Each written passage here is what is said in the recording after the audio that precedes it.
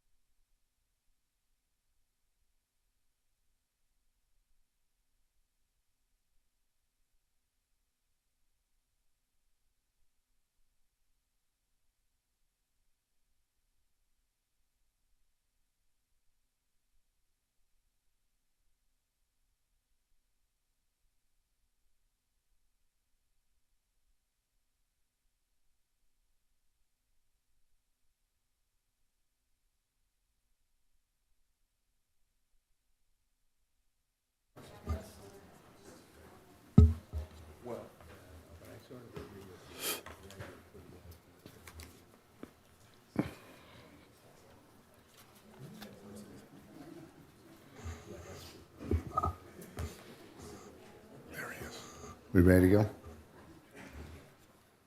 Good evening, everybody. I call to order the open session of the November 12, 2024 regular meeting of the Hermosa Beach City Council at 6:04 p.m. I think we've got Steve Collins is interested in leading us with the Pledge of Allegiance.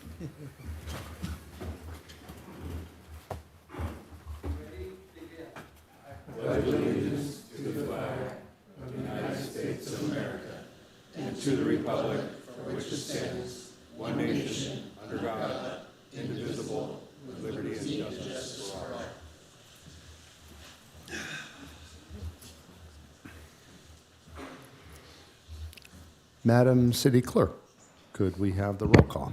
Councilmember Massey? Here. Councilmember Jackson? Here. Councilmember Detoy? Here. Mayor Pro Tem Seaman? Here. Mayor Francois? Here. We have a quorum. Thank you. Mr. City Attorney, do we have a closed session report? Thank you very much, Mr. Mayor. The City Council called this meeting to order at 5:02 p.m. in these chambers. There were 0 public comments on the closed session agenda, and the City Council then recessed into closed session pursuant to the items on said agenda, and no reportable action was taken. Thank you, Mr. Mayor. Thank you very much. What's next on our agenda? Item 9, announcements, upcoming city events. Okay, I'll go through 3 of them and then ask my colleagues if they have any. What we have here this evening for announcements is I'd like to thank the Veterans Memorial Committee and city staff for a wonderful Veterans Day ceremony yesterday. This marked the 30th anniversary of the installation of the Veterans Memorial Site in Hermosa Beach. And thank you all to the veterans who served and continue to serve. The Hermosa Beach Chamber of Commerce and Visitors Bureau will host Hermosa for the Holidays, featuring vendor tents, music, carnival rides, tree lighting, and more throughout downtown Hermosa Beach. And that's from November 22nd through November 24th. For more information and event times, visit hbchamber.net. That's hbchamber.net. And beginning the Friday after Thanksgiving, the city will once again offer complimentary holiday parking to encourage people to visit, dine, and shop locally throughout the holiday season. Visitors may park at red bag meters up to the posted time limit at no charge through Christmas Day. The red bags indicating complimentary parking will be placed on silver meters, and that's along Hermosa and Pier Avenues, and other commercial areas in the city. So remember, that's the silver meters. The 2-hour and 3-hour parking limit will continue to be enforced at these meters to encourage parking space turnover. Anyone on my left have any announcements? Okay. Anyone on my right? All righty. Next, we have the approval of the agenda. Anyone have any items they wish to modify or change on the agenda? Mr. Mayor, I move that we approve the agenda. Okay. Motion and a second. We have a motion and a second. Madam City Clerk, please open voting. The second was Councilmember Detoy. Voting is now open.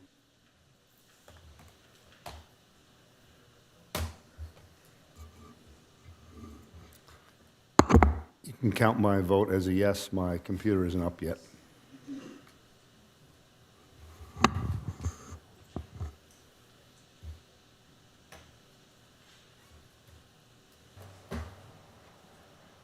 Okay, it's now displayed on the screen. Madam City Clerk, could we have the tally? Motion carries unanimously. Okay, thank you. And what's up next for our agenda? Item 11, proclamations, presentations, recognizing Sharon Stein on her retirement and service to the city. Okay, great. I invite Chief LeBaron up to the podium to speak. Good evening. Is this one on? Yeah, thank you. Good evening, Mayor, Mayor Pro Tem, City Council. It is my sad honor to speak to you today about somebody who has been very close and critical to this police department and to me as the Chief of Police for quite a while now. Ms. Sharon Stein has retired as of a week ago, And so we would like to recognize her formally, and I'm going to take a moment to just, those that did not know her or did not have the chance to work around her as closely as we did, get to know her a little bit better and see what the city's losing as she goes on to greener pastures. But to start, Sharon was hired as the assistant to the chief of police back in 2011. She served, to my calculations, under 5 different police chiefs, 3 full-time and 2 interims. She came from Reno, where she had worked as a risk manager and in the city department, or the city there for 13 years prior to coming to us. Now, the police department, any police department, but here in Hermosa Beach in particular, it's a unique culture. It involves highly motivated, type A personalities who always think they're doing it the right way. Sharon, literally and figuratively, sat in the middle of this organization. Her office was right in the middle of the department, and she was kind of the conduit for everything. She had a unique talent of balancing confidentiality with approachability in a way that was not easy to achieve with police and personnel. She earned everyone's trust, but never hesitated to tell somebody when they were off track. She was a partner to the chief of police in a way that only she could be, because it can be a lonely job being the chief. And she was also a team member to the other executive assistants, not only in the South Bay Police Departments, but the LA County Chiefs Association, where she worked with all of them. She would help coordinate schedules for meetings. She would help all of our command staff with our scheduling, and she also coordinated regional conferences, lunches, and ceremonies attended by all the police chiefs in LA County. Within the city, Sharon was also a valuable team member. She sat on our event planning committee, which helped plan the annual events, the employee parties, and bring all the city departments together to build a positive work environment. She kept track of every police department employee's birthday, and on a monthly basis, she would call a meeting to recognize the employee's birthday for that month. It became a tradition, which ultimately resulted in sharing the worst rendition of Happy Birthday ever sung by our police department employees, and some ice cream that she would buy with her own money out of her own pocket and share with everybody. The result of her efforts was a significant contribution to a culture where the little things mattered and everyone had value in our organization. Sharon was equally active in the community. I know this because every year she would excitedly mark off 1 week of the calendar where she was not available, because she would go to a local or a Southern California Girl Scout camp, and she would take her own vacation time to attend this camp, where she would mentor young women and serve as a camp leader for that week. She always came back with stories about how she was able to help someone or connect with somebody who needed the love of a mother or somebody that would understand where they were at in their life, even if that girl was somebody she'd never see again. Some of the other qualities that are noteworthy, and not only because they make Sharon special, but she brought them to the workplace every single day. She loves the ocean. She'd walk down to the pier every day on her break to enjoy what Hermosa Beach had to offer, and she loved working here, and that was one of the main reasons. She has a special relationship with whales, and she loves the orcas when they're around. If anybody saw the occasional photo on our police department social media page of a lost dog or cat or animal that needed a home, it was likely that Sharon found that animal and brought it back to the police station to be cared for until that owner was found. She even had a makeshift dog bed and water dish next to her that she could use in any kind of emergency where there was an animal that needed it. Sharon loves amusement parks, and she made frequent trips to Disney World and Disneyland because I believe she thought that was the only place happier on earth than being at the police department. And finally, if Sharon isn't remembered for anything else, she will always be best known for maintaining order in our workplace by yielding what we have determined to be the largest Nerf gun ever created.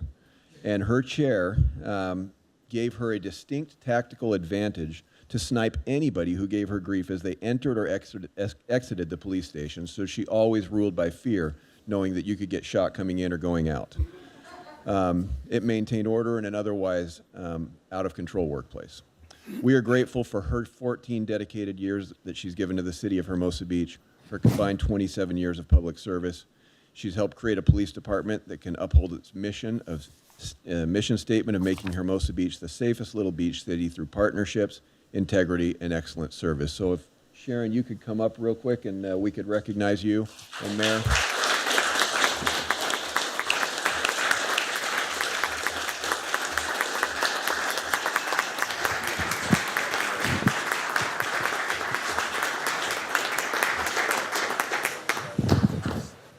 Thank you very much. That's quite a nice recognition.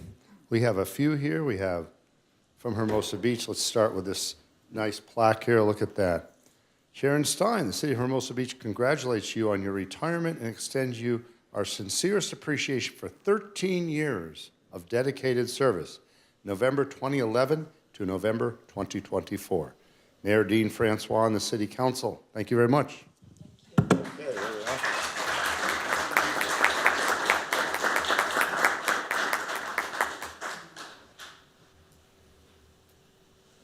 Thank you. There you go. Thank you. We have a few others. We have a few others here. We have the congressional recognition presented to Sharon Stein, Executive Assistant, Hermosa Beach Police Department, in honor of 25 years of public service, signed by our Congress member Ted Lieu.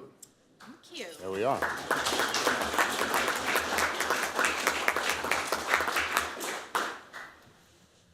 And then from the State Senate, Sharon Stein, City of Hermosa Beach, presented in celebration and recognition of your retirement from the position of Executive Assistant. And that's signed by our Senator Ben Allen. Thank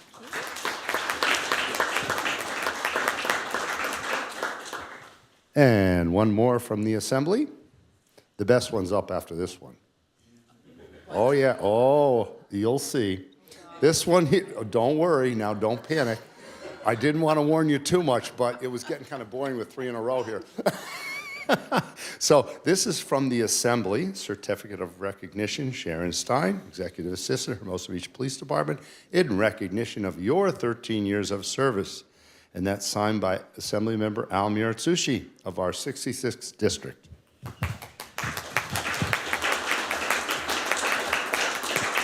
Okay, now I warned you a little, but we have the police chief ready to go here. What's that? Oh, yes, of course. How about a speech?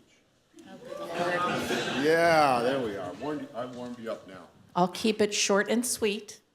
It's been my pleasure and my privilege to work with such wonderful, caring, dedicated people at the police department. Y'all are very lucky to have them. I hope you know that. Thank you. Okay, Chief. So we don't want her to go home without a piece of Hermosa Beach that's very special. And I want to make sure we're clear on this. When we created this street sign, it could have been street, avenue, boulevard. But no, it is way, because if you know Sharon, there is only one way, and that is her way.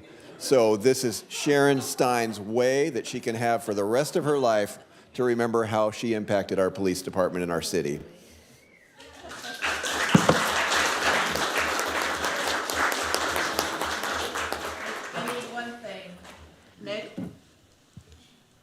Mick?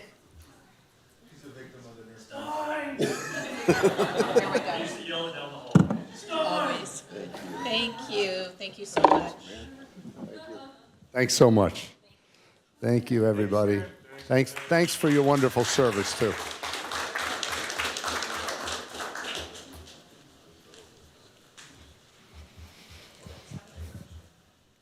Okay, next we have Madam... Mr. Mayor, Yes. would it be possible to get a group photo with the council? Oh, sure, absolutely. You know, I keep forgetting. Anne? Sharon, come on back down here. We're going to do a group photo with everyone. What's that? If we can have the chief come back as well for the group photo? Yeah. And the team that's here. How are you, Justin?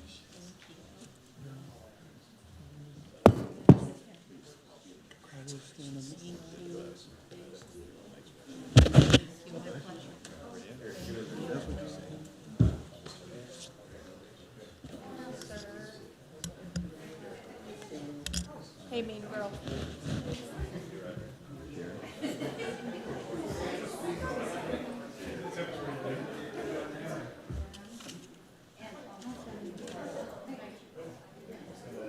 Kim?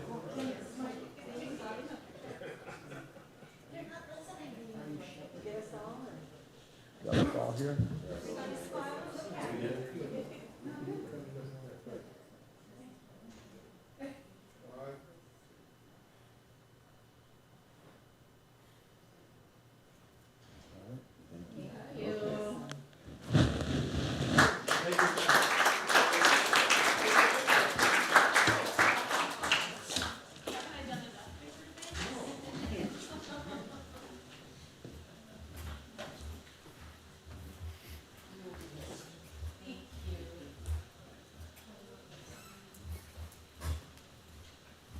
Okay, oh, my microphone's off. Madam City Clerk, what's next on our agenda this evening? Item 12, city manager reports. Okay, thank you very much, Madam City Manager. Thank you, Madam Clerk, Mr. Mayor, Mayor Pro Tem, and members of the council. Wanted to wish everyone a good evening. It is a pleasure to begin tonight's meeting by welcoming two new members to the Hermosa Beach team. First is Madison Schrock, who recently joined the City Community Resources Department as our new lead special events and filming coordinator. Madison is already working with the city team to process special event, photo, and filming permits for nonprofit and commercial organizations on city property. Please join me in welcoming Madison, who is here with us today. Madison.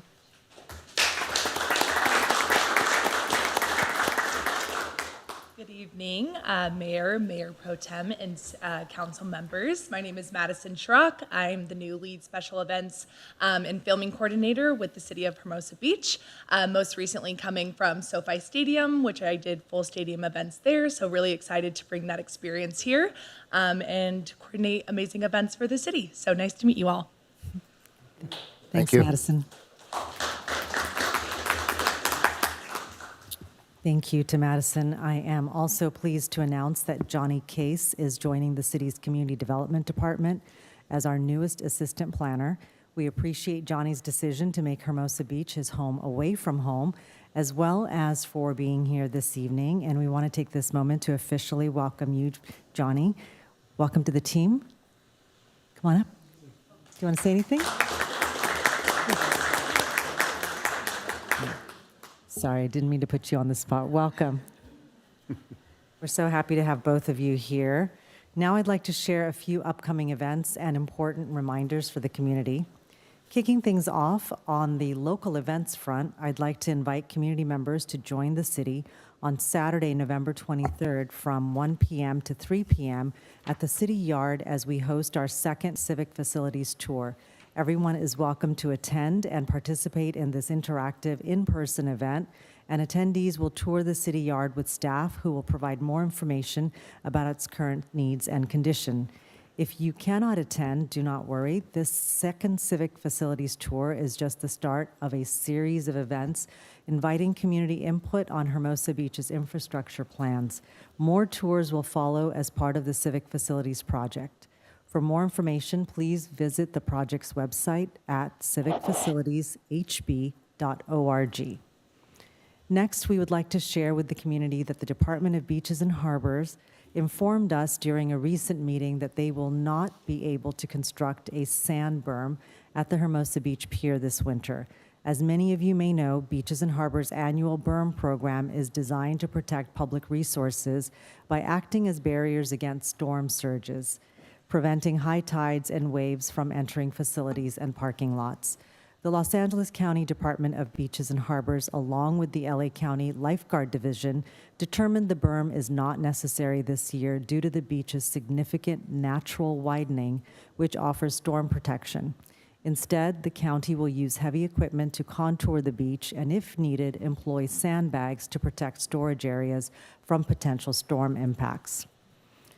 During our last meeting, we shared with the council that the city recently converted 29 green 15-minute spaces on Pier and Hermosa Avenues to 24-minute metered spaces to promote turnover and support local businesses.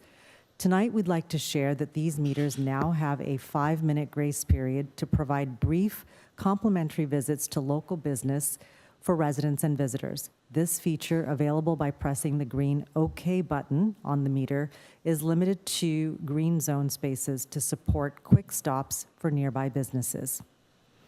And as you may recall from a prior meeting on July 23rd, City Council approved the purchase of 130 new trash receptacles. We are happy to report that we are now ready to install over 100 of those receptacles in the downtown area beginning this week. These new steel cans can take up less space, are more efficient to service, require less maintenance, and look better than their predecessors. The new receptacles also support both trash and recycling, with waste sorted out later. Installation will continue over the next few weeks with temporary no parking signs posted on Pier and Hermosa Avenues as needed. Continuing on the infrastructure front, this week, Southern California Edison began installing 20 Level 2 EV chargers on Bard Street behind City Hall. This installation will expand the city's alternative fuel infrastructure in alignment with our clean fleet policy and supports the city's zero-emission goals in alignment with our clean fleet policy. The project infrastructure is fully funded by Edison's Charge Ready program, and the installation process is expected to be complete in 4 to 6 weeks. A reminder that the city will observe the Thanksgiving holiday on Thursday, November 28th. The community center, including outdoor facilities, the skate park, and tennis courts, will reopen on Friday, November 29th during regular business hours. City Hall will reopen for walk-in services on Monday, December 2nd. Street sweeping will not be enforced on Thanksgiving or Friday following Thanksgiving, but all other parking regulations will remain in effect. Trash collection will not take place on Thanksgiving Day, so services rest of the week will be postponed by 1 day. For example, if your trash is typically picked up on Friday, it will now be picked up on Saturday. As always, the Hermosa Beach Police Department and the Public Works Department will remain available throughout the holidays. You can contact the city with any issues by calling the non-emergency police department phone line at 310-524-2750. At this time, I would like to hand it over to our Public Works Director, Joe San Clemente, to provide updates on a few active and upcoming capital improvement projects, in addition to operations and maintenance activities. Joe?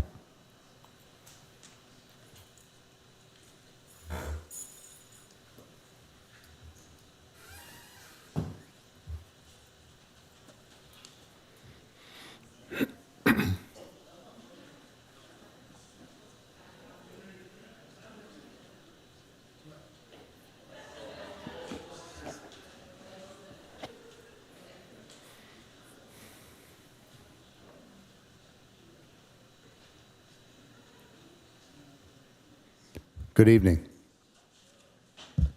Good evening, Mayor, Mayor Pro Tem, Council. Thank you, Madam City Manager. Just bear with me 1 minute while they load up the presentation for tonight. There you go. How you doing tonight? I'm doing well, thank you. Okay, super.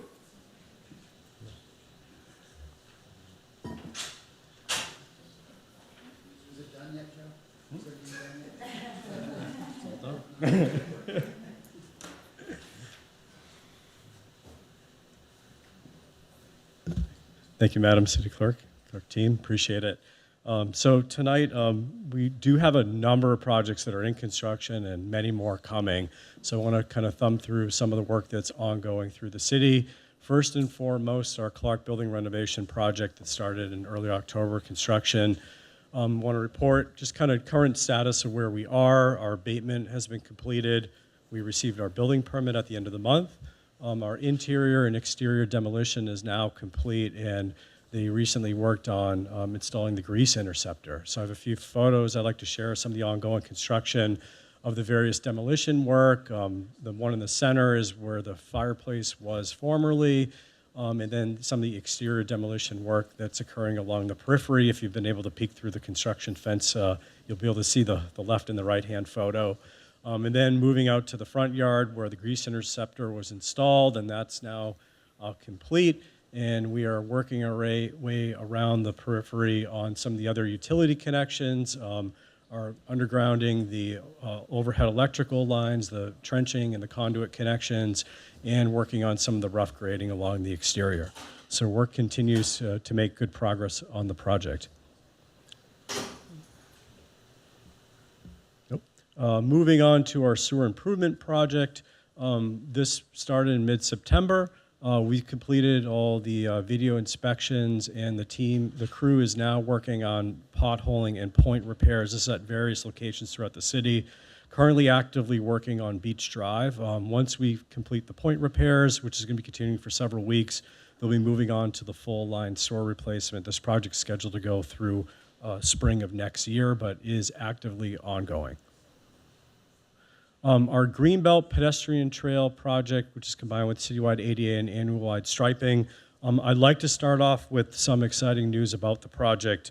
I'd like the community to know that we have received $529,000 in Measure A grant funds from the LA County Regional Park and Open Space District that will go towards paying for a significant portion of the construction of this project.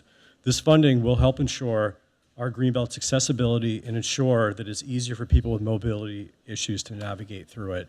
So definitely an exciting update to share tonight. Meanwhile, construction is underway while we're working with the granting agency. It started in mid-October. We are doing this in phased constructions so that we're minimizing the overall impacts. The southern portion's currently closed. We're looking to restore potential access at the very end of November, and we're going to flip the phasing on the first week of December, which would then close off from A Street, or actually 10th Street up to, actually I have the limits on here wrong. I'm sorry, it should be 10th Street to Pier Avenue. But we're trying to go half and half. On the left-hand side, you can see some of the ongoing work that we've done. They've already laid out the pathway, and this is the base layer. This doesn't have the DG on it, but just to show some of the progress that's underway. So once we open it, you'll actually be able to see the finished product before construction's complete. Once we close down finish off the northern half, we will have to come back and do some of the concrete work along the periphery for the ADA ramps and sidewalk repair, but we're still tracking for a completion sometime in January of the new year. Moving on, Madam City Manager had highlighted the Civic Center charging stations project, which is well underway, CIP 617. We had completed the transformer installation, and they began today digging this picture is actually from today for the conduit installation. This work's going to be ongoing through the month and into December, and then the final phase will be the actual installation of the chargers once all the electrical equipment is in place, and the exact date of that is to be determined, but it is advancing. CIP 623, our peer structural inspection evaluation. If you may have noticed the last couple of weeks, we did have a scaffold rig on the deck of the pier that overhangs the side of it so that we could do a detailed visual inspection underneath the pier. That equipment was removed last Thursday, and they've completed the detailed underdeck inspection. There is some additional ongoing visual inspection on the top of the surface of the deck, and we are now scheduling the underwater diving inspection for mid-December with the eventual completion of the full structural condition assessment sometime in January with the recommendations and results of how to move forward. I will share there are a number of panels that we're identifying that will need substantial repair on the deck, and that's just what we've identified currently underneath. There are no changes in the restrictions to the pier. We currently have a weight limit for pickup truck or smaller on top of the deck. So good news is no weight limit restriction changes, but we are seeing that there is some substantial repair coming soon. We'll have more information as that report gets completed and we complete the full underwater inspection so we have a greater idea of what's ahead. But more updates to come in the coming months.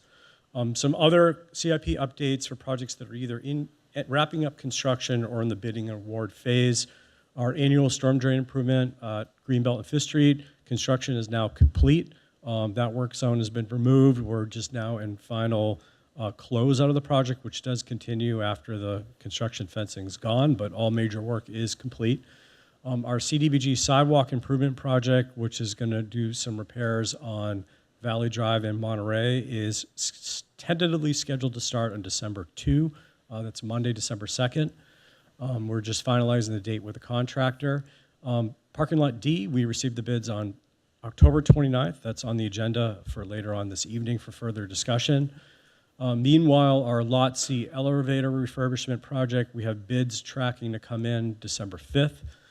That would just restore the elevator core.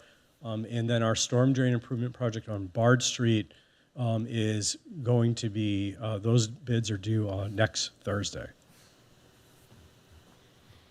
I want to give an update on our Cell Park irrigation slope repair project. This would help stabilize the slope on the north side of the park and repair all the irrigation on the northern half of the park and update the landscaping in there that's really does need to be replaced in many locations, and switching to a drought-tolerant plants throughout the northern half. We're going to be advertising, we're targeting to advertise the project on November 21, so next week. And the project is partially funded through a grant from the State Department of Parks and Recreation. We're also working currently in collaboration with West Basin to see if we may be eligible for a reimbursement for switching from turf to drought-tolerant plants in the park, which will further help supplement the funding for the project. So more information to come with that as we get through the bidding process. There are a few major projects that our engineering team is pushing final design on. They are all in the final design state, and we're hopefully targeting advertisement for all 3 or actually 4 projects in December. Many of these do have some time sensitivity around it, so we are working to wrap it up. Our Lot C structural repairs, these are critical repairs to the structure. This is in addition to the elevator refurbishment.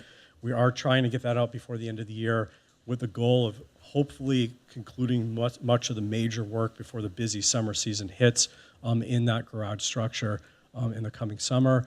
And we are also trying to fast track the annual paving project in Lot A resurfacing project. We had originally thought that we weren't going to be able to advertise until well into the new year, but the team has been working really hard at expediting this one. There are several critical locations that our hope is to get it a bit out early, and if we get a good construction bid, it can advance the project to try to minimize some of the impacts on the community. For example, Pierre Avenue is one of the main locations, and also Valley Drive, and then Lot A, all locations that we would like to try to wrap up construction before the busy summer season, but all pending a good bid, so fingers crossed things go well in the coming months, but we are trying to get that out in December.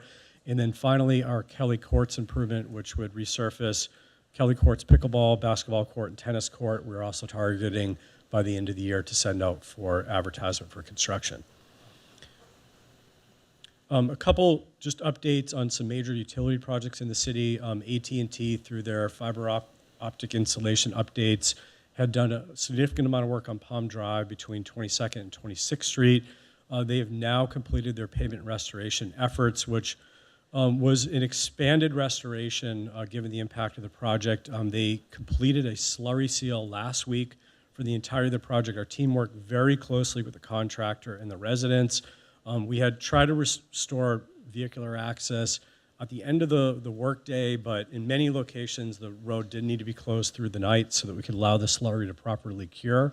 And now the only remaining piece is some of the striping work that's going to commence next week, and that will finally be the end of this section of repairs and improvements through that AT&T project. And then finally, just highlight the Cal Water water main installation work. We're working very closely with Cal Water on that. This is on Bayview Drive from 2nd to 8th Street. They've completed the major installation from 2nd to 4th. They're still doing some water quality testing before they switch the old service over to the new service, but all the construction work is complete for that water line segment, and now they've moved on to the next block. We're doing it in segments to minimize impacts, and then we're also working with them to minimize the work days around the major upcoming holidays in November, December. The original project completion was targeting December. It is taking a little bit longer than anticipated, but they are trying to do the work carefully to minimize impact. It looked like it is extending into January. And with that, that concludes my update for tonight. I'm happy to answer any questions. Thank you very much. Any questions for Mr. San Clemente? Councilmember Massey. Thank you, Mr. Mayor. Thank you, Joe, very much. Can you repeat for us how much grant funding we've gotten for the Greenbelt project? Sure, I'd be happy to. It's $529,000. Okay, so that's over half of the budget for it. Right, it's about almost three quarters. Okay, terrific. That's great news. Thank you for the report. Thank you for all the work that your department's doing. Thank you. Thank you, Mr. Mayor. Thank you. Anyone else? Okay. Next, we have our police chief update, right? Yes, Chief LeBaron. Good evening. Once again, good evening. Thank you. Thank you, Madam City Manager and Mayor Pro Tem, Mayor I'm sorry, Mayor Francois, Mayor Pro Tem, and Council. It's been a little bit since our last council meeting, so I have a few things I want to cover. Since our last council meeting, our police department continues to be a leader in the policing profession. I should say our city, because this really reflects more than just our police department and some of the things I'm going to share with you. We've been a leader in the policing profession by developing new and innovative ways to serve our community and maintain public safety. I want to start by recognizing our police grappling and control techniques team for their recent award, which came through the Peace Officers Association of Los Angeles County at their awards ceremony. They received the Joe Aries Excellence in Training Award, which is given to one police department every year that demonstrates excellent training that makes a difference towards public safety. And this award was given to our team of officers who, through their own innovation and initiative, created a training program that focuses on grappling and control techniques. It helps our officers learn to be comfortable in resistive encounters where people are fighting against them, ultimately reducing the amount of force that officers have to use. Since its inception a few years ago, this program has drastically reduced the injuries to officers and suspects. It has saved the city money in the way of potential claims and kept our employees healthy and able to work, where before that we were losing a lot of employees to injured time and they weren't able to work.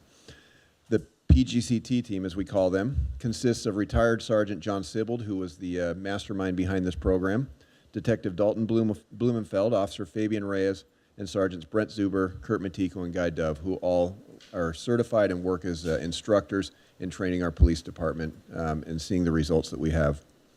Along with this recognition and excellent training, myself, our city manager, and some of our team recently attended the International Association of Chiefs of Police Conference in Boston. If you don't know about this conference, it's held annually in different places throughout the world, and it usually attracts about 16,000 law enforcement leaders from around the world that come to learn about innovative ideas and best practices in policing. The Hermosa Beach Police Department was invited this year to present at that conference on how we have developed a culture to retain employees, and particularly our new generation employees. It is definitely an incredible honor for any police department to be asked to present at this worldwide conference. And it's the second year in a row that the Hermosa Beach Police Department and the city of Hermosa Beach have been invited to present on how we're finding success in our recruitment, our hiring, and our retention of employees. These presentations were not just given by our police department, but also included our HR team from the city, a member of our community who has volunteered to teach leadership classes to our police department employees, and our city manager who spoke on her leadership role in making these possible. Our presentation on effective employee retention was highlighted by one fact that I think is noteworthy, and that is that this police department has not seen one employee leave to take the same job at another police department in 5 years. And that includes every category, not just police officer. That's a statistic that's simply unprecedented in today's job market. And it's a testament to the leadership of our city manager, our HR team, our police supervisors, and all of our employees who've committed to making Hermosa Beach the city that they want to serve in. We know that the cost of recruiting, hiring, training, and equipping police officers and police department employees is significant if we have constant turnover. Our retention efforts have now been acknowledged by IACP as a best practice in the profession that's being emulated by cities across the country. I want to change directions for a minute and talk about one incident. This one happened back on November 1st, and it was a call that happened just before 2 o'clock in the morning, which would have been a Thursday night to Friday morning.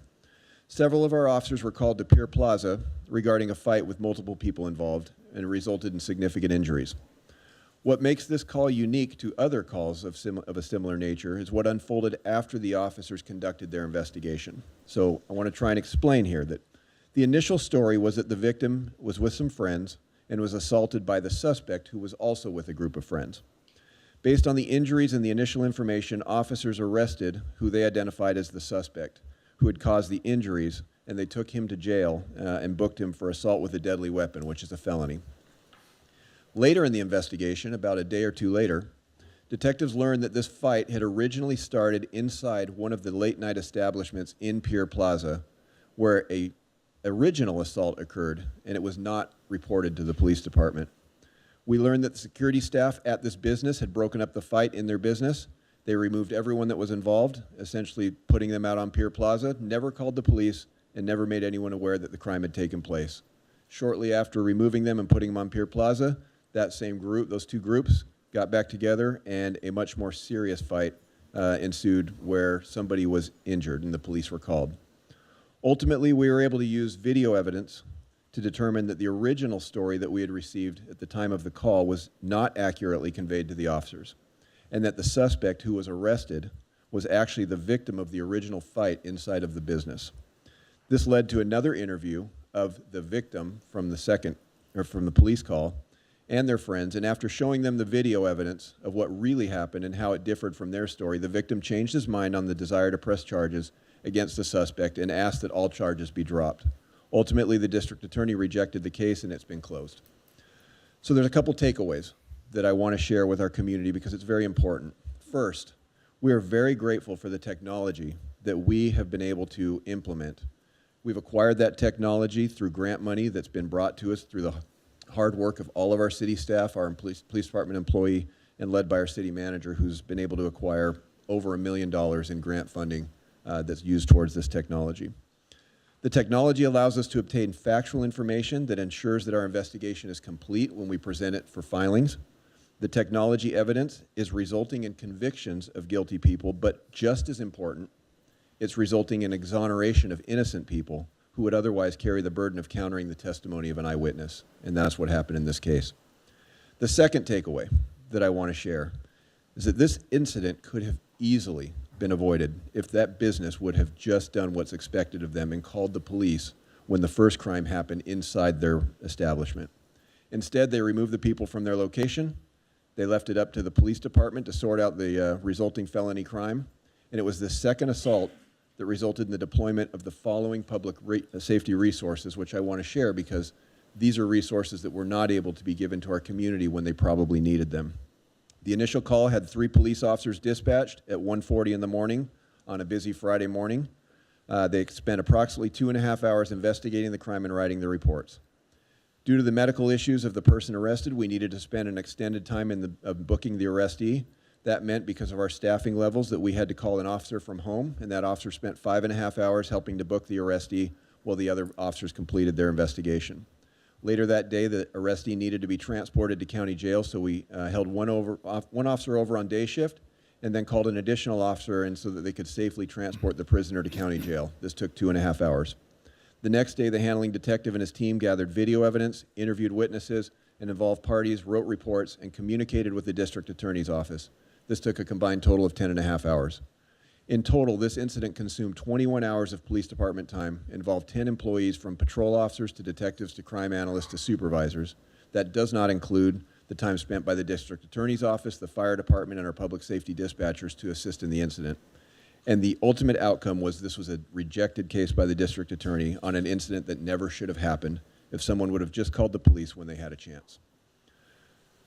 So as we wrap that up, I just want to remind the community, please call us. Let us do our job. But when people take matters into their own hands or they go to social media instead of calling us, crimes happen that could have been prevented. One last piece of information, and that's timely to the fact that the holidays are upon us. That means thieves are getting ready to mobilize. They're going to take advantage of opportunities to steal from our community and every community because that's what happens this time of year. As holiday shopping and Cyber Monday events grow in popularity, we want to remind everyone to be careful about your purchases and home deliveries. Please, when possible, deliver all packages to a secure location where they can be quickly retrieved. Talk to your neighbors, make sure they know who is and is not welcome on your property, and encourage them to call the police if they see something suspicious. Once they've called the police, then they can post on social media if they feel the urge to do so. And please use, if you can, a secure locking device or require a signature upon delivery for any package you have coming to your home. Our social media team will be posting more about these tips and more tips as well tomorrow on our social media page, so I encourage everyone to follow us and take the time to review some of the recommendations that will be posted up there. Mayor Francois, that concludes my report, and I'm happy to answer any questions you may have. Thank you very much, and thank you for everything you do to keep our community safe.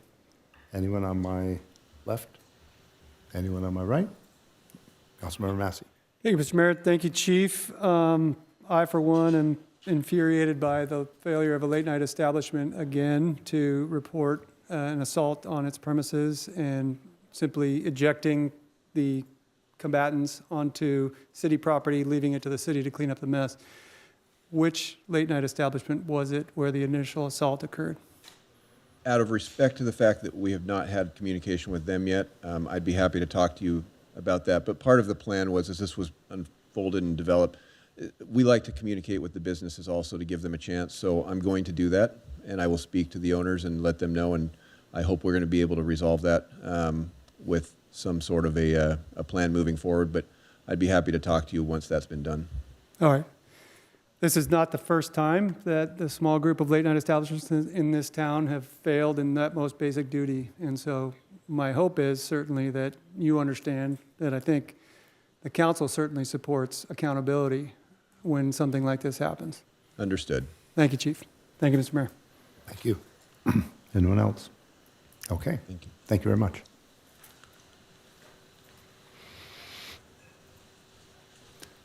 Okay, Madam City Manager, are there any questions for Madam City Manager before we move on? I had a question on the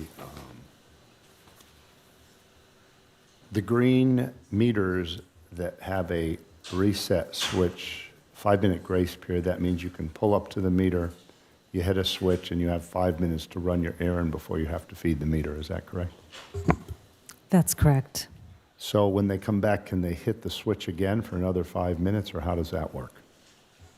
When they come back at what time? After 5 minutes? I'm just curious. Okay.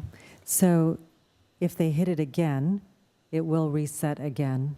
And that's not something that we can adjust at this time. However, it is unlikely that the folks that overstay the temporary grace period are going to keep coming back every 5 minutes. The Right. folks we are really concerned about are those that are hanging out much longer than would indicate that they're actually patronizing those businesses.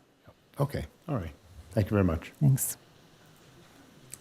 Okay, thank you. Madam City Clerk, what's next on our agenda? Next, we have item 13, public comment. This is a time for members of the public to address the city council on items within the council's jurisdiction and on items where public comment will not be heard. Mayor Francois, I did receive speaker cards, and each comment is limited to 2 minutes, not to exceed 30 minutes for this comment opportunity. First, we have Steve Collins. And I just want to add to remind or ask the speakers to keep their comments to official city business only and avoid personal attacks against others. Thank you. Welcome. Thank you. Thank you, Mr. Mayor, Mayor Pro Tem, council, and staff. My name is Steve Collins. I'm a resident of Redondo Beach and a business owner here in Hermosa Beach. And in a couple weeks, some dignitaries will be here to praise Justin Massey for his great work here in City Council. And so I thought, as a member of the public and the business community, that I would take an opportunity tonight to do the same. It's been an absolute pleasure watching you work and work on behalf of the council and the city of Hermosa Beach and the people. I find you warm and welcoming and always supportive. I watch all these meetings from home, so I know everything you guys say. I find everything you say to be extremely informed, articulate. You're a wonderful wordsmith, so it's just a pleasure to listen to you talk. It's just, you're going to be in good hands with the council that takes over, but I just want to tell you that I'm personally going to miss you a lot because I really thoroughly enjoyed the work you did here. You manage things so splendidly when you're mayor and when you're on council. You're selfless. You mean to do well. Your intentions are good. It's going to be a big loss for the city because I know you work very hard at it and you are genuinely interested in helping people. So on behalf of myself personally, thank you for all you've done. Thank you, Steve. Thank you. Next, we have Trent Larson. Hello, City Council. Good evening. Congratulations, Mr. DeToy, for winning re-election. And Justin, congratulations on all your time that you served here. you've definitely left your mark on the city. And I have observed you for all this time, and I think you've been fair. Sometimes I wish you would express more of how you really feel about things, but you've been fair and you've been studious. I would like to say that California expressed a great deal in the vote that was Tuesday, not just here locally, where they rejected new sales taxes, but across the state in general, and I dare say nationally. But California expressed that Proposition 36, through Proposition 36, that our crime needs to go down. And how we've been dealing with it, the progressive way, is not working. And progressives have a hard time saying they're wrong. And that's where you here at the council have an opportunity to shape the future by listening to the will of the people. And we can do this on the homeless front, where we know who those people are. They're visible. We have been given new tools which are usable.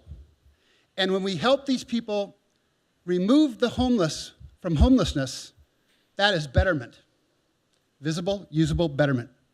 That will work. And we can do it here. And we have the tools, and we have the desire, and the public is behind you.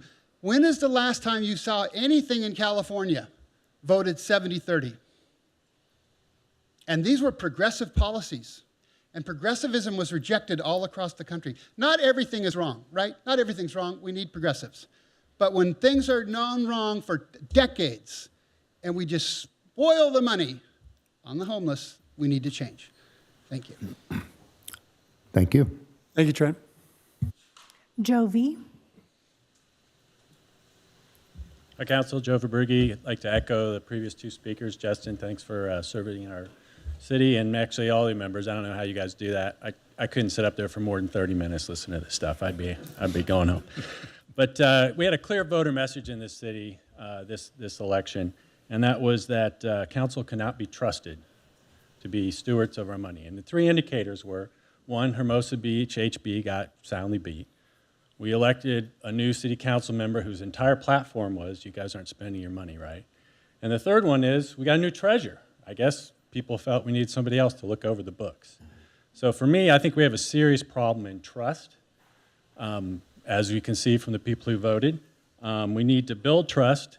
I want a new building, just like everybody else does, but I think in order to ever get a building, we can do all the tours we want.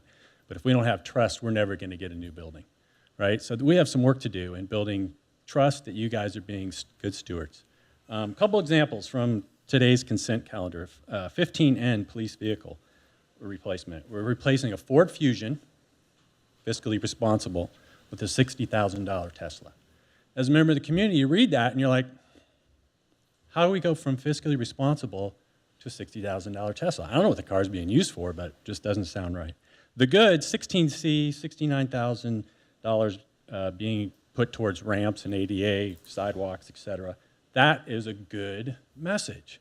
We're chipping away at the accessibility issue. We're spending our money appropriately. We are protecting ourselves from lawsuits, Patrick. So that's a good way to do it. DG on the path, terrible. I mean, everybody in this city wants their streets paved, and you guys pave the green belt. Grant money, awesome. Grant money's tax money, Justin, you know that. So it's just repackaged. Yeah, we got this grant money, awesome. You're just pushing that over to the tax money. So, I mean, it sounds great, but it's not. It's still tax money.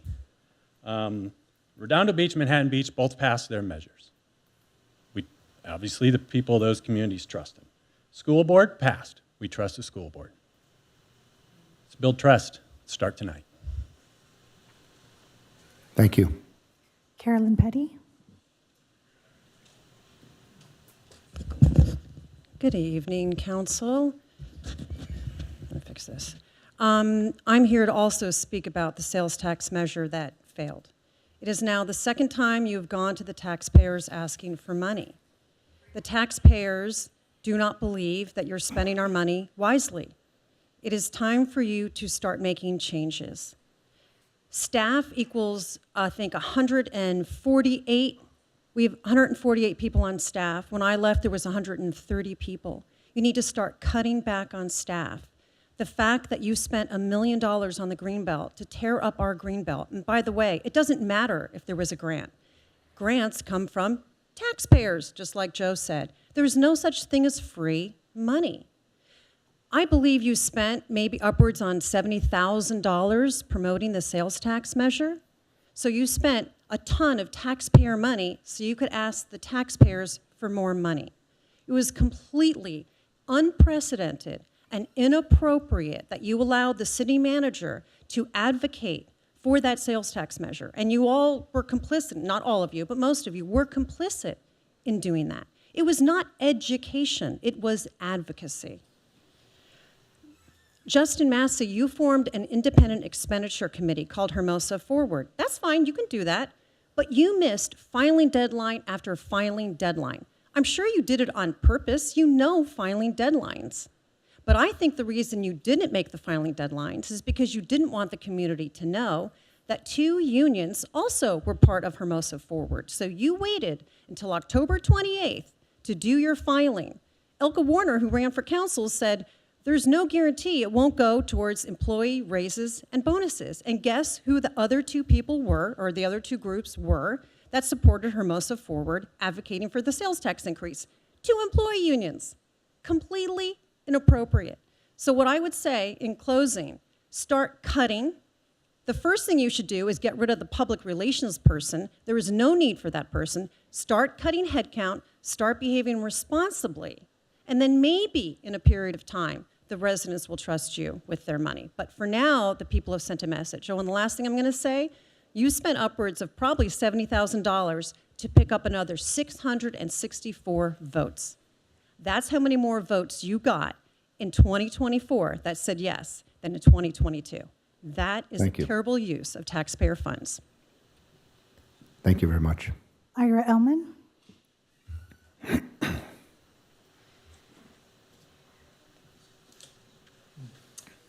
Good evening.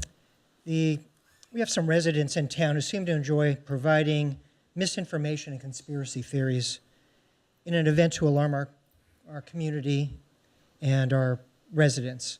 For instance, over the years, they've said the city is coming after your barbecues. That was Carolyn Petty who said that.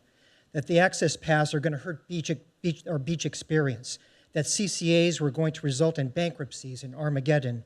That electric police cars aren't powerful enough to keep up with the bad guys. That losing Sanford as a concert promoter was going to be catastrophic. That single lanes on Pier Avenue were going to result in gridlock. That each year, Hermosa is turning to Venice due to the homeless problem. That Smackfest was going to disappear based on the new rules. That tattoo parlors were going to bring crime if allowed in Hermosa Beach. They haven't. That the city is committed to a $125 million civic center. That was a lie.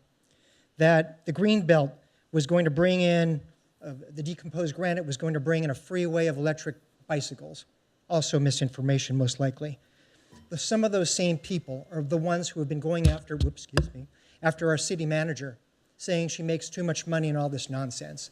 And if you look at the list of those city managers in California, her salary and compensation is relatively competitive. It's a competitive business. She's been with the city for 6 years. Her knowledge of the city is second to none, and her knowledge and experience working with the Coastal Commission is unbelievable.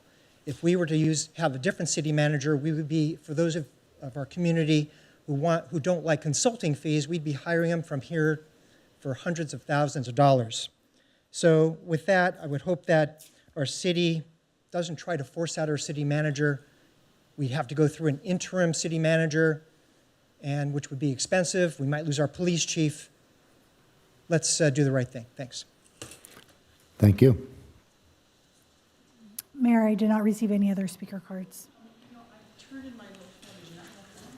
Oh. I think it was for an item, right? Do you want to speak now or when the item is heard? If you're here for an item, you can either speak now or wait till the item is brought up. Right? Or both. Food poisoning 2 days ago. I prefer to do it now if I can. Okay, yeah. Absolutely. Sure. Yes, yes. So Carla, you can go ahead and come to the podium. And so just to be clear, if you speak now, you can't speak when the item comes. So it's- What? I said, if you speak now, you cannot speak when the item I'm comes. going to speak now. Perfect. It's just because of my health. I'm so sorry Understood. about that. Thank you, guys. Really appreciate it. Oops, sorry. Okay. Second. Okay. I am Carla Buck. Okay. I would like to request that the city include a dog park in the priorities of the next Parks Master Plan. Almost 4 years ago, a group of dog owners in Hermosa began to meet once a week for an hour on a walk street for a pop-up dog park. Yes, they're just child gates for barriers and a concrete floor. But the dogs love to play, and the neighbors love to get to know each other. They trade dog tips. They enjoy this wonderful city we call home. I just came from it tonight. It is an example of how a dog park can create community. You know, I love children. I have 2 I've raised in Hermosa. But if you run the estimates, there are almost twice as many dogs in Hermosa as about 3,000 as there are children in Hermosa Beach schools. So creating a dog park will be serving a large chunk of our 2-footed and our furry community. We believe that there are a few locations that might work, all between 5 to 7,200 square feet. They include the east side of Noble Park, the southeast corner of Valley Park, the west corner of Valley Park as it runs to the school, and maybe there's others. In estimating costs, we think it could range, if you do basic, $35,000 to $175,000. We're still trying to help run the numbers. The consultants that created this master plan did note there was public support for the dog park, if you look at page 72. In workshop number 1, it's the second top issue that's negatively impacting our community. In workshop 2, it's the second highest desired facility. In workshop 3, it's the third highest desired facility. And according to even the consultant's formula, a dog park even edged out the Clark Field improvements. So I thank you for consideration, but we would like to ask the City Council to make the dog park one of their key parks master plan strategies. We believe this would greatly enhance a huge chunk of your community. Thank you for your consideration. I'm so sorry I won't be here tonight, but I'll be back. So thank you. Thank you. Okay, there are no more cards have been pulled. Is there any members of the public wishing to come up and speak this evening that did not turn a card in? Okay. Seeing none, what's our next item of business? Next, we have item 14, City Council member comments and updates from City Council ad hoc subcommittees and standing committee delegates, alternates. Okay. Any of my colleagues have any updates?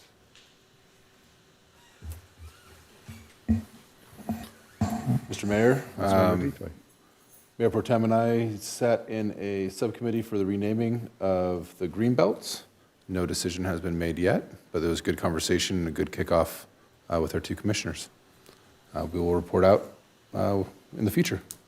Okay. Thank you very much. Anyone else?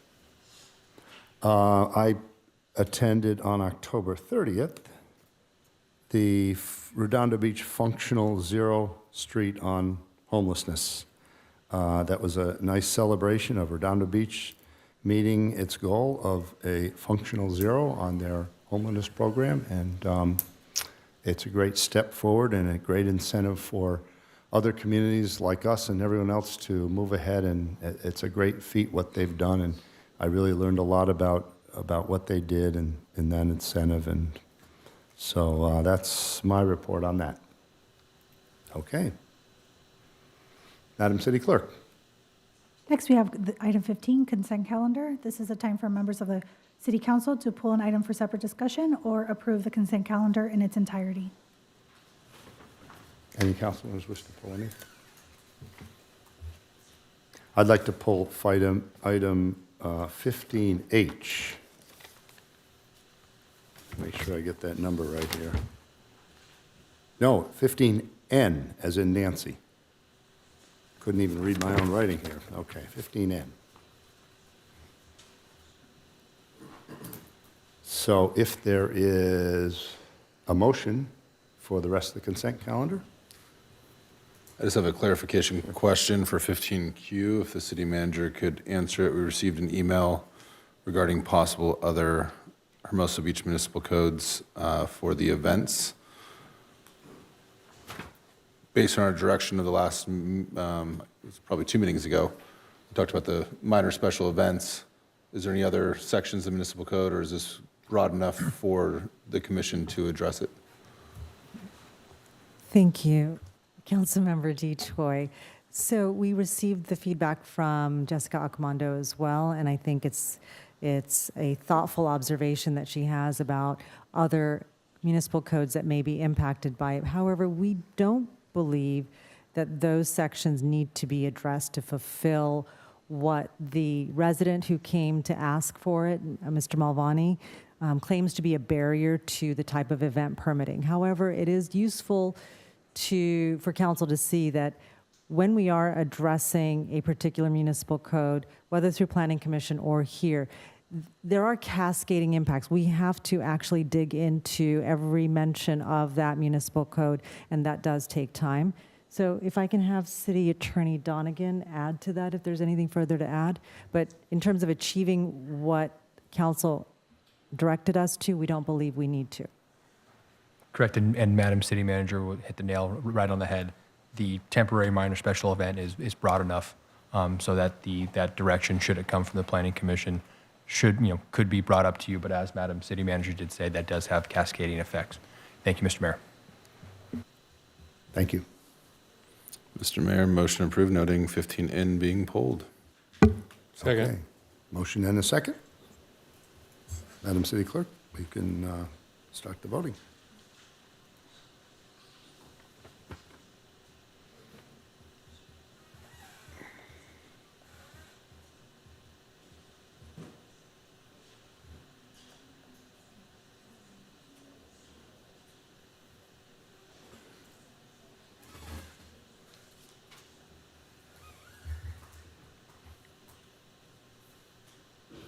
There we go.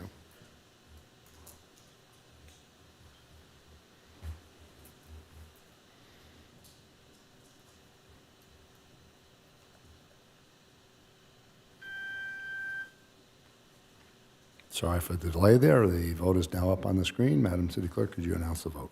Motion carries unanimously. Okay, thank you. And up next, We have item 15N. This is a vehicle purchase for police department. right. Yeah, I pulled that item because it is a Tesla Model Y for $60,000, replacing a Ford Fusion hybrid. I noticed that the outfitting costs are $6,800.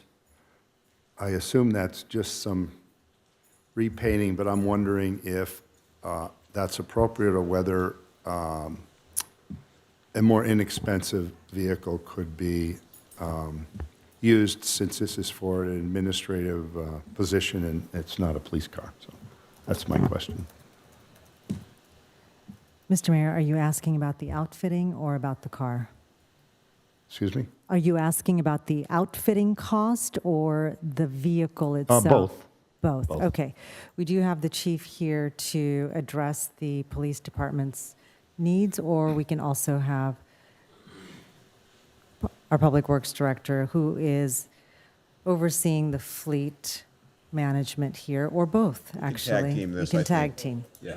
So I was in the lobby, but I did hear, I think, what the concern is. And when it comes to the cost of the vehicle, we are doing everything we can to comply with the city's green fleet policy. And so the electric vehicles actually make a lot of sense, and we support that.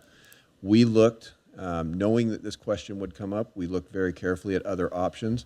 The other cars that would be compatible for this vehicle's use were actually more expensive.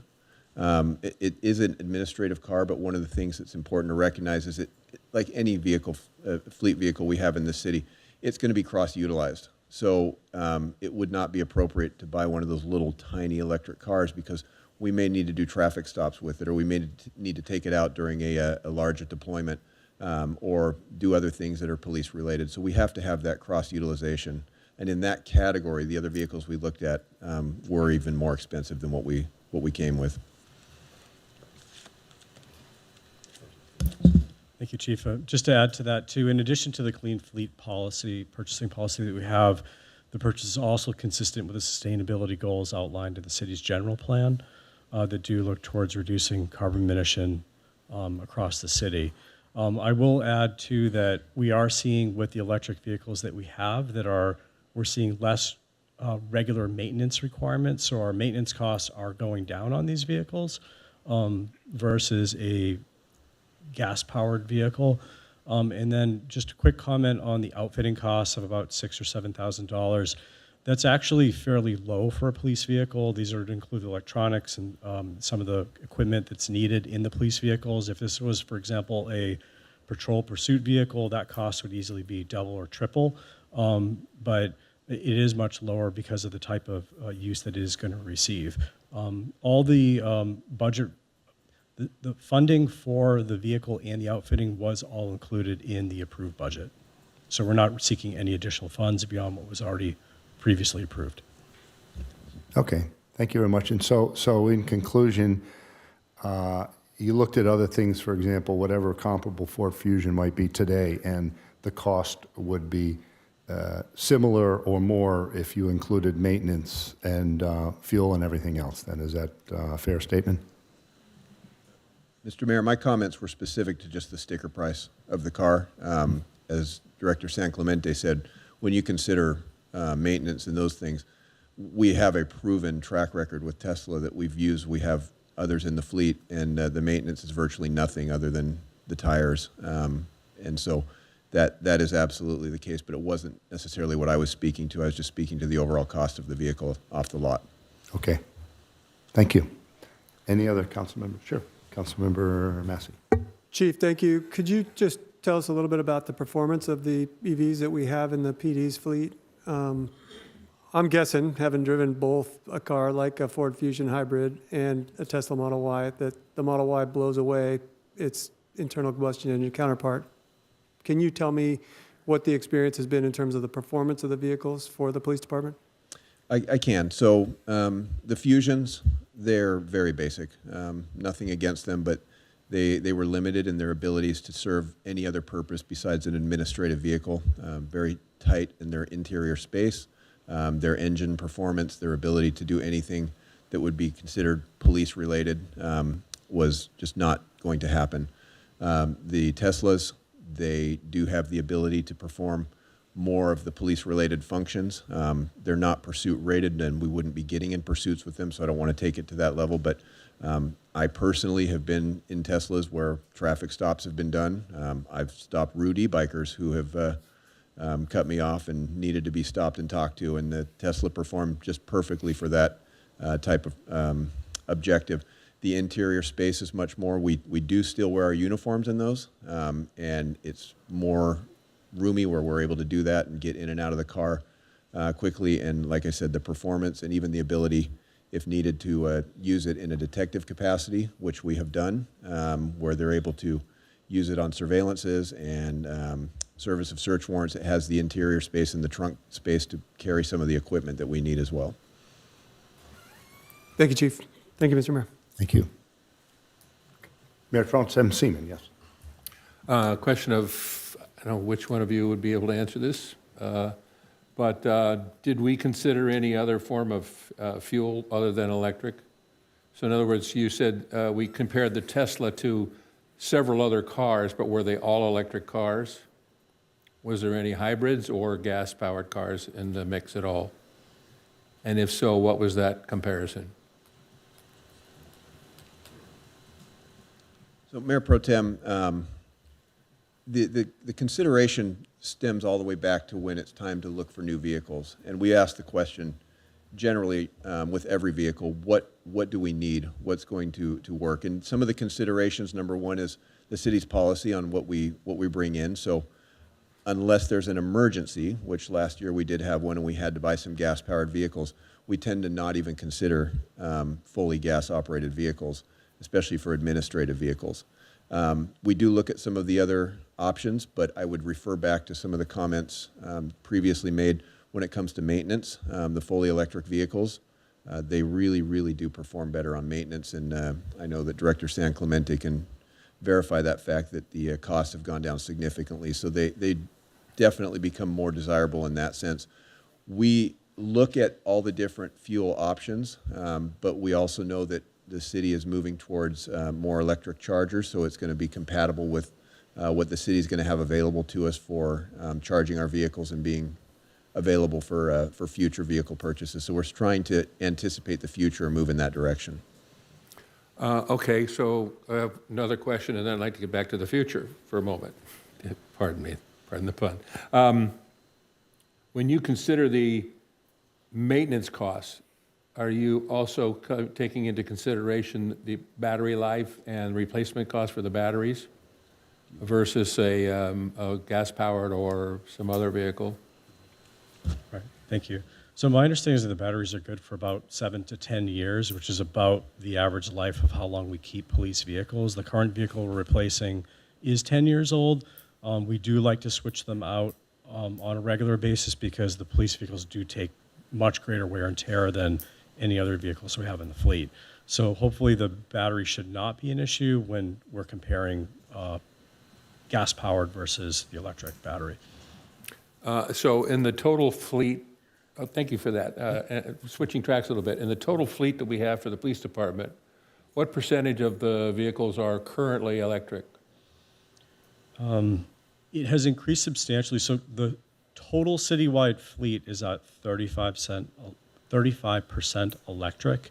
I don't have the breakdown off the top of my head for what PD is, but I know that it's likely tracking higher than that number given the recent purchases we've had with the Ford 150 Lightnings. We just received 4 Chevy Blazers, and there are other Teslas on their staff, but I don't have the current percentage with me right now. Even a ballpark idea? It's Half, three-quarter? if it's citywide 35, it's probably 40, 45, but it would be a guess. Mayor Pro Tem, we can get that to We you. can find I hesitate to have us guesstimate at the dais, so we can get you that information by department. Thank you. I'm just leading up to a point. I see. In the event that we have a catastrophic event in the South Bay, an earthquake or whatever, and the grid goes down, or perhaps there's an attack from someone in the electronic attack and the grid goes down, how does the police department plan to function if all the cars are electric? How do we charge them? You're asking a lot of the same questions we've asked. So I appreciate. I love the answer. Yeah, I appreciate your thought process. We have looked, first of all, we're not the only police department that is moving more towards electric. And as we talk to other police departments, some here locally and some across the nation who are doing this, that is the first question that always comes up. We will not go to a fully electric fleet. For that reason, we cannot afford to let that happen. We will always have gas-powered or hybrid, where gas will be an alternative for us. What we really look at, especially in a crisis, the need for first response vehicles is going to be our patrol officers in particular.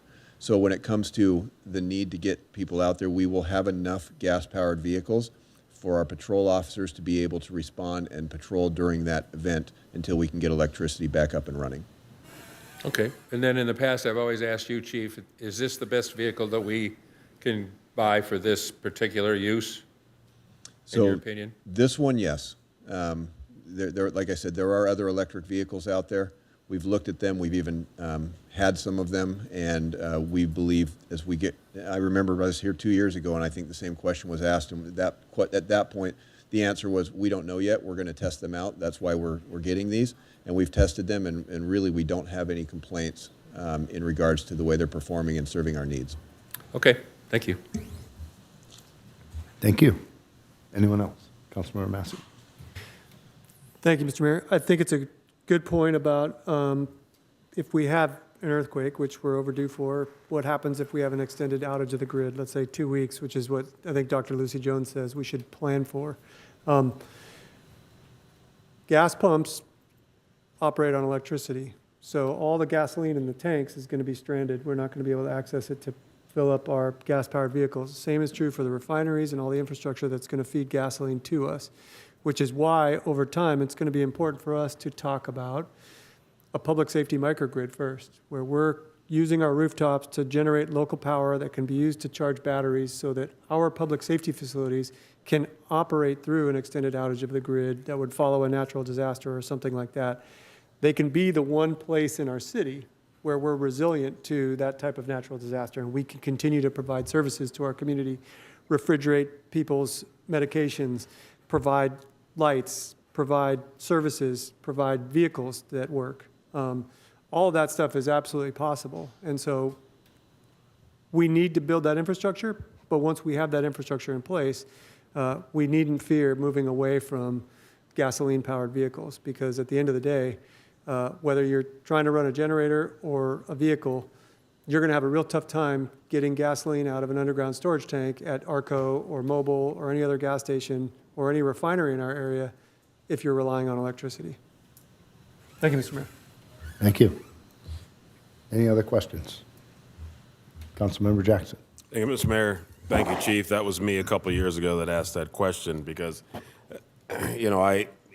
as everybody does, you say, okay, this is a Ford Fusion versus a Tesla. And I think back then and even today, a Tesla is considered a luxury vehicle, but we know that Teslas are becoming more and more commonplace, and a new Ford Fusion, a new Leaf, a new, pick your plug-in or pick your electric-powered vehicle, the cost is going to be there. So we appreciate you being a good steward of our taxpayer dollars. So I knew you'd be prepared for those questions because you asked those questions yourself, which is what we want. So thank you. Thank you. Okay, are there any members, has anyone turned in any speaker cards for this item?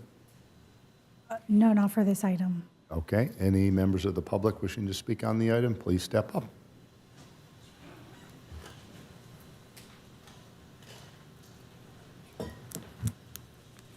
Yeah, I'm Donald Santiani, 1125 8th Street.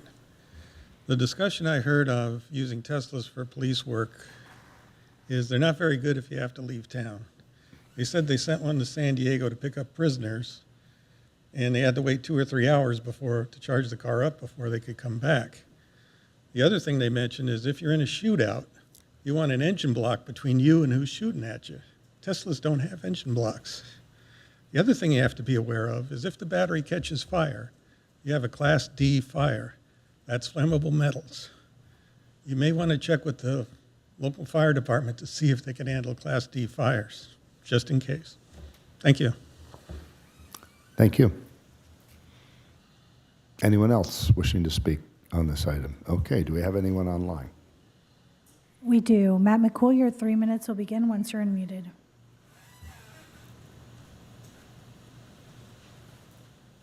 Thank you, Madam City Clerk. Hello, Mayor Francois, City Council and staff. Matt McCool. Mayor Francois, thank you for pulling this from the consent calendar. First and foremost, this should not have been a consent calendar item. This is not routine and regular unless purchasing luxury vehicles. Luxury vehicles for the police department is now routine. This has been an issue with the city for quite some time. Might want to address that, why that's happening still. I have no idea why some people don't understand what the consent calendar is actually used for.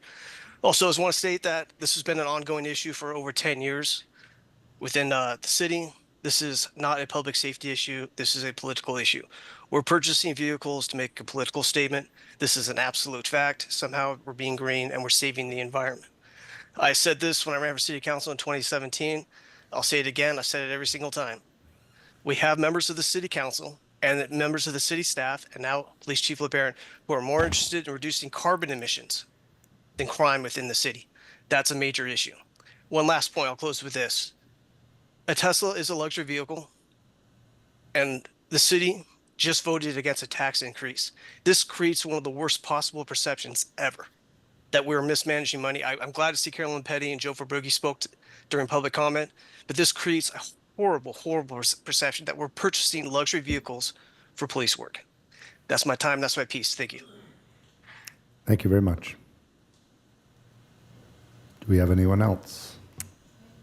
We do not have any other speaker cards. Okay, thank you. Bring it back to the council chambers. Once again, anyone from the council wishing to speak? Okay, bringing it back to the council for deliberations. Mr. Mayor, I move that we authorize the sole source purchase of one Tesla Model Y to replace a 2014 Ford Fusion Hybrid S in an amount not to exceed $60,000. Okay, is there a second? Second. Okay, there's a Mr. Mayor, motion and a second. Yes. also, I believe it's on consent calendar because we have already approved the equipment replacement schedule during the fiscal year 24-25 budget, and this vehicle is identified. So we're just now moving forward with that purchase. Thank you, Right. Mr. Mayor. Thank you. Yeah, I just pulled it for a little scrutiny there. I think it would help to have some little analysis. It may very well be that, you know, a hybrid vehicle might cost $45,000 instead of $60,000, and by the time you add in extra maintenance, it would be a wash. But it would be nice to have a little more disclosure on that, and that's all that would have helped ease this a little more. But I intend on supporting the motion. Okay. Mayor Pro Tem. I would just like to address the point about luxury vehicles and the Tesla. You get that impression because for many years Tesla has been advertising that they're a luxury vehicle, and the name, it's like Mercedes, means quality and so on. But I have to say this, that over the last year or so, every time I get into an Uber car, which is hardly a luxury vehicle, they're a Tesla. They're roomy, they run all the time, they work great, they're quiet, and so on and so forth for all the other reasons besides the fact that it's a luxury car. It can be, I'm sure. There's Teslas that cost 3 times that probably. But honestly, just because it says Tesla on it doesn't necessarily mean it's leather seats and air conditioning and high-powered stereo. So I disagree with the luxury car value, and I intend to support this. Okay, thank you very much. Anyone else? Okay, Madam City Clerk, please begin the voting.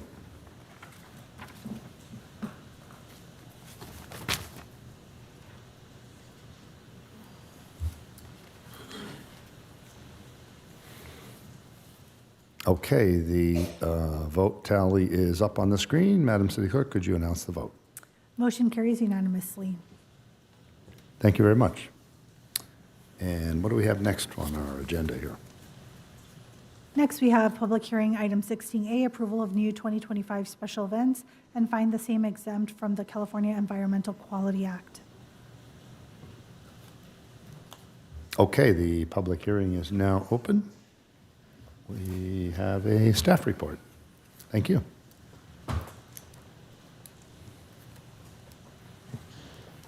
Good evening, Mayor, Mayor Pro Tem, members of the City Council, our wonderful City Manager and City Attorney. Brian Sousa, Senior Recreation Supervisor, on behalf of staff, recommends City Council hold a public hearing to approve the Parks and Recreation and Community Resources Advisory Commission's recommendation to include the following new special events onto the 2025 special events calendar. The Winter Challenge on the volleyball courts north of Pier on Friday, February 7th through Saturday, February 8th of 2025, and Maya and the Wave at the Community Theater and Courtyard on Thursday, May 22nd, 2025. Next slide, please. For background, at its November 4th, 2024 meeting, the Commission held a public hearing and recommends City Council approve the 2 new special events on the 2025 special events calendar. Next slide, please. First, Hope Chapel requests approval to hold the Winter Challenge on the volleyball courts north of Pier on Saturday, February 8th, 2025, with setup to begin on Friday, February 7th of 2025. The event would include an adult volleyball tournament and anticipates 72 participants and 200 spectators. The Winter Challenge was held in previous years in Manhattan Beach, and the event producer would like to host a tournament in Hermosa Beach beginning in 2025 due to Hope Chapel's facility residing in Hermosa Beach and the large number of participants who also attend the church. The event would charge a participant fee of $50. The event would include food for the participants, sponsor giveaways, pop-up tents, and amplified sound. The volleyball tournament would not impede on the beach, tennis courts, or the beach tennis courts areas. Staff were informed the event producer may apply for additional event dates in future years to host the tournament more than once a year. but did share that the future event dates requests would fall within the off-season and not the peak season limits, which are Memorial Day to Labor Day. Additional event details are included in the Winter Challenge overview. This is attachment 3. And the next event is the South Bay Board Riders Club with a request to approve to hold a film screening of Maya and the Wave at the Community Theater with a pre-reception within the courtyard of the Community Center on Thursday, May 22nd of 2025. The pre-event reception would include live music, food, beverages, and pop-up tents. The event producer anticipates 300 participants and would be free to all attendees. The use of the courtyard is the event element that requires a special event permit to activate the public space at the community center. Additional event details are included on Maya and the Wave overview as attachment 4. Next slide, please. If approved, staff would include the new special events to the city's 2025 special event calendar. This concludes my verbal report. Staff is available to answer any questions you may have. Staff would also like to note that an event representative for each event is in attendance today to answer any questions City Council may have. Thank you. Thank you very much. Any council members have any questions for staff? Councilmember Massey. Mr. City Attorney, one of the events is sponsored by a religious institution. Can you brief the council again on how we consider events that are sponsored by religious institutions? Are they considered equally with any other sponsoring organization? That is For the exactly use of city facilities? correct. That is exactly correct, Councilmember Massey. The First Amendment does not allow us to restrict what is otherwise available to any other organization, nonprofit, or group, to restrict that towards any religious group, either for or against. In fact, in working with staff and the Parks and Rec Commission, that the factor that they are a religious institution does not in any way go into the decision whatsoever. Okay. Are there any marketing limitations? Because I know we have marketing limitations with respect to commercial events, for example, sometimes, if I'm not mistaken. Are there any such limitations with respect to an event like this? Sure, so I may have to defer to staff on those specific limitations. I do know that there are no special and/or distinct limitations due to the potential religious affiliation of this event. Mr. Souza, are you aware of any specific marketing limitations? Not that I'm aware of, as long as the event is allowed to charge a participant fee, but as long as the event is free and open to the public to attend as a spectator is the expectation. Okay. And so, for example, when CBVA or AAU or any other sanctioning body or entity holds a volleyball tournament, they're allowed to have branding for their own organization. To the extent that they have commercial partners, for example, they're allowed within certain limits to have them be part of the branding for the event. But if they want to do something, for example, like have a pop-up on Pier Plaza the weekend before or something like that, then there are different rules that would apply. But within the perimeter of the event itself, the sponsor, regardless of who they are, is allowed to have their own branding there on the event. Am I understanding that correctly? That is correct. Okay. All right. Thank you, gentlemen. Thank you, Mr. Mayor. Thank you. Any other questions? Mr. Mayor. Okay, do we have, Something that is not on the site overview, ADA access, I assume would be beach mats, there'd be accessibility for the tournament? That is correct. Once the event is approved, staff works closely with the event producer and our internal departments within the city, which our Public Works team will review the site plans and advise us if an ADA requirement needs to be met for that event, and if so, then we'll work with the event producer to meet those requirements. Perfect. Thank you. Thank you, Mr. Mayor. thank you. Okay, do we have the applicants interested in coming up and speaking on this? They were invited to be in attendance today if you had any questions for them. Okay. So I didn't know if they were here or... I believe, yes, they are here in Okay. attendance. If you're willing, you don't need to, but if you'd like to come up and talk about your event, feel free to. After that, we'll open it up to the public. Well, good evening, Mayor, Mayor Pro Tem, Councilman. Hope you guys are well tonight. My name is Joey Izzity. I work at Hope Chapel Christian Church. We are the corner of Artesia and PCH. We also own the Lazy Acres facility, the buildings along Prospect and Artesia, those rental properties. So we've been here for about 50 years.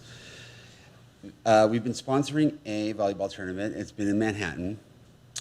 Last year we really wanted to bring it here, but we missed some deadlines. And so this year we thought would be perfect to bring it over. It's off season. We thought we could give the community something to do, drive local business, people could hang out.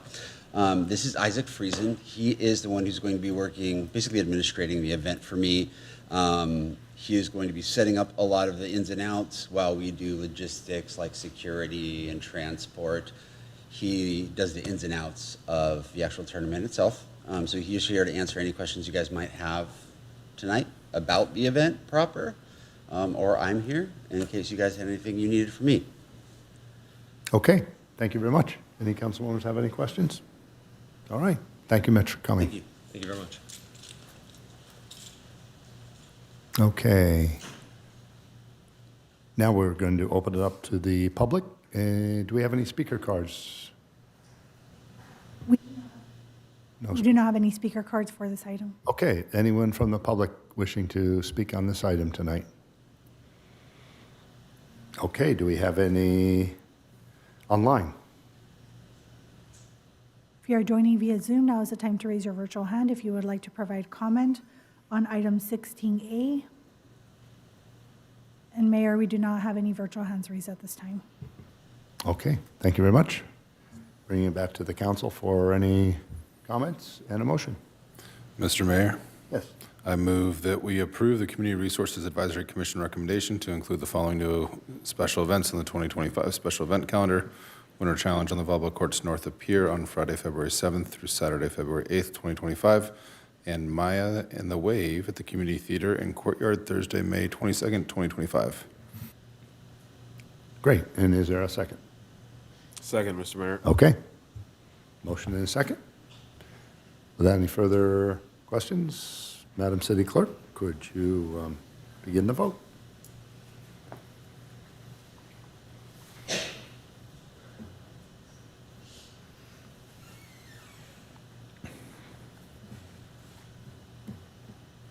Okay, the vote is tallied up on the screen. Madam City Clerk, could you announce the vote? Motion carries unanimously for item 16A. Okay, thank you very much. And what do we have next on our agenda here? Item 16B, consideration of zone text amendment 24-03 via regular ordinance and urgency ordinance, amending chapter 17.21 of the Hermosa Beach Municipal Code regarding accessory dwelling units and junior accessory dwelling units. Okay, good evening. Good evening, Mayor Francois, Mayor Pro Tem Seaman, members of the council. I'm Alexis Oropeza, Planning Manager. I'll be providing the presentation for you this evening. So this item is a zone text amendment to update the city's ADU and JADU ordinance.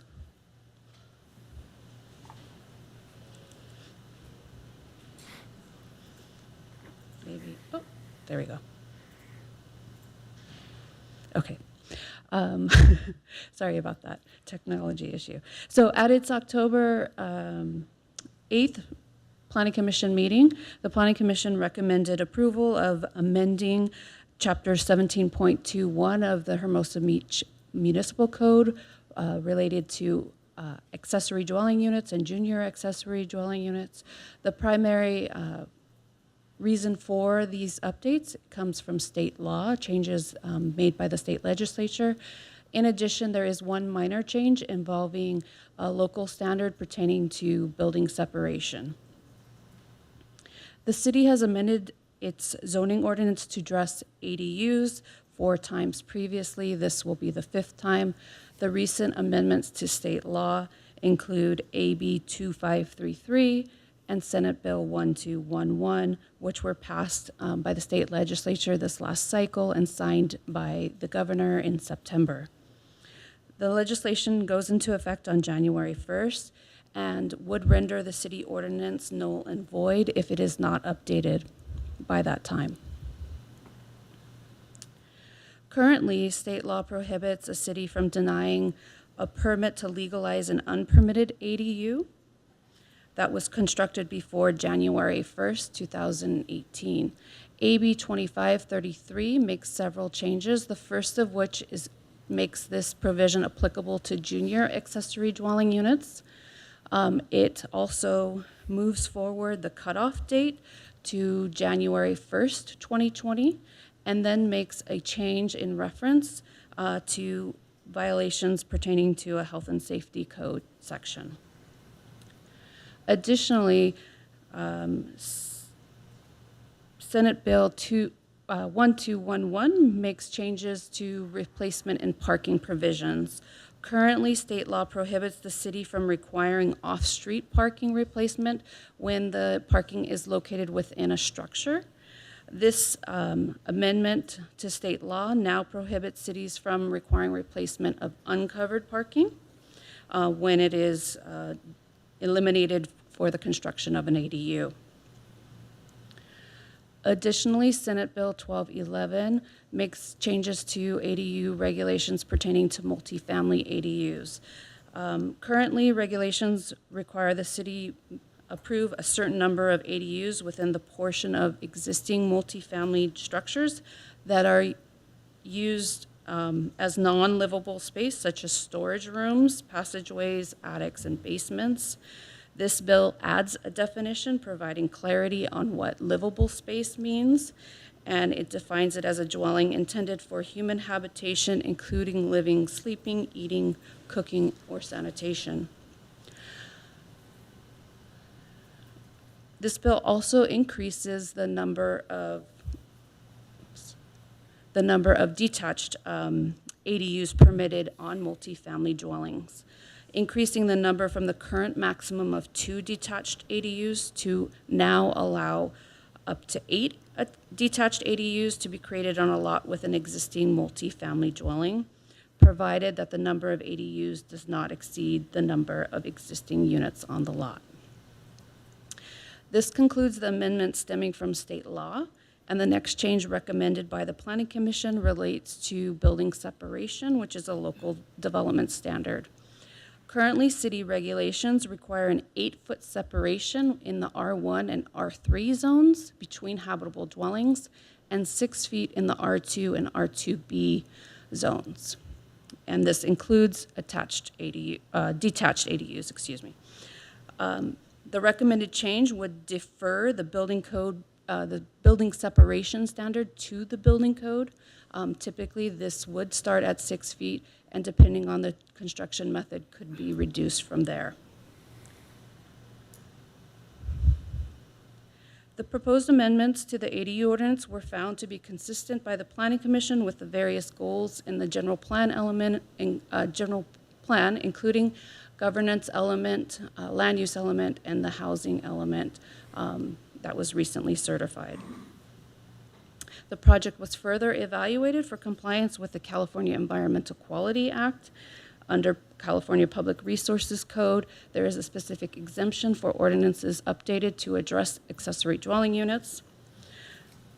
For the City Council hearing tonight, an ad was published on October 31st, and posters were put up in 3 public places in the city. Staff recommends that the City Council determine that the project is exempt from the California Environmental Quality Act, and that the City Council take 2 actions by separate motion. The first action would be to adopt an ordinance amending Chapter 17.21 pertaining to ADUs and JADUs, and the second would be to adopt an urgency ordinance to ensure the amendments are in effect by January 1st, preserving local regulations and protecting health and safety. This concludes staff's presentation. I'm available for any questions. Thank you. The urgency ordinance is needed because the state law is going to be effective? Is that why we're going with the urgency ordinance? Yes, that's correct. So state law will go into effect January 1st, and due to the timeline, an urgency ordinance is necessary to effectuate the local ordinance prior to that.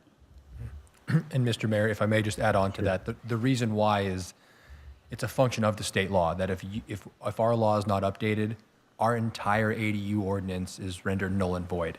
So what that would mean is that for a few early weeks or maybe a month in January, there'd kind of be this potential dead period where someone could come to the city and say, I want an ADU, and the only thing you can apply is state law, because in the interim, before you get this ordinance adopted, your entire regulatory program for ADUs are null and void. The approach to adopt an urgency ordinance is one that is going to be shared by a few other cities in the area. I can't recall the exact time that this law was signed by the governor, but it was towards the latter part of the year. And of course, with having to go to Planning Commission, the city of Hermosa is not unique in its potential need to adopt it via urgency. And that way we don't have that kind of dead period at the beginning of next year where someone could come in and potentially say, hey, I get my ADU how I want it, only pursuant to state law. Thank you, Mr. Mayor. Okay, thank you. And so we are required to make these changes due to state law. In order to have an effective local ordinance, we do need to make these changes. Correct. Now, is there a requirement regarding the separation that goes beyond what the state requires, or I was wondering if you could clarify what that? That is not part of the state legislation. That is not part of the state legislation and would be up to city council, as are all the provisions, but particularly So it's that one. up to us to decide what regarding the number of feet of separation? So staff is, excuse me, Mr. Mayor, staff is recommending that as a best practice. When we look at our codes, we have the opportunity to ensure that we update anything that is outdated, and our planning manager can explain how in the building code it would be better for us to have the 6 feet separation versus the 8 feet, if council would like to discuss that. But you're right, it is not required by the state, but it makes more sense in a city such as ours if our ultimate goal as a city is to encourage the development of housing opportunities. This would be one way to do so. So we could decide tonight whether to keep it at 8 feet or bring it to 6 feet. Correct, and it would be helpful if both Alexis and City Attorney Donegan could explain why we are recommending the 6 feet. That would be great, sure. Sure. So the recommendation is to defer to the building code standard, which starts at a minimum or a maximum of 6 feet. And then with construction methodology, you could possibly have a reduced setback. So staff has observed some confusion in working with applicants because they have to reconcile zoning code, building code, and we have smaller lots on average than most other cities. So it creates kind of a design conundrum, and we're also seeing some designs come out of this because they are trying to navigate this 6 foot separation that are basically creating units that are functionally obsolescent. So they're going to meet the needs of that particular party that's building them, but it's unlikely to be as desirable to the next person. So it's generating bad design. So there's a couple of reasons: streamlining the regulations and then promoting better design of units when they are being proposed. So that's the basis of staff's recommendation and the Planning Commission. Correct, yeah, I would just add that. I can't put it any better than Madam Planning Manager, but this was also addressed and fleshed out by the Planning Commission, and they agreed with staff's recommendation. Okay, thank you. Anyone on my left have any questions? Councilmember DeToy. Thank you, Mr. Mayor. So one thing that staff recommended that the Planning Commission did not was the height limits. So could you just kind of summarize their thoughts on that, and then also why staff chose the 20 feet versus the 18, I believe? Sure. Can I just pull up the last slide? I have an extra slide just in case this came up. So staff did make 2 recommendations based on our experience working with applicants and the design process. And so state law does limit the height of a detached accessory dwelling unit to 16 feet. Our local ordinance has 2 tiers in it, as well as state law. So our local ordinance is set up currently to allow for an attached ADU to be equal to the height of the main dwelling when it's attached. And then when it's detached, we defer to the state regulations, which currently has a maximum of 16 feet. And then within a half-mile walking distance of a high-quality transit corridor, you can have an additional 18 feet. In practice, we haven't had, historically, we haven't had high-quality transit corridor, but in this legislative session, the state legislature also amended what qualifies as a high-quality transit corridor. So we will now have areas that are eligible. And so this creates an additional conflict for someone, or not conflict, but confusion possibly for folks navigating the code, because now you have to determine, are you within a half-mile walking distance? Then you can get up to 18 feet and then possibly have an additional 2 feet getting you up to 20 if you are within this half-mile walking distance. To simplify the code based on what the objectives are and goals and policies of Plan Hermosa, staff did recommend that the height be increased to 20 feet in cases of a detached ADU, which still is lower than the maximum height in any of the residential zones. So that was staff's recommendation. Planning Commission found that it would be better to keep them at the 16 feet they felt it would keep the cost down, as well as possibly preserve views in certain situations. In our opinion, in staff's opinion, in evaluating this, what we also looked at is trying to create, like I said, parity between various lots, getting one simple, streamlined standard that's clear to the public. We've have had instances where there's lots of discussion with applicants trying to help them understand this particular regulation. And so that was one of the reasons. Also, additional height in additional height in a smaller dwelling unit also makes it more habitable or pleasant to live in general, because ADUs are typically smaller. So that was the other reason, is making the space a little more livable, pleasant. So that's the summary of staff's changes. However, as I mentioned, that was not recommended by the Planning Commission, but it's for the City Council's consideration. Follow up on that. I know my council member to my right could tell me this answer, but so 20 feet, are you able to get 2 stories in there, or is that against the ADU code to have 2 stories? I mean, is there any advantage besides aesthetics, higher roof, nice open environment to go higher? For residential kind of work, can you get a second story in there? I believe you can get 2 stories with 20 feet. With 16 feet, it's a challenge. That's absolutely a challenge, especially if you're trying to build above an existing garage. It's not likely that you're going to achieve that. Okay, thank you. Thank you. Mayor Pro Tem. So I just want to understand this. It does include 2 stories. If you want to do a 2-story ADU, that's why the staff is considering 20 feet. Okay. As far as confusion is concerned, if we went along with the Planning Commission suggestion of 16 feet, that would eliminate confusion entirely, because there'd just be one level, it'd be 16 feet. Is that correct? So no, based on state law, we have to have 16 feet, and then an allowance for up to 18 when you're within a half mile of a high-quality transit corridor. So the state is mandating a tiered system automatically. And we don't have that transportation system currently in Hermosa Beach. So as of January 1st, the state will have effectively changed the headway time. So the timing between buses coming to a transit stop to 20 minutes from 15. And we will have areas that are now eligible. Okay. So 16 feet could be in some areas of Hermosa Beach, and then it would go to 18 feet when you're closer to a bus stop. Correct.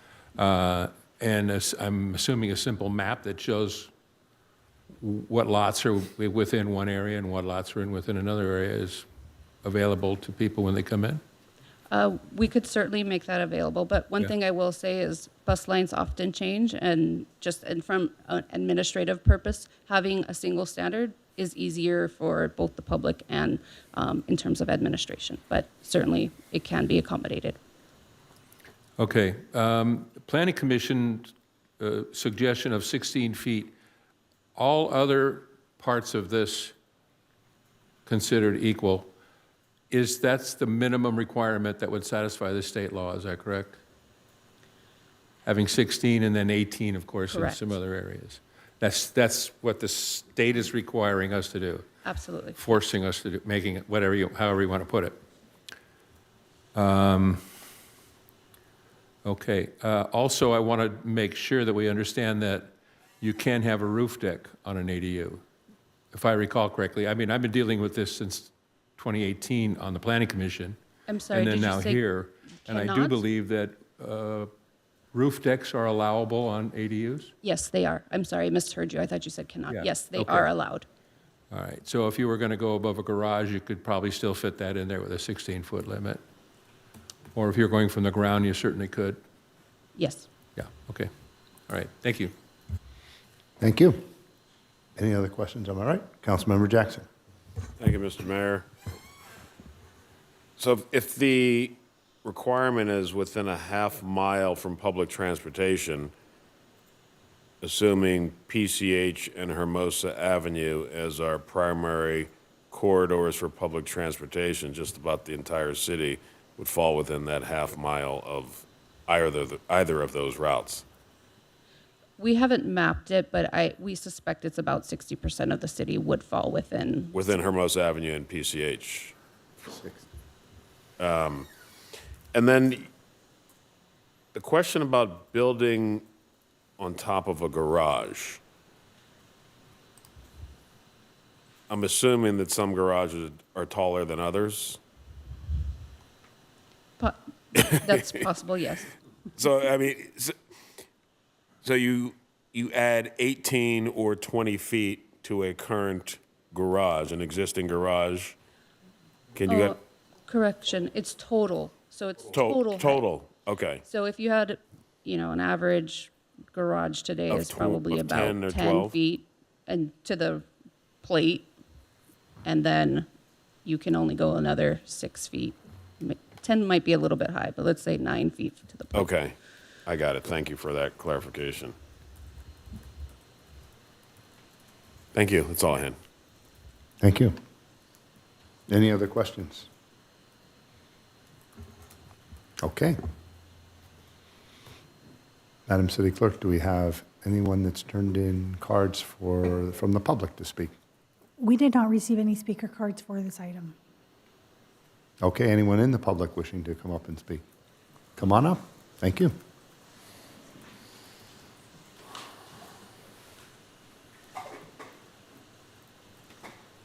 Donald Santriani, 1125 8th Street. I'm probably a little late to the party on ADUs, but I'm very concerned about density in the city, and this is all about increasing density.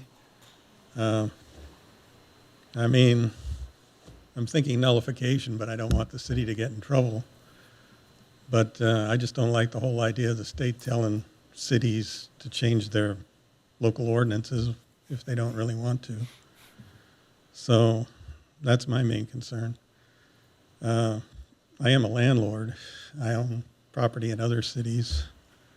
And my first rule of real estate was stay out of the city of Los Angeles and Santa Monica because I don't want to have to deal with rent control. But now there's statewide rent control, so I can't escape. And I guess we're in the same boat with these ADUs, so do the best you can. That's all I can tell you. Thanks. Thank you. Anyone else wishing to speak this evening? Okay, Madam City Clerk, do we have any people online? Yes, we do. Laura Pena, your 3 minutes will begin once you're unmuted. Hi, this is Laura Pena. I wasn't planning on speaking on this tonight, but I appreciate Planning Manager Alexis speaking on this topic and adding some clarification that I think is really important. We are currently undergoing a comprehensive zoning update, and one of the guiding principles is to try to streamline the code, make it easier, make it simple so that the public, A, can understand, B, make decisions in a timely manner, and C, not have to exhaust staff's time by going back and forth on things that should be pretty straightforward. The recommendation of the 20-foot height limit would be helpful in streamlining the code. It would be helpful, as she said, having parity with lots.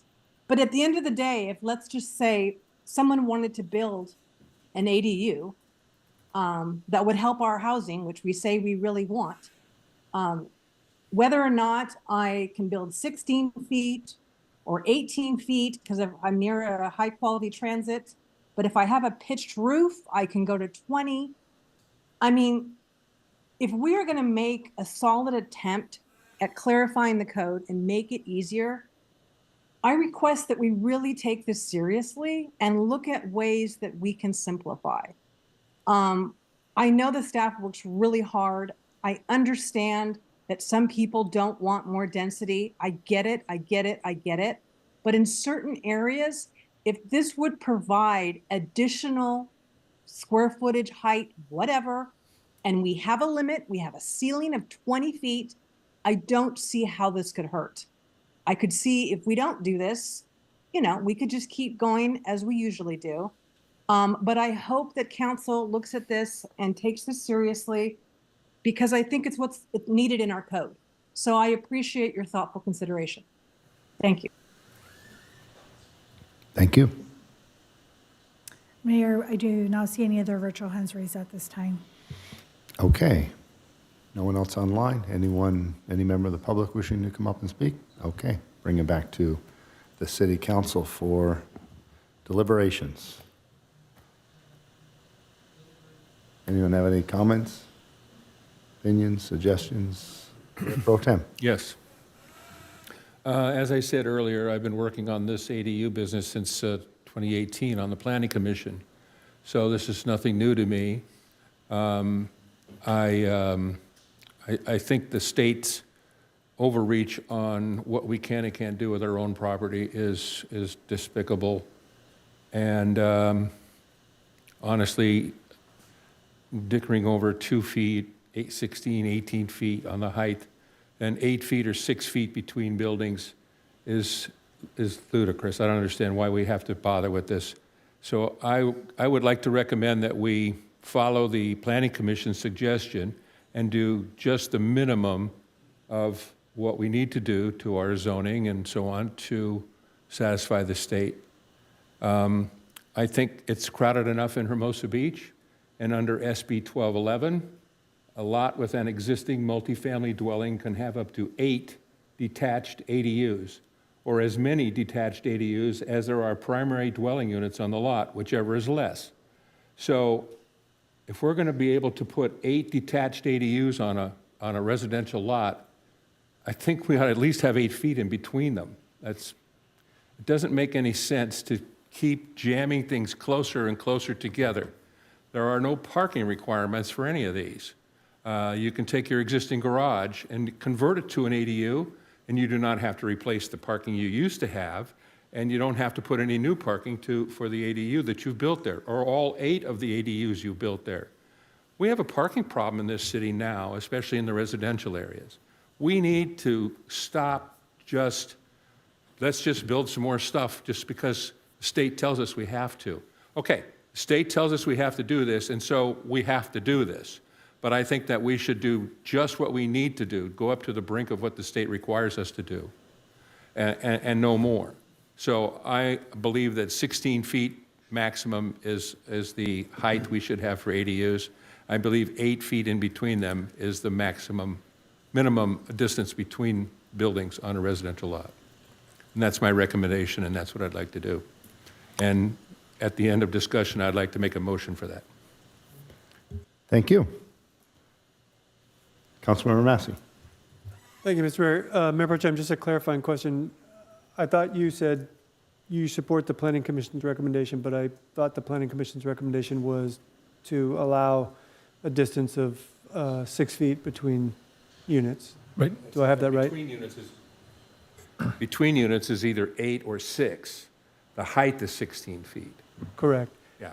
But I thought you said in your comments that you supported keeping the minimum distance between units at 8 feet, which I thought was not what the Planning Commission recommended to us.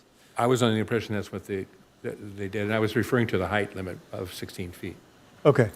Yeah. They did not agree with the 20-foot high. All right. Staff recommendation. So the Planning Commission did go with 8 feet, but you want to keep it at 6? No. No. I want it to be 8 feet between buildings and 16 feet maximum height. Okay. Okay. Now, if that's completely agrees with the Planning Commission, or only partly agrees with the Planning Commission, that is what I would propose. Right. Ms. Oropeza, just for clarification purposes, my understanding was that staff had made 2 recommendations to the Planning Commission that are pertinent to this part of the discussion. One was allow a minimum of 6 feet distance between buildings, and the second one was just staff's recommendation to the Planning Commission was just standardize the height at 20 feet for detached ADUs to make it uniform.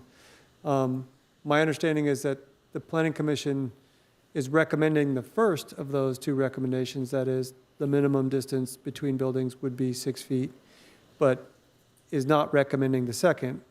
They're recommending staying with 16 feet as the height limit.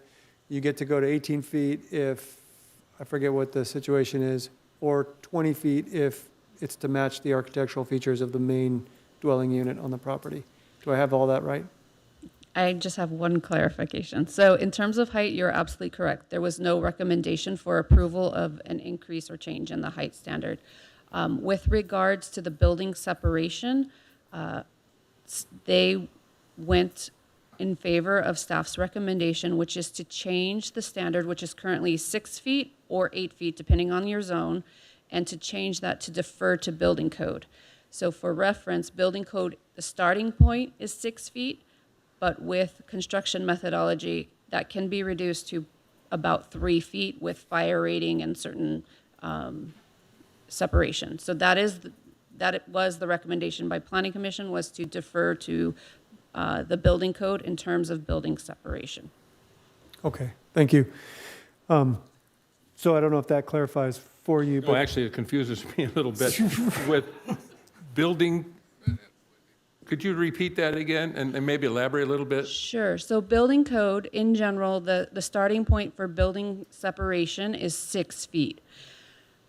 Not considering what the construction methodology is, anything like that. So it's 6 feet. And then once you take into consideration, fire rating, stucco, openings in the 2 walls that are facing each other, that can be reduced somewhat.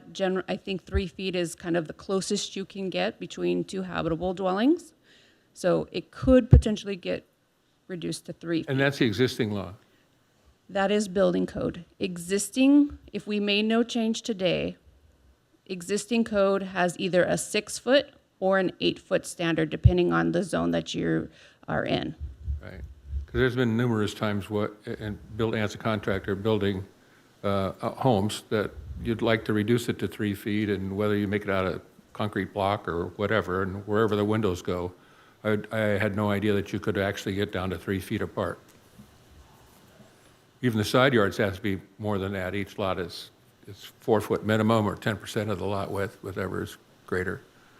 So 3 feet. Potentially. You could get to 3 feet. Correct. Well, I think it should be 8. That would be my proposal. Thank you, I appreciate it, thank you. Thank you. All right, Ms. Mayor, thank you. I'll just quickly make my comments. I think we need to make a good faith effort here, and I think doing so serves our interest by demonstrating to housing and community development that we are willing to do our fair share to accommodate a growing population. I think, frankly, that some of the protracted approval of our housing element was a result of a perception, at least amongst the staff at the HCD, that we were doing the bare minimum. So I would certainly think that we ought to take a good faith look at all these recommendations by both staff and the Planning Commission.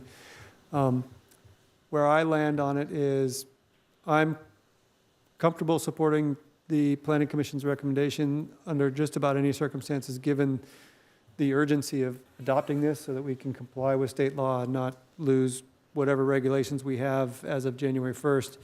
But I also view simplifying the height limit to 20 feet for detached ADUs as not problematic, and a good faith effort to do our share of accommodating a growing population. So I would support staff's recommendation on that point as well.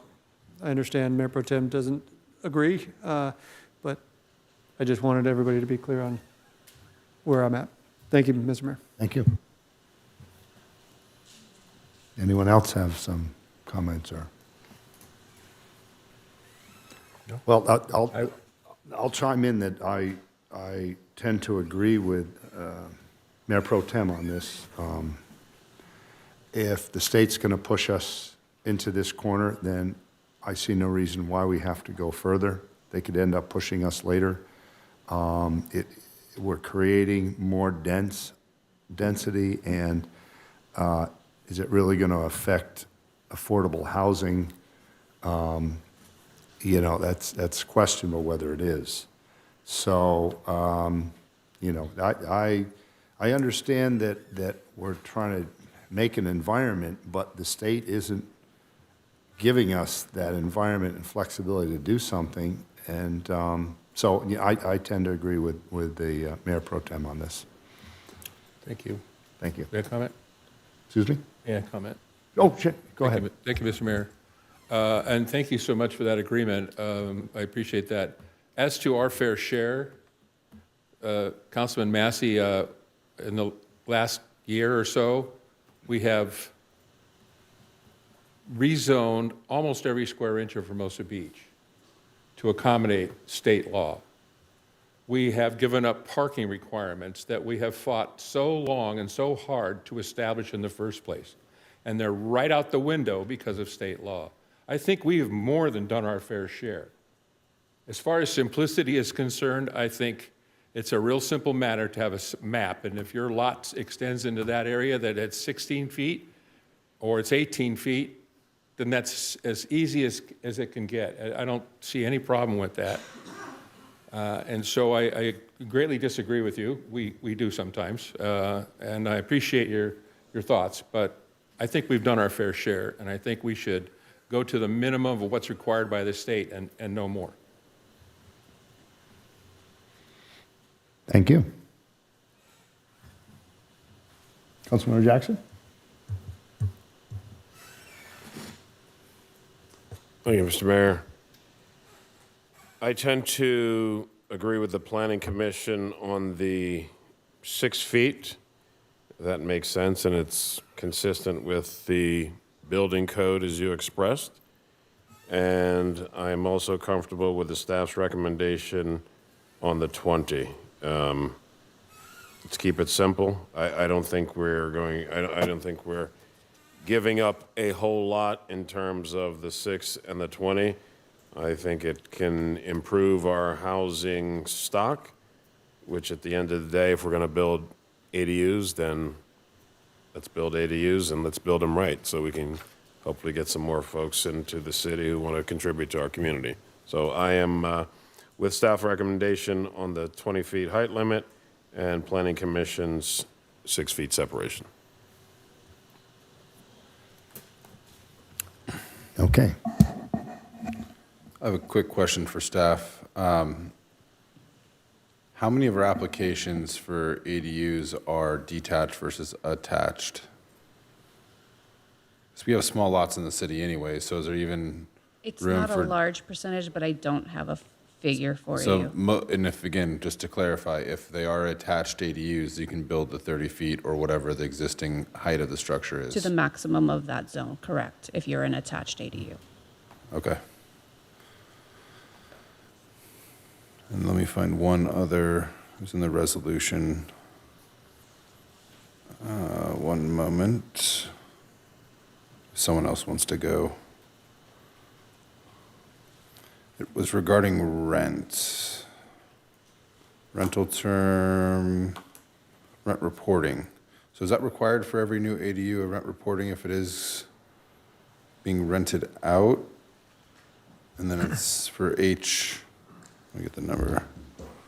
Correct, yeah, so Mr. Mayor. Section 12H. Correct, I can handle that one. No, it is not. BB&K is lucky enough to represent a plethora of cities. We haven't kind of included that in our kind of best standard template, and that's in going back to what Councilmember Massey was saying. This simply provides us with some hopefully additional information. Should this information ever serve useful to us in terms of HCD reporting, or potentially saying, hey, maybe we have an extra 1 or 2 low-income units, something like that. That is why we have that rent reporting in there. However, that is not mandated by state law.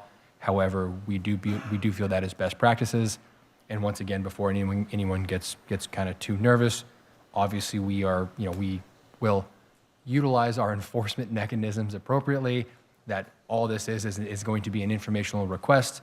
We will not be demanding, on the first of the month immediately to let me see all the rent checks your tenant has given you, nothing like that. Instead, this is just a code requirement that we can point to someone who potentially rents out their ADU to say, hey, can we please get the rental report, or excuse me, the rental income, should that information ever be useful down the road.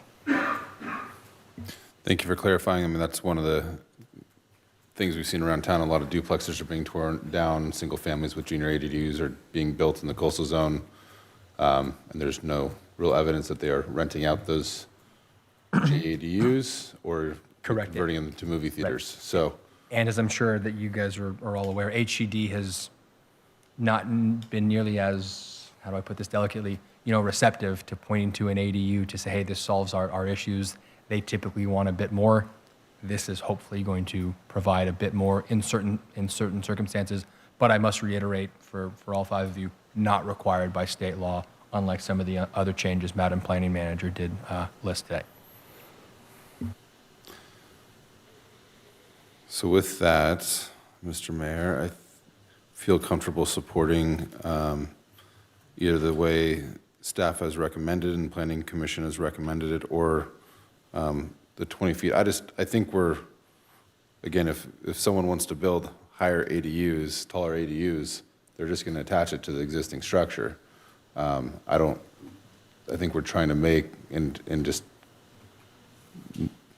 drill down into the minutia on this. And again, it's an easy thing. If we can already build a 3 feet, why wouldn't you just connect a wall? You can go up to 30 feet if the underlying zone allows it. So, as I said, I'm comfortable with either the staff's recommendation or the 20 feet, wherever the majority of the council lie. Thank you, Mr. Mayor. Thank you. So it sounds like you would support some type of compromise between what Councilmember Seaman has proposed and the staff recommendation. Similar to what Councilmember Jackson suggested. Mr. Mayor, if I might. Yes. Okay. Unless I got Mike, this. I think you're the swing vote. So much power. Either or is perhaps not going to decide the matter for us. Again, I think as we already discussed, we have small lots in town. If someone is going to put an ADU and they're worried about the height limits of being 16 or 18 feet, why wouldn't they just move the new structure over 3 feet or 6 feet and attach it, and they can build 30 feet? So that's where I'm confused, and that's why I asked the clarification to the staff is what percentage of our applications are detached ADUs or attached to the current structures. So with that, again, I think meeting, especially the building separation, I think matching it to the underlying building codes makes a lot of sense.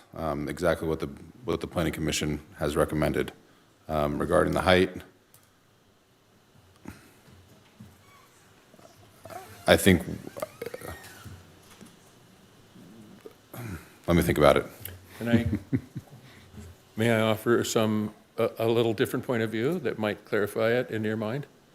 When you have a garage, a detached garage at the back of a lot, and there's quite a few of those still around, or if you want to build a detached ADU because it's going to be used as a rental and you don't necessarily want it part of your house with your family, you want it in the back and you want it separate.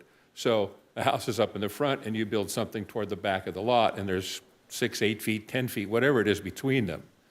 If you have 20 feet as a height limit for that structure, you can build a 2-story ADU with a flat roof on the top. There's plenty of room for 8-foot ceiling on the bottom, 8-foot ceiling on the top. A floor in between is around a foot. So that's 8 and 8 is 16 and 1 is 17. And you have about 3 feet. You could actually maybe put a handrail around it and have a roof deck. Or maybe you can't. Maybe you want a 10-foot ceiling somewhere in there to make it a little more comfortable. And so you're going to end up with a flat roof. That's the only way you can do that. Which means that, and builders build as much as they can. The idea is to maximize the square footage and so on and so forth. So I think we may have a preponderance of shoeboxes in the back of everyone's lot, a little square thing in the back with a flat roof on it. Because in order to do it that way, we can be under the 20 feet and we can still get 2 stories and maybe have 9-foot ceilings on both levels. And that's what they'll probably do. So it seems to me that if we think about it a little bit and we say that the maximum height is 16 feet or 18 if you're near a bus stop, which is kind of an absurdity, but nonetheless, let's just assume that's what we end up with. You can build a nice single-story unit and then put some architectural design to it and have a pitched roof, an A-frame or something like that that more likely matches the house that you have in the front.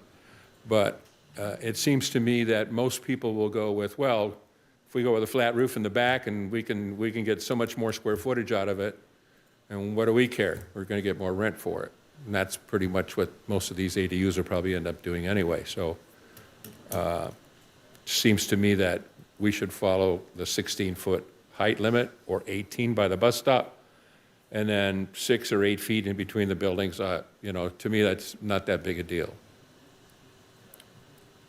Just food for thought.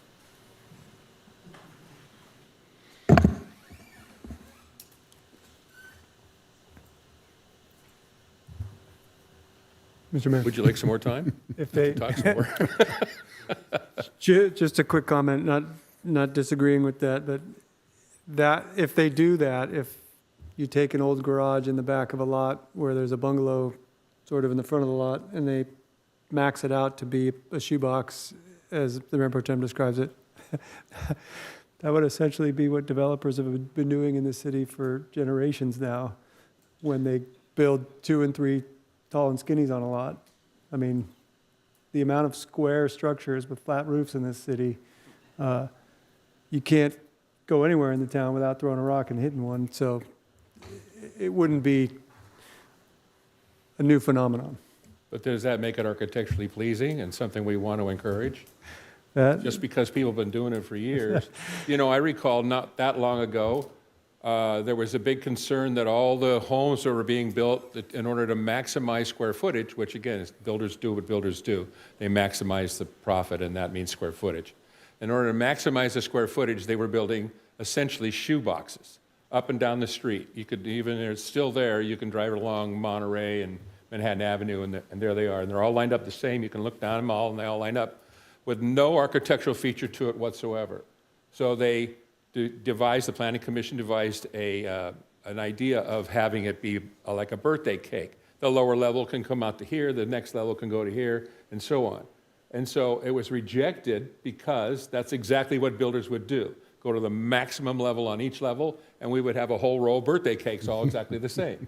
So they did compromise, and they said that you can't have more than, I don't remember the numbers, please forgive me, don't quote me on this, but you can't go more than 40 feet without having an architectural projection or a recess, like a deck. You could put a little deck out there, and then you go back out to the maximum again. But to give it some architectural breakup, just to break it up. So you're not building a shoebox and you're not building a birthday cake. And this idea of 20 feet high for an ADU at the back of a lot, and perhaps 8 ADUs on a lot, according to SB 1211, there'd be 8 shoeboxes there with maximum height we can do and then a flat roof on it because we can get 2 stories out of it. We can squeeze 2 stories out of it in a 20-foot building.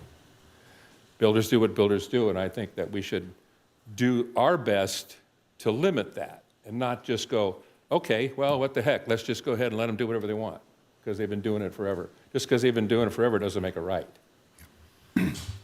And that wasn't the argument I was making, nor am I going to defend it on architectural grounds necessarily. But what I will say is, first of all, I can't imagine there's a whole lot of multifamily properties that have room for 8 ADUs on the lot in this city. If there are any lots like that, I'm not sure if I've seen them. But in any event, I mean, ultimately where it lands is these are dwelling units. The reason why developers build to the max is because people want that space to have living space. And so they're willing to sacrifice perhaps something more architecturally interesting than a box for a box that provides them the maximum amount of living space. I presume the same thing is true with respect to detached accessory dwelling units. I mean, they are dwelling units, so part of the consideration is, you know, what's going to make it livable.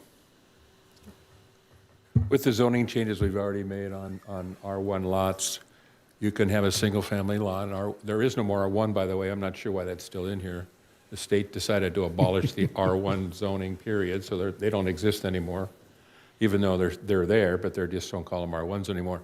You can take an R1 lot with a single house on it, split it in half, and build 2 units on each, and then an ADU on each, increasing the number of units to 6, where there used to be 1. Mm-hmm. This is density, is what we're talking about, flat-out density. And I'm not so sure that all the builders in Hermosa Beach, the developers and so on, of which I am one, by the way, but I'm not sure that they're all out there going, well, you know, it's more housing, and that's really what we want. We want to help create more housing so more people can live here. I think they want to know, how much can I get for it when I'm done? And that's maximum square footage.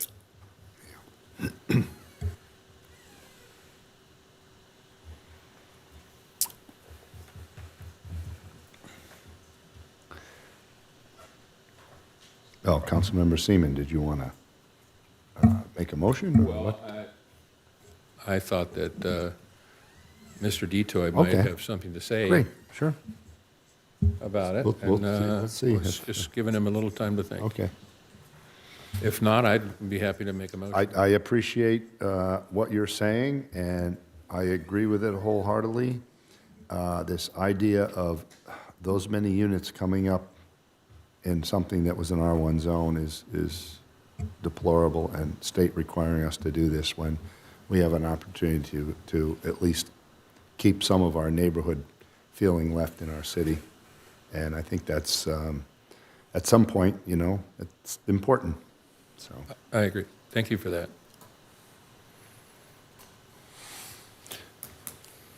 Mr. Mayor, I keep going back to our conversation during the housing element where we have lost doors over the last decade. And that's what staff knows about, not the junior ADUs that have been converted to movie theaters or fun rooms for the kids. And, you know, I see all the time young friends of mine who are single and don't have families that are looking for housing, and there are none in this area. And again, I keep on going back and forth with the attached, detached. It's 20 feet versus, 30 feet in some underlying areas. So I think I am going to be supporting the staff's original recommendation, which is the 20 feet across the city.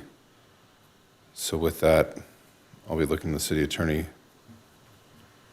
or if someone wants to make a motion. I just want to make one more quick comment on that. These new ADUs that are going to be built will probably take in $3,000, $4,000, $5,000 a month, and currently you can get a lot of apartments under that in Hermosa Beach. So it isn't necessarily going to create, in my opinion, units that are going to be affordable compared to older buildings and older units and older. I've seen them up and down this city, and they're here and they're, you know, yeah, maybe a lot don't come open right away, but they eventually do, and they're around. And so this idea that it's going to create something affordable, I think it's a misnomer. So, Mr. Mayor, yes. I move that we determine the project as categorically exempt from the California Environmental Quality Act, introduce on first reading the proposed ordinance approving zone text amendment 24-03 as modified to reflect staff's original recommendation to the Planning Commission regarding the height limit for detached ADUs, and adopt via urgency ordinance the proposed ordinance approving the proposed zone text amendments as modified. Second. Okay, there is a motion and a second. Nope. Excuse me. So, Mr. Mayor, I hate to complicate this thing, and Councilmember Massey, I can kind of see an urgency ordinance does require 4/5 of a vote. So it may be ideal. Why don't we just take the introduce on first reading, the first one, and then we will go to the urgency, and we can see how that plays out amongst you all. And then just so everyone's clear, that urgency ordinance would only apply during the interim of tonight or until whatever ordinance is introduced here is formally adopted. So I want to be clear that that urgency ordinance is just for the interim between tonight and then whenever the normal ordinance process completes itself. Can you just clarify that a little bit? So in other words, by doing it in that fashion, that covers us against the state? Correct. The reason why we did it, because come January 1, 2025, due to our meeting schedule, whatever ordinance happens to be adopted tonight will likely not be in effect. Therefore, we will have this dead period where someone could come and say, you do not have an ordinance in effect that is consistent with state law. I want my ADU, however whatever the maximum the state will allow, and all of your local regulations are thrown out the window. And so that's the only reason for that. It's just that interim period until the regular ordinance plays itself out. Hopefully I didn't overcomplicate things, but the direction, if I may, Councilmember Massey, just do the first reading first, and then we'll come back to the urgency ordinance. So I will amend the motion to just strike the portion of the motion with respect to the urgency ordinance? Perfect. Okay, that amendment is made. Mm-hmm. So this motion here does not require a 4/5 vote. Correct. This is just passes with 3. a normal ordinance process. And then we will, I say, and once again, if you want, let's just flesh this out, and then we can tackle the urgency ordinance after, because there's a whole host of options there. Okay. So there's a motion and a second.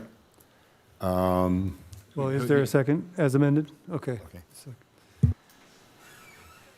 Is the maker of the motion willing to adjust the 6-foot requirement to keep it at 8 and adjust that one? I thought there was some mention that that could ease this a little. No, I agree with the Planning Commission's recommendation on that aspect of it, so. Okay, all right.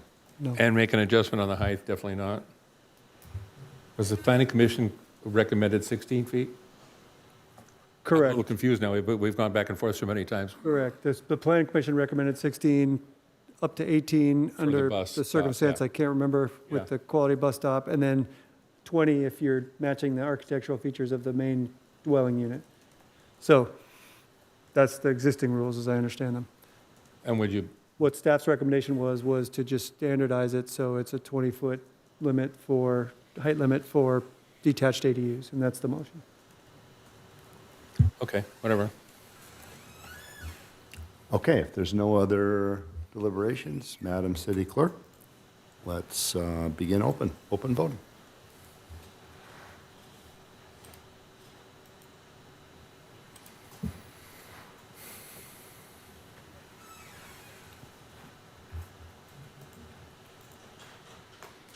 Okay, the vote is displayed. Madam City Clerk, could you announce the vote so everyone knows how everyone voted? Council members Detoy, Jackson, and Massey voted yes, and Mayor Pro Tem Seaman and Mayor Francois voted no for a 3-2 vote. Okay, that motion passes 3-2. Mr. Mayor, Yes. I move that we adopt via urgency ordinance the proposed ordinance approved the proposed zoning text amendments in attachment 2. Second. Okay, there's a motion and a second. And a quick comment, Mr. Mayor? Mr. City Attorney, could you just clarify the implications of how this vote? Correct, yes. So like all urgency ordinances, it would require a 4/5 vote, and I believe the motion I just heard from Councilmember Detoy would not have the increase in the height during this time. So right, because you're just saying attachment 2, which is what the Planning Commission recommended. So the increase in height to the standard 20 feet will only go into effect after second reading of the ordinance that was just adopted by this body. And this vote requires a 4/5 vote. Once again, it is my advice, I cannot tell you guys how to vote, that the thrust of this urgency ordinance will not be the policy of the city for years to come. It is simply a prophylactic to ensure that our code is up to speed with the state requirements come January 1, so we don't have that, as I said, that kind of dead period before the aforementioned ordinance goes into effect, where someone shows up and tries to, apply for the big ADU. What you just said is confusing now. So first of all, this next motion is to leave the height limit at 16 feet or 18 feet if you're near a bus stop. Correct. And then the width between buildings is building code. Building code. Is reference to the building code, correct. Okay. So it is slightly different than the ordinance that was just adopted, which is entirely appropriate for you guys. And this needs 4/5. Right, because from our perspective, we just need those required state mandates. And this is the emergency ordinance. This is the urgency ordinance, correct, Mr. Mayor? Emergency ordinance, excuse me. But you said something about this is not going to take effect for years to come. What is? I said, no. So I said that the adoption of the urgency ordinance will not be the ordinance that is in effect for years to come. It'll simply be a stopgap until the ordinance that was just voted upon is after second reading, correct, yeah. So we will deliberate it on again. It will come back for a second reading. Second reading. Correct. Potentially. Correct. Because the original motion didn't pass by 4. Right, but those two things are two separate and kind of distinct processes. View the urgency ordinance simply as a stopgap measure to ensure our code, come January 1, is compliant with state law. That way, someone cannot show up on January 2, January 3, I forget whenever the city hall is open, and say, your code isn't compliant, you can't impose a single regulation on me, I get the max of whatever state law allows. That's the only thing this urgency ordinance does. Once the ordinance that was just introduced on first reading comes back, that will be the quote-unquote law of the land in Hermosa Beach when it goes into effect.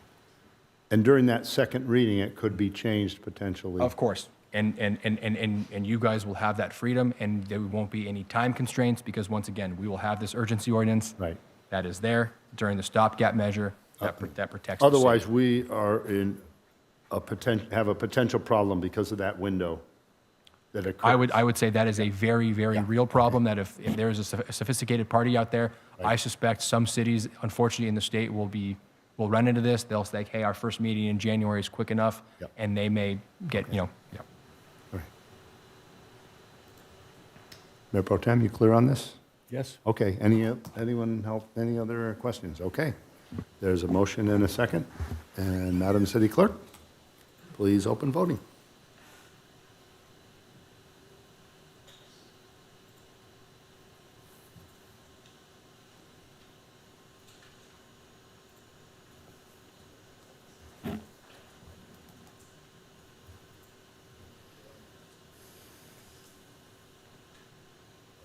Okay, the votes are up on the screen. Madam City Clerk, could you announce the vote? Motion carries unanimously. Thank you very much. Thank you for that long educational deliberation. Madam City Clerk, what's next on our agenda? Item 16C, resolution approving the use of fiscal year 2024-25 Community Development Block Grant CDBG funds to construct Americans with Disabilities Act ADA compliant sidewalk panels and curb ramps. Okay, we have a staff report.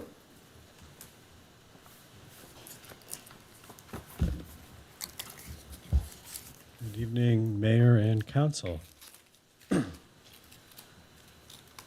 So this item is to officially receive authorization to allocate funds from our CDBG program so that we can construct accessible sidewalk panels and curb ramps. The program itself is administered from the LA County Development Authority. This is our Community Development Block Grant funds.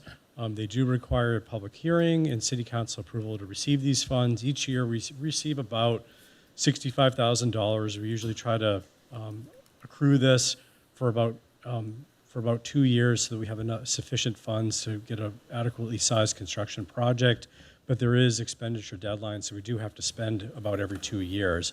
We're getting about $69,000 for the current fiscal year, and we're projecting about $69,000 for next year. And so this allocation is for 2 fiscal years, and all the locations for the work do need to be predefined.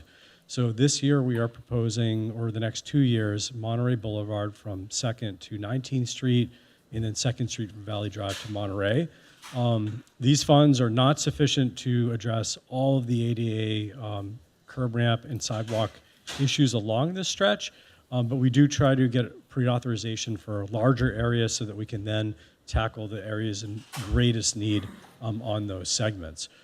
So we are really looking at places that are non-compliant or sidewalk panels that are also non-compliant but are in severe condition and do need to be replaced. We're not allowed to use any of the funding for resurfacing. Some of these pictures are from Monterey Boulevard that show some of the conditions of the types of panels or ramps that we will be replacing to bring it up to current compliance, as well as reducing potential trip hazards on these roadways. So our recommended action tonight is for council to approve the resolution allocating these funds for the next 2 fiscal years, current year and next year, and then also confirming the locations that are included in the resolution.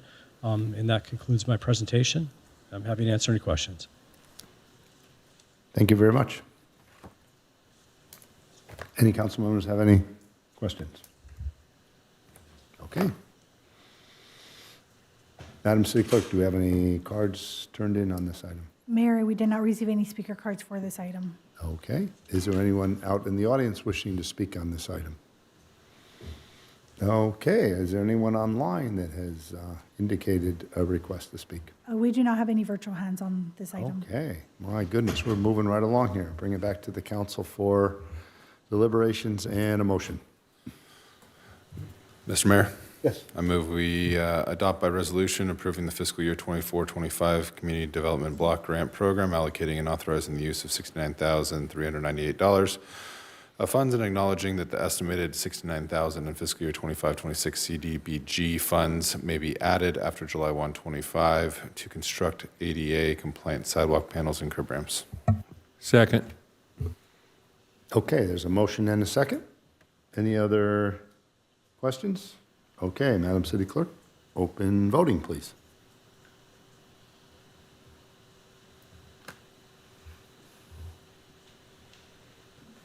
Okay, the vote's up on the screen. Madam City Clerk, could you announce the vote? Motion carries unanimously.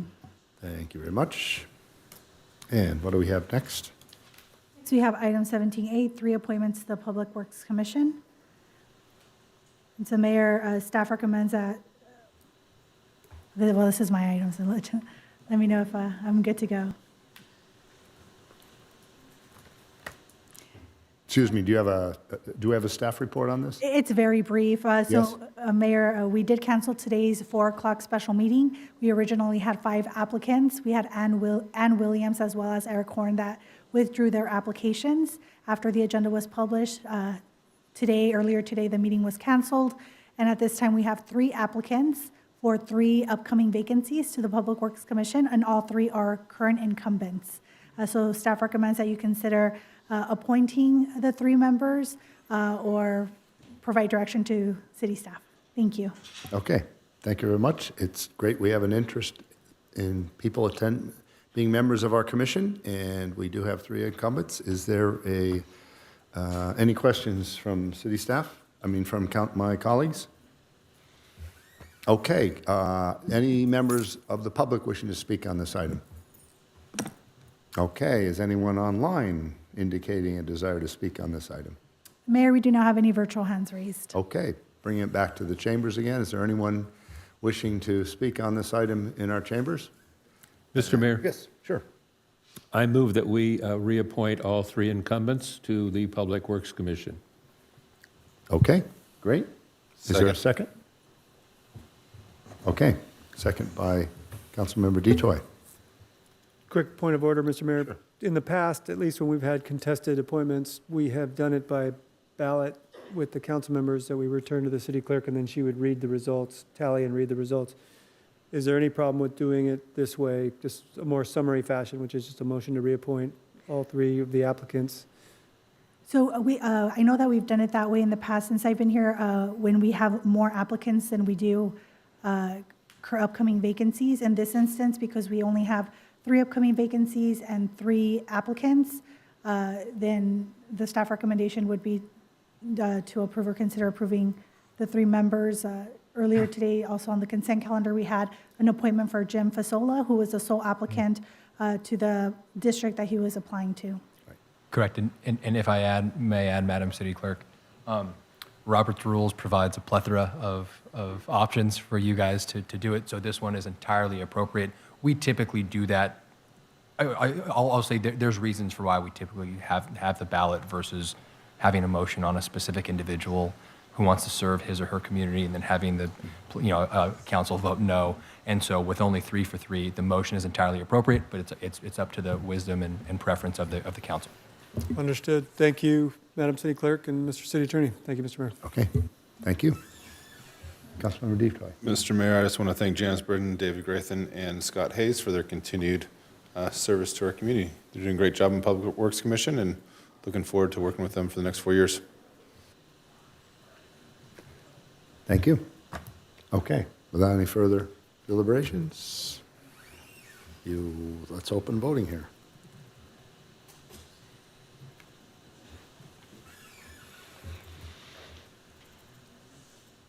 Okay, the votes are on the screen. Madam City Clerk, could you announce the vote? Motion carries unanimously. Okay, thank you. Okay, what's next on our agenda? Item 17B, review and adopt the City of Hermosa Beach Parks Master Plan and find the same exempt from the California Environmental Quality Act, CEQA. Thank you, Madam Clerk. Mayor Pro Tem, and members of the council, I will just make some brief remarks before our team begins their presentation. The 2024 Parks Master Plan is a plan that serves as a near and long-term planning tool that encapsulates a community's vision for its city parks and recreation facilities, services, and programs for the next 30 years. This plan will help inform the city's future budget priorities and dedication of staffing resources, and was formed in alignment with the city's general plan. Parks Master Plans serve as one of the foundations for community planning and development. The city's most recent Parks Master Plan was adopted in 1990. The plan provided guidance to the city for the orderly development of parks, recreation facilities, services, and programs through 2010. Since 2010, the city's recreation services, programs, and indoor and outdoor recreation facilities have evolved, including several new services, programs, and facilities. A new Parks Master Plan that reflects the evolving needs of the community for the next 30 years was needed. And several of you, if not all of you, had a chance to view the joint Public Works Commission and Parks and Recreation Commission study session that was held last week, where the consultant team as well as the staff team made its presentation. The staff report before you highlights the 3 goals that they prioritized. And tonight we'd like to have a presentation from the firm that was selected to develop this plan, RJM Design Group, and its principal landscape architect, Zachary Muting, to provide his presentation and the 2024 Parks Master Plan, and then staff will be here available to answer questions that council may have. Zach? Thank you very much. Amazing introduction. You took most of my first slide from me. That was wonderful. I do appreciate Mr. Mayor, Mayor Pro Tem, and council members. Thank you for inviting me back here tonight to share the summary of this report. I truly enjoy these reports because they represent not just what the community is looking for, but what they're looking forward to in the future. I've been doing this for most of my entire career, 27 years now, developing park and recreation master plans. This is one of the things that my company is known for. As we develop these, one of the main goals is we listen. We listen to the community, we look at what the community has, we evaluate it, we turn it around and provide a narration back of what we've heard. So this process really deals with what the community has told us. It develops a plan for the future of Hermosa Beach. It was broken down into, I don't know if my clicker's working. You can just go ahead and say next slide and we could advance it for you. Next slide, please. Next slide, please. I have to go in the other direction on the slide thing. Yeah. Is it going now? Sometimes it's counterintuitive, like if you go in the opposite direction, you think it's forward, it actually works. So this is actually my This is your follow-up presentation, presentation, and the presentation that RJM is providing to this evening is an attachment to this current item.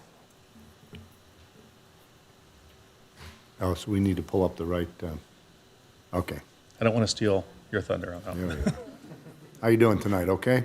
Wonderful. Okay, you've been watching our meeting so far and enjoying it. Actually, I found that last segment very interesting. It's great conversation, great dialogue, and it's nice to hear that happen a lot, actually, because we do build parks.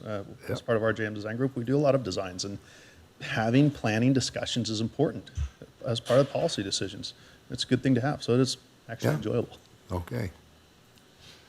Yeah, we certainly are not short for words on things. Care to jump in while you're waiting for the phone? No. I would not presume to. No, absolutely not. I'm just kidding. No, you're not. No. While they're teeing that up, allow me to just discuss the plan a little bit here as we go through this. When we develop these park and recreation master plans, we break it down to bite-sized pieces, simple elements that we go through on a procedural basis, almost down into 5 segments. We look at the lay of the land. What do you have? And then we go through an extensive community engagement, which is really the core to this process. We do at RJM Design Group a little bit more extensive outreach methods than most companies do, and that's just because we believe in it. We believe in giving everybody the chance to have a dialogue as part of this process as we do it, listening to everybody in any way they want to communicate with us, whether that be by text, by email, by phone, by cell phone, by online or in person. We make sure that it's available to everybody as we go through this process. So you'll see that as I share the presentation when it's up. We'll see some of the outreach methodology that we've conducted, how many people we've heard from. We also do a lot of mapping analysis, where we hear the community voices from.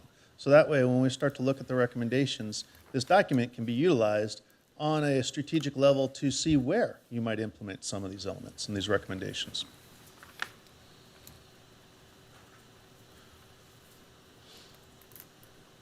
I don't want to go too far down the presentation because we have some great slides. In conclusion.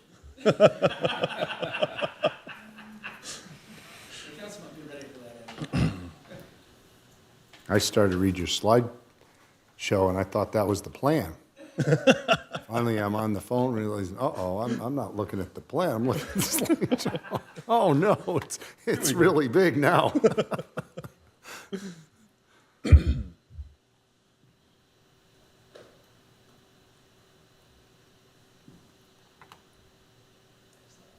Okay, next slide, please. I'll put the clicker down.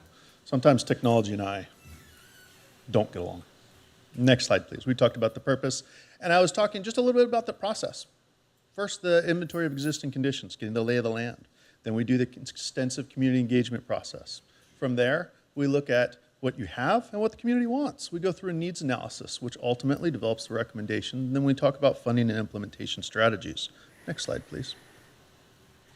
This is just a graphic timeline that shows the beginning when we started in January 2023. We started looking at all of the information that was around here, previous documents, existing documents at that time. And then we went through from about April all the way through October with that community outreach process, which had multimodal surveys, in-person workshops, online surveys, feedback sessions, stakeholder interviews, and I'll share it with you, the results of some of those as we go through this process. Then ultimately at the end there, we went to a needs assessment process where we went through the community assessment, we developed the report, and then we are here today presenting the information. Next slide, please. Touching on some of that existing information, we went go through the existing documentation, the parks and facility inventory, the program inventory, and the demographics. A lot of this goes through the mapping analysis. We like to do a lot of overlays as we conduct this process so we can see where the people are, where the parks are, and where we're hearing some of the feedback from. Next slide, please. As we go through, we see the 3 community parks, 6 neighborhood parks, 4 parkettes, the green belt, the pier, Pier Plaza, the Strand, as well as recreation buildings. Next slide, please. Then we look at the location of those. That's as important as what you have, seeing that people have the ability to go to a park. Where are the parks distributed? Where are the homes distributed? That's all important information, so that way we can start to begin our mapping analysis, our layering, if you will. Next slide, please. We also look at the programs. We conducted a program inventory to see that you had youth and adult services, classes, community events, health and well-being programs, organized sports, outdoor recreation programming, community facility rentals, senior programming, special needs programs, just to name a few of them. Next slide. Then we look at the demographic. And again, this is just early information as we start to begin to assess what we might find as we go through the community. And we look at the 2021 population as being just over 19,000. You can see there. There's a dashed line on that graph on the bottom there too. That's the county average. You see that you have actually a lower 19 and under population in terms of the county. However, you have a higher 20 to 64 population in terms of the county. This gives us just a bit of information in terms of what we might see and hear in terms of recreation desires, facilities, and programs. This is not the end-all be-all, but it does give us just a snapshot. Next slide, please. Now, on to the community outreach. The community outreach is conducted through methods of both qualitative and quantitative data analytics. We collect information and we look at it in a human sense, meaning I'll go through and I read all the information that's collected. I go through all the phone survey information that's collected. We do a machine AI analysis, but I also go to all the workshops. I facilitate the workshops. So if you came to any of them, I was speaking at them. I was listening to the community. That way I can get a tone of what I'm hearing. And when I do that, I look for common threads. Common threads that I've heard through one-on-one interviews, small group consensus building workshops, statistically valid multimodal procedures, everything from phone, email, text, in-person, online. I look through those common threads. So that way, when I combine both of those data points, I can get a holistic view of what the community might want and see how we can balance that as we go forward. You can see here some of the information that we've collected, website total views, which includes both returning views as well as original views. The feedback submittals, we had a feedback button online at the website that is live right now, 24/7. That button has been live the entire time. Anybody can provide feedback on anything open-ended. We do that to make sure we allow people to take part in the process the entire way through. Stakeholder interviews, the multimodal survey, and 3 workshops. And I'll talk on each one of those as we go through them. Next slide, please. As I mentioned, we had community outreach events. They were posted, they were noticed, Facebook, on flyers. We attended a couple extras as well. Some of them are posted here, the beach cleanup event, where we were able to introduce the project and just let the public know what was going on and how to get involved. Next slide, please.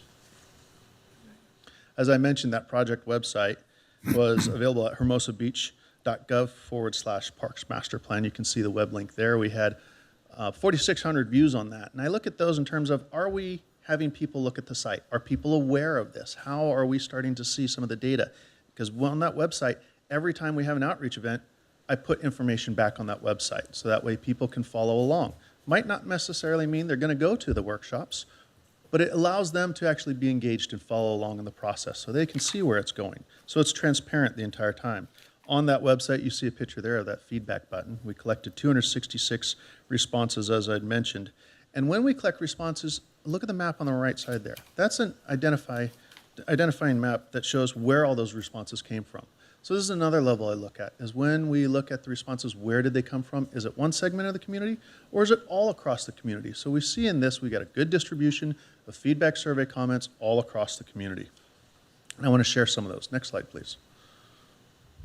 As we go through those, we read through everything, we identify everything, and we start to hear some elements that come up more often than others. And what we see in terms of program needs, things that we had heard on the feedback comments were code and policy enforcement, e-bike rules and safety, evaluate skate park rules, outdoor movies, permit parking, promote lawn bowling programs, security, swim classes.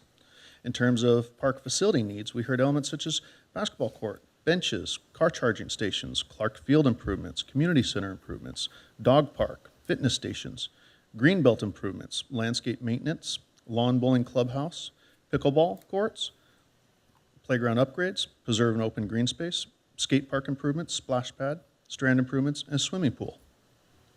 Next slide, please. As we continue the outreach process, we also conducted stakeholder interviews where I met with key community leaders one-on-one and asked a similar set of questions. And what we heard through those stakeholder interviews included programming needs such as concerts on the beach and a music festival, pickleball classes. Park facility needs identified swimming pool, e-bike traffic calming measures, ADA accessibility, Prospect School repurposed building, remodel amphitheater at Valley Park, shade structures, and teen youth center. Next slide, please. We also asked questions such as, what are the most important issues in Hermosa Beach related to the parks, recreation facilities, programs, and services currently being provided? You can see here those responses. We heard pickleball, e-bike rules, park buildings, maintenance, code and policy enforcement, restrooms. We also asked, what are the most important parks and recreation facilities, programs, and services for the residents in the future? And here we heard community center improvements, accessibility improvements, bike path on Strand, Greenbelt, park and facility improvements, as well as provide a variety of program based on community desires. Next slide, please. Continuing some of the questions we asked those stakeholders. As I go through these, I always listen for common threads. Now, this process was conducted over a very long period of time. We review these common threads internally as we go through everything, but tonight you'll start to hear some of them. They'll repeat over and over and over as we go through this. And those are the common threads that we'll look for as we come to the summary and conclusions. Additional questions asked to the stakeholders included, what does the Community Resources Department do best in providing parks, recreation facilities, programs, and services to the residents? We heard promote and organize special events, promote and develop programs for seniors and sports, after-school programs, communication, response to residents, new community needs, and youth programs. We also asked how the department can improve in providing parks, recreation facilities, programs, and services to the community residents. We heard elements such as develop collaborative partnerships, communicate project status, not overreacting to elements, need more residents and need more resources and staff to support the residents. Next slide, please. Another element of the outreach was a statistically valid multimodal survey. We conduct this because not everybody wants to participate. Not everybody wants to spend their evening with me at a workshop. Not everybody wants to go online and take a survey. So as we go through this, I want to hear from those people who might not participate. That's why we do the multimodal phone survey. So this is a statistically valid method. Again, mapped, you can see on the right, a good even distribution. It's also matched to the demographics. So I know I'm getting a demographic comparison as well in this model. When I go through this, some of the things I pull out include 81% of the respondents were satisfied with the maintenance of parks and recreation facilities here in Hermosa Beach. Over the past 9 master plans, I went through and looked at them. We had a range of an average across all of them of 75% with this number. You're at 81%. That's a good number to be at. 48% of the participants get their news and information about the city, parks and recreation facilities, programs, and services through the city website. This is important because as we go forward and you promote different programs, new elements, you want to know where your community is at, where they're getting their information. 48% get them from your city website, which means looking at potential SEO optimization, making sure that it's as clean and clear for the community to access. That average over the last 9 master plans was at 37%. So you're a little bit higher, a little more tech savvy here. 76% of the respondents are satisfied with the recreation facilities and programs provided by the City of Hermosa Beach. Again, looking at the last 9 park and recreation master plans that we've developed, 67% was the average. You're at 76%. Next slide, please. Again, we asked similar questions. What is one park feature or recreation facility you would like to see added or improved? And without reading the entire list, kind of touching some of the high elements or some of those common threads that we found: public pool, pickleball courts, dog park, bathrooms, Clark Field, skate park, community center, e-bike rules on Strand. We asked as well as what is one recreation program, class, or activity you would like to see added or improved? Swimming pool, swimming lessons, pickleball league, pickleball classes, senior classes, dog training, dog park, art classes and lessons, activities for youth and kids, basketball, summer camps. A number of items that we heard as we go through the community. We're already starting to hear common threads in this as we move through the project. Next slide, please. Then we come to more of a consensus building qualitative analysis, where we invite the community at large to come to an in-person workshop. Now, for those people who couldn't make the in-person workshop, we had a virtual version of it online that lasted for 2 weeks, where we shared the same information and asked the same questions. So everybody who didn't make it to that workshop could participate in it online. As we do those online procedures, we also have a number of different metrics to prevent copy and pasting answers or speeding through some of the normal things that happen in online surveys. Those are all built into the online platform. So what we did was, next slide please, had 3 workshops where we followed that model. An in-person, next slide please, in-person meeting followed by an online meeting, replicating that same in-person workshop. On June 27th, 2023, from 6 to 8 p.m. in this room, you can see the pictures there, very well organized, I have to say. I give staff a lot of credit. We had a lot of people in that room. We was organized very well, very effectively. We had 44 people in that workshop, and combined with our online surveys, we had 86 people total for that workshop. And again, you can see collecting their survey responses, we see the good distribution across the community there. Next slide, please. At that first workshop, I asked questions such as, what are the most important community characteristics that make Hermosa Beach a great place to live, work, and play? Elements that we heard from the community that night, including the online surveys, included the beach, the ocean, the community, the events, the outdoors, parks, restaurants, safety, the small town feel, and the walkability. Another question we asked were, what are some of those issues or trends that may be negatively impacting those community characteristics? We heard elements such as e-bike rules, homelessness, lack of a dog park, lack of funding for elements, parking, pedestrian street safety. We asked, what role can the community resources and public works department play in addressing these issues?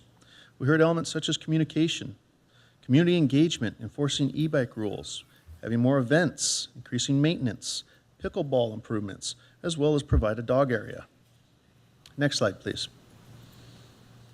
On August 10th, 2023, from 6 to 8 p.m., same room here, we had another workshop, workshop number 2, where we had 35 people in person join us. We also had 214 online survey responses. You can see the distribution of those across on the right-hand side as well, too. Next slide, please.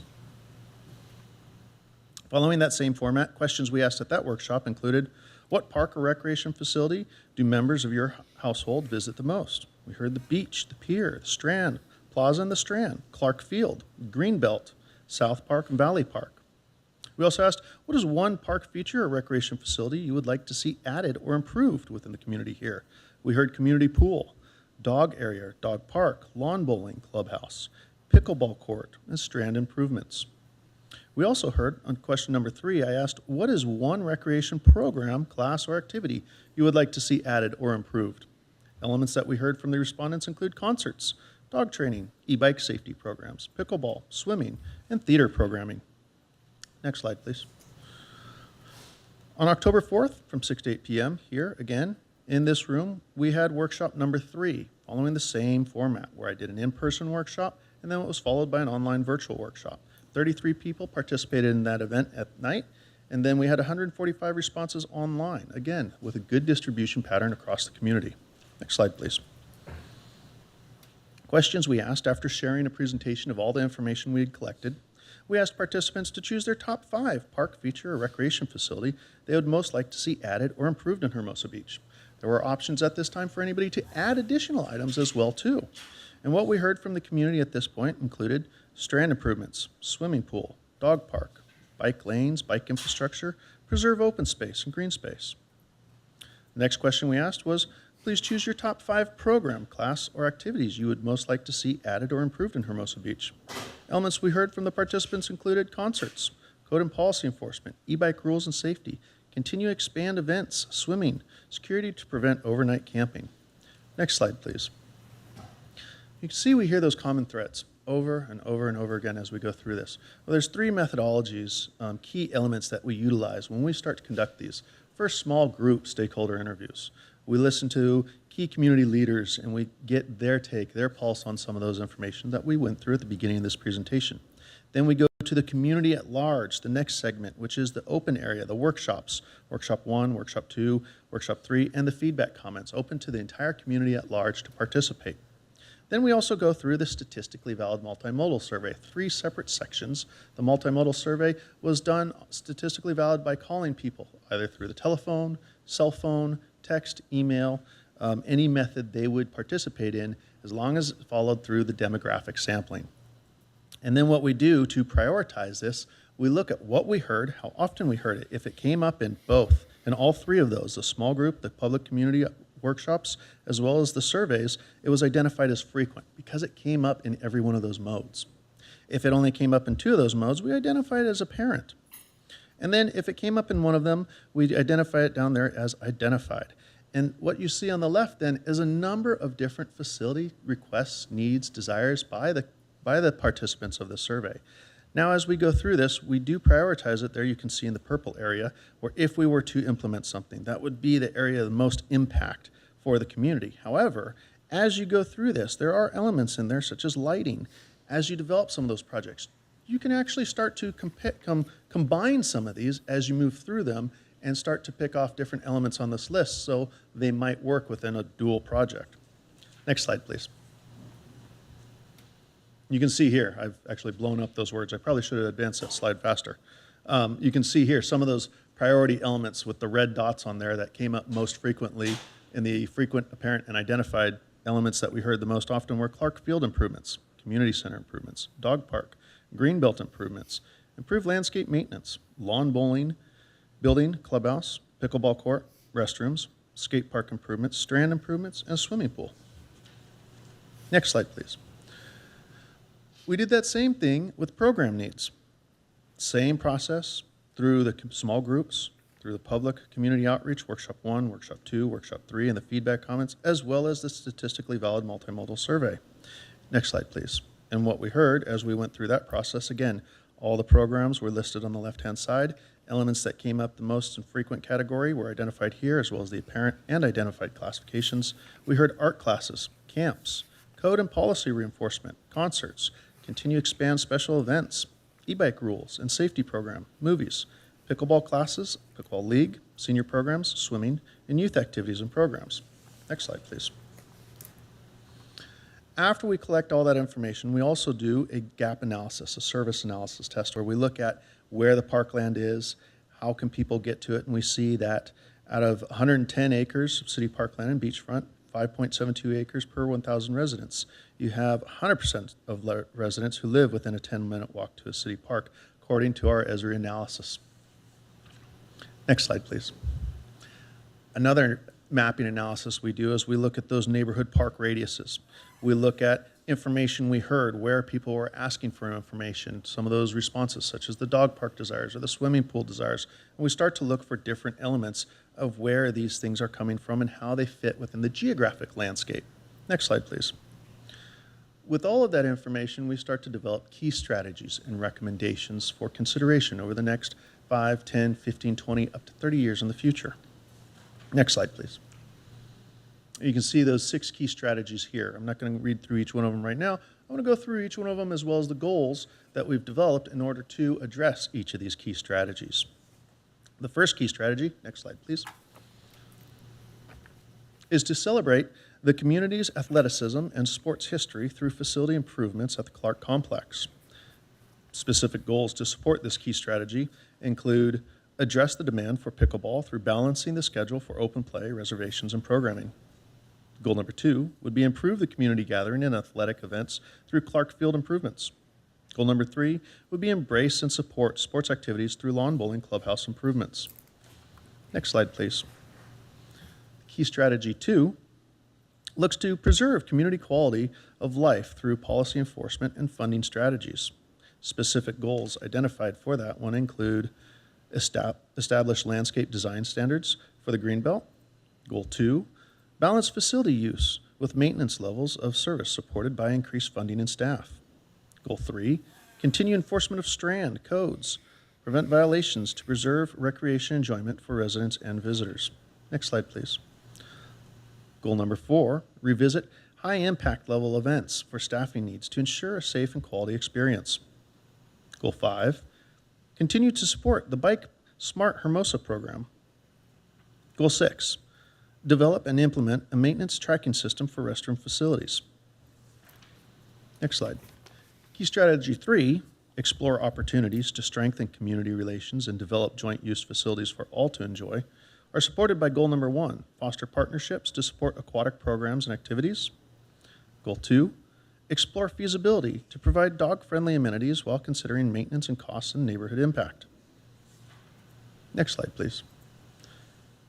Key strategy 4, develop to modernize community center complex with improved vehicular access and increased facility availability to the community, is supported by goal number 1, improve the community center complex focusing on access, identity, and communications. Goal 2, reconnect community by modernizing skateboarding opportunities within the city. Next slide, please. Key strategy number 5 was pursue community-inspired programming opportunities. In here, we have goal 5.1, continue to develop and refine community programs with regular outreach and dialogue, very similar to how we went to the community and asked them their views and ideas on programs and facilities throughout this process in as many modes as possible, one-on-one, online, and through multimodal surveys. Elements that we heard include camps, senior programs, youth activity programs, art classes, concerts, special events, and outdoor movies. Next slide, please. Key strategy 6 is continue investment in the city's existing first-class parks infrastructure and resources. The first goal to support this is continue to prioritize completion of deferred maintenance on existing parks over new facilities, making sure we keep up with what we have before we continue to build on to new things. Continue to evaluate and adjust contract maintenance services and in-house parks and facility maintenance crews. Next slide, please.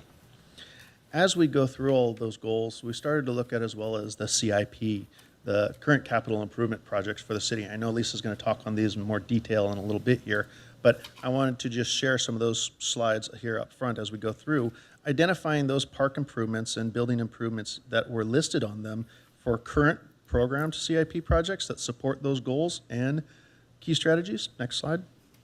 As well as unfunded future CIP projects, looking at them in terms of the park improvements and facility improvements, everything ranging from Clark Complex, the South Park, Valley Park, citywide improvements, the Civic Center, Community Center, downtown improvements are all listed within that CIP element as well too. Next slide, please.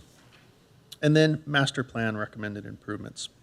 As we go through, we also identified several things from our tour of all the parks facilities and our professional recommendations and what we heard from the community there as well too, identifying those in the document. Next slide, please. As we move through this, funding is actually the bottom line. It's down to brass tacks. everything has a price tag to it. We have to pay for everything in this world. Nobody gets away with it. That's just the way life works. So as we go through, elements of funding are discussed in there, from sponsorships, capital project fundraising, grant programs. The important thing to note is not one thing is going to fix everything. It takes a strategy on all of them on a regular basis, everything down to the MLB, MLBPA, Baseball Tomorrow, also known as Youth Development Foundation, making sure we go after even the smaller grants, the smaller private organizations that have grant sponsorships available to them that they offer on the $500,000, $5,000 basis for programming elements. Next slide, please. It's important to develop those partnerships, whether it be through MOUs, joint use agreements, JUAs, with local school districts, local businesses, and nonprofit organizations, or even private organizations that we just talked about, the Youth Development Foundations, to really support the community and find different resources and funding mechanisms, even on small dollar amounts. Some of those small dollar amounts, when combined, can start to chip away at these elements. Next slide, please. Ultimately, parks are the front door of our community, your community here. That's what everybody comes here. That's why they vacation here. That's why they live here. That's why they come here to play on the beach on the weekends. They are essential community services for the health and well-being of your community. By investing in the city's staff and infrastructure, we can ensure that these parks and facilities are safe, attractive, functional, sustainable, and provide a high level of satisfaction that your community enjoys. I really appreciate the time you've allowed me to present that information. I have found it an adventure to work with your community. You have a very passionate community that is excited about your parks and recreation facilities, and it's a pleasure to see that. It's a pleasure to see their maintenance level too. I've been done this for a very long time, and I've seen the whole range. You guys have a gem here, and it's really important that you continue your dialogue, as you had just a little bit ago, in making sure that Hermosa Beach really stays a place that everybody wants to live, work, and play in. Thank you very much. Popcorn Lisa, I know you had some closing statements here. Thank you, Zachary, for that presentation. And good evening, Mayor, Mayor Pro Tem, and City Council members. Staff would now like to provide a follow-up presentation on the current action on the Parks Master Plan and looking forward on the future and additional action on the goals and strategies outlined in the Parks Master Plan. If we could bring up the slideshow. And next slide. So this plan does include recommendations on several different areas of parks and recreation, including department policies and practices, the development of partnerships to enhance our services and increase our access to recreation services and facilities in surrounding agencies, recreation programming, city infrastructure improvements, enforcement, and staffing. Next slide. And again, these recommendations are for the city to consider implementation of throughout the next 30 years. Next slide. The current budget and capital improvement program provides for a back-to-basics strategy with a focus on prioritizing deferred maintenance and safety projects. So with the currently programmed CIPs, staff workload will remain heavy for the next 2 to 3 fiscal years, with little capacity to take on new projects. Therefore, we felt it was important to note that the advancement of recommendations in the Parks Master Plan pertaining to city infrastructure would ultimately require City Council to consider whether to delay other CIPs until a future fiscal year, or really the schedule that we may have for our capital improvement program over the next several years. Additionally, of course, project capital and future maintenance cost impact on staff resources and available funding would have to be considered as well. Next slide. We also wanted to make note that the Community Resources Department and Parks Commission are tasked with several City Council directed policy projects that staff did plan to bring to completion throughout the next 2 fiscal years. And these projects include the updating Clark Building use policy and fee structure. That one will actually be coming forth soon. We plan to bring it to the commission and council at the start of the new year. The volleyball court use policy, which we plan to resume following the adoption of the Clark Building items. This work does include not only the development of a use policy for the courts, there currently is not one, but a legacy beach volleyball events policy to consider an approval process for significant long-standing events, part of our community's fabric, that have taken place in the residential zone on the beach. Again, the commercial zone is between 10th and 15th Street on the beach, and everything surrounding the commercial zone is considered the residential zone. It will also consist of work reviewing the current maintenance practices of the volleyball courts in both the commercial and residential zone, possible equipment standards for all our volleyball courts. So while it sounds maybe more like a more simple policy project, there are other elements to this project as well. And then our municipal lease policy, which would outline policies and terms for organizations currently or wishing to use city facilities long-term, which we do plan to resume following the completion of our volleyball work. So the volleyball and municipal lease work does require the support of our Public Works Department. It is a joint effort between the two of our departments. Therefore, the advancement of recommendations outlined in the Parks Master Plan would also need to consider the timeline of these projects and modifying that priority list. Next slide. With that said, several current projects or scheduled projects in the very near future fall within the overarching themes of the recommendations known as key strategies in the Parks Master Plan and would meet certain goals outlined in it. The table on this slide, which Zach also did share, identifies the current scheduled CIPs pertaining to parks and facilities and which key strategy in the Parks Master Plan would be met. So key strategy 1 does call for improvements of the Clark Complex. We currently have a city park lighting CIP that's scheduled for the future that would assess the lighting at Clark Field. We have the Kelly Courts renovation project of the basketball courts, the pickleball courts, and the tennis courts, and the city facilities condition and needs assessment, which would provide for a building assessment of the lawn bowling club, and of course the renovation of our Clark building currently underway. Key strategy 2 involves preserving the quality of life of the community, which includes specific recommendations for bathroom improvements. Certainly the 14th Street beach restrooms was a common place that was mentioned in these improvements in the community engagement piece, and we do have a future CIP for that, and improved access to the Greenbelt with the Greenbelt pedestrian trail project nearing completion. Next slide.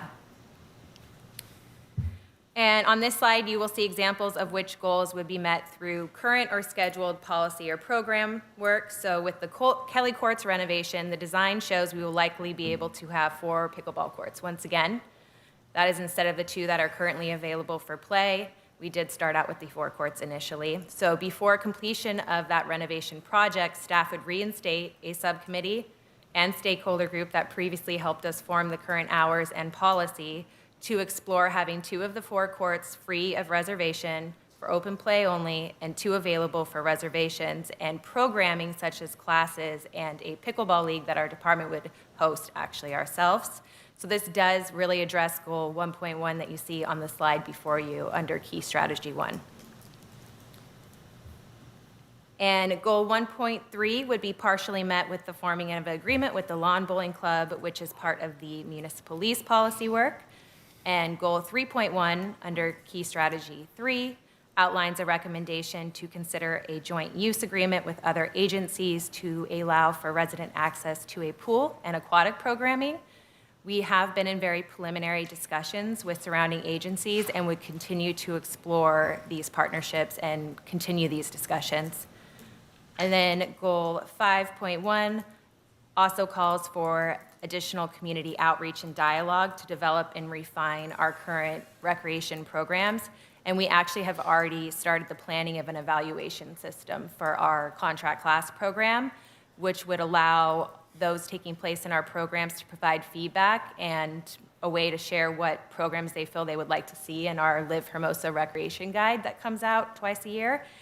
And it would also be part of that work that we would explore the feasibility of providing more programs in-house versus contracting out these programs and strengthening the relationships with our non-profit organizations for joint programming and events as well. And a big example of that was our concerts and Movies at the Beach partnership that we had in September, and also explore joint use agreements again for shared use of facilities to expand our programming. Next slide. And I will touch on this briefly. The Parks Master Plan also provides maintenance and staffing recommendations. It's important to bring light to the fact that all programs that are offered by the Community Resources Department requires a level of support from the Public Works Department. 2 of the staffing recommendations for Community Resources have been met with the addition of our 2 new special events and filming positions. And for the Public Works Department, it is recognized in the staffing assessment that the operations and maintenance team remains stretched. And it is important to note the entirety of this assessment was formed based on looking at our existing services and challenges. And lastly, I wanted to expand on something that our city manager Lowenthal had touched on in her opening remarks, and that was the input from the Parks Commission and Public Works Commission that came from the joint study session that we held on October 29th. We have some certain goals that they have recommended that we advance, and the input that's provided in your written staff report is really pertaining to the actual goals outlined in the plan. Each commissioner did have some other ideas individually that staff did receive and file, but the input that we put in your staff report is really pertaining to the action items in the Parks Master Plan. So the commission's overall consensus was that they would recommend prioritizing Goal 1.2, which is Clark Field improvements. During public comment at the study session, Hermosa Beach Little League shared it does have a proposal for various Clark Field improvements and the desire to fund them. The commissions were in favor of determining the feasibility of advancing this proposal. The next one that the commissions would like to move forward with recommending prioritizing is Goal 3.1. That is to foster partnerships in support of developing programming to support aquatic activities for our residents. And of course, the commissioners were in favor of the recommendation that goes with this goal, and that was exploring these joint use agreements. And the third was Goal 3.2. That is to explore current recreation spaces and the feasibility to provide dog-friendly amenities or a dog run. The commissioners were in favor of creating a subcommittee or a joint subcommittee of the Parks Commission and the Public Works Commission to assist staff in determining the feasibility of this goal.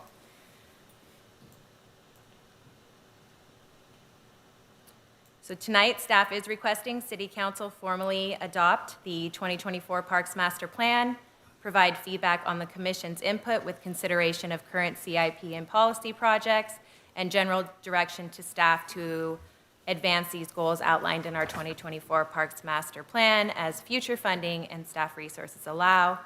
The council's feedback tonight will help guide future budget recommendations and discussions. And this concludes my follow-up presentation. And of course, staff and RJM are both available for questions. And we also have our project manager, John Jones, here in attendance as well this evening, who is an instrumental part of this, and several of our Parks Master Plan subcommittee members of the Parks and Public Works Commission.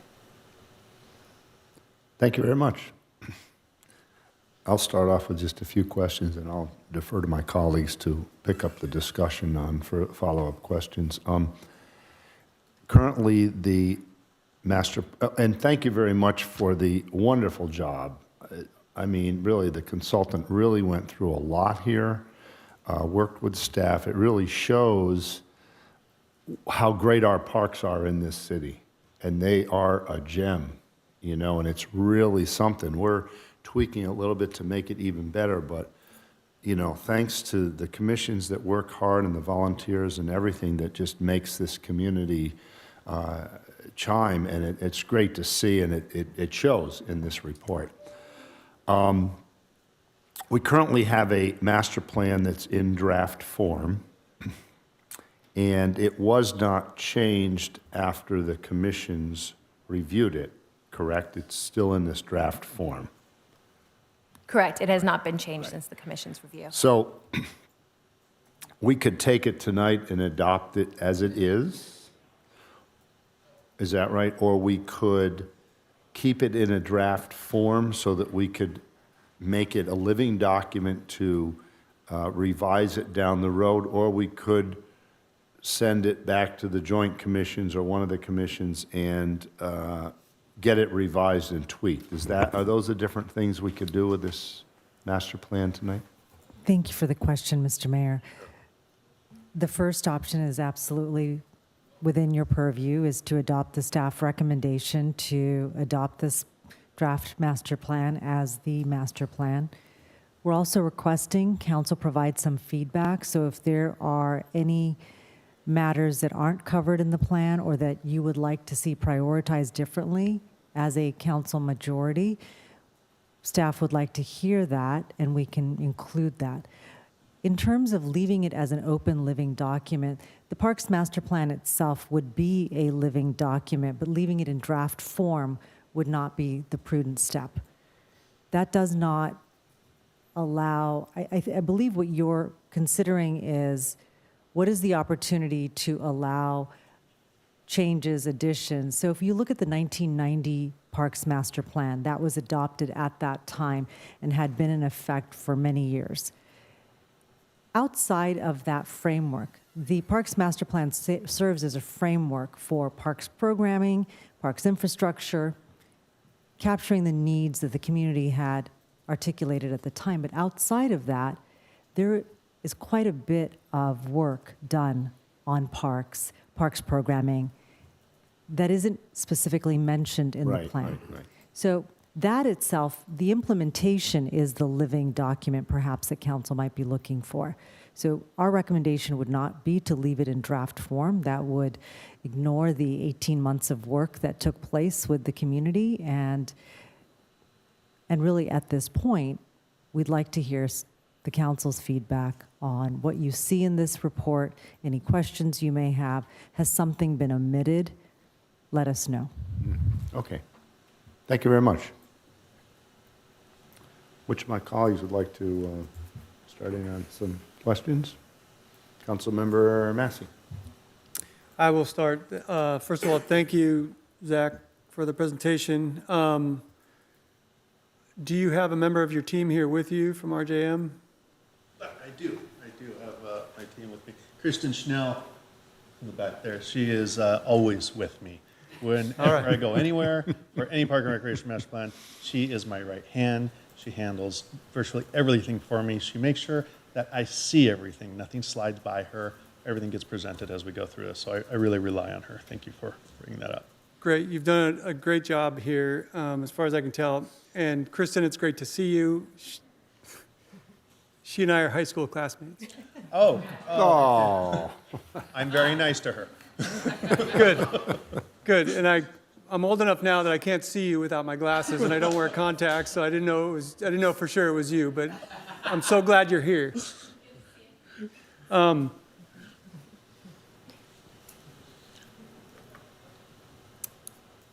few questions. We had a stakeholder comment, and they asked who were the stakeholders that you interviewed. And it says there were 12 stakeholders that were interviewed, but it doesn't identify them. I think they were the council, they might have been commission members, but can you, just for purposes of the public's knowledge, tell us who the 12 stakeholders were who were specially interviewed as part of the process? Staff on that one. Yes, I can certainly answer that. It was every single city council member, every single member of the Parks Commission, and 2 Public Works commissioners. We held 12 stakeholder interviews, so some commissioners were, no, I'm sorry, we held 12 interviews, but I thought we paired some up, so that math is not mathing in my head. But so that was everyone who was interviewed, and if memory serves me right, we did end up pairing some commissioners up in interviews just for scheduling purposes. Okay, good.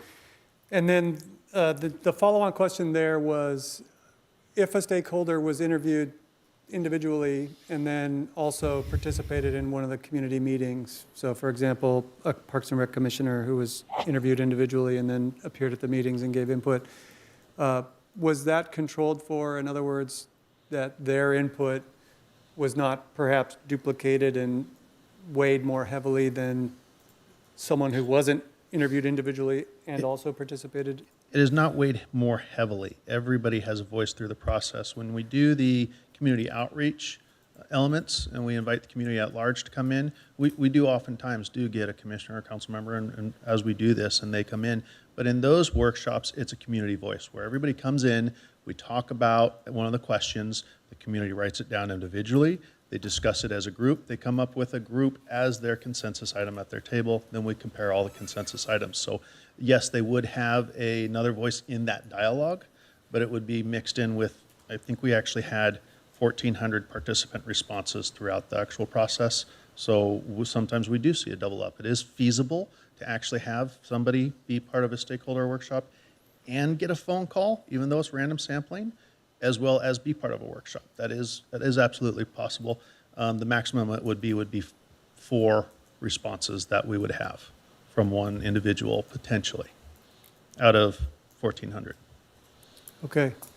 And then I don't know who can pull up your slide presentation, but I wanted to go to the demographic slide that compares our age distribution with the county's age distribution.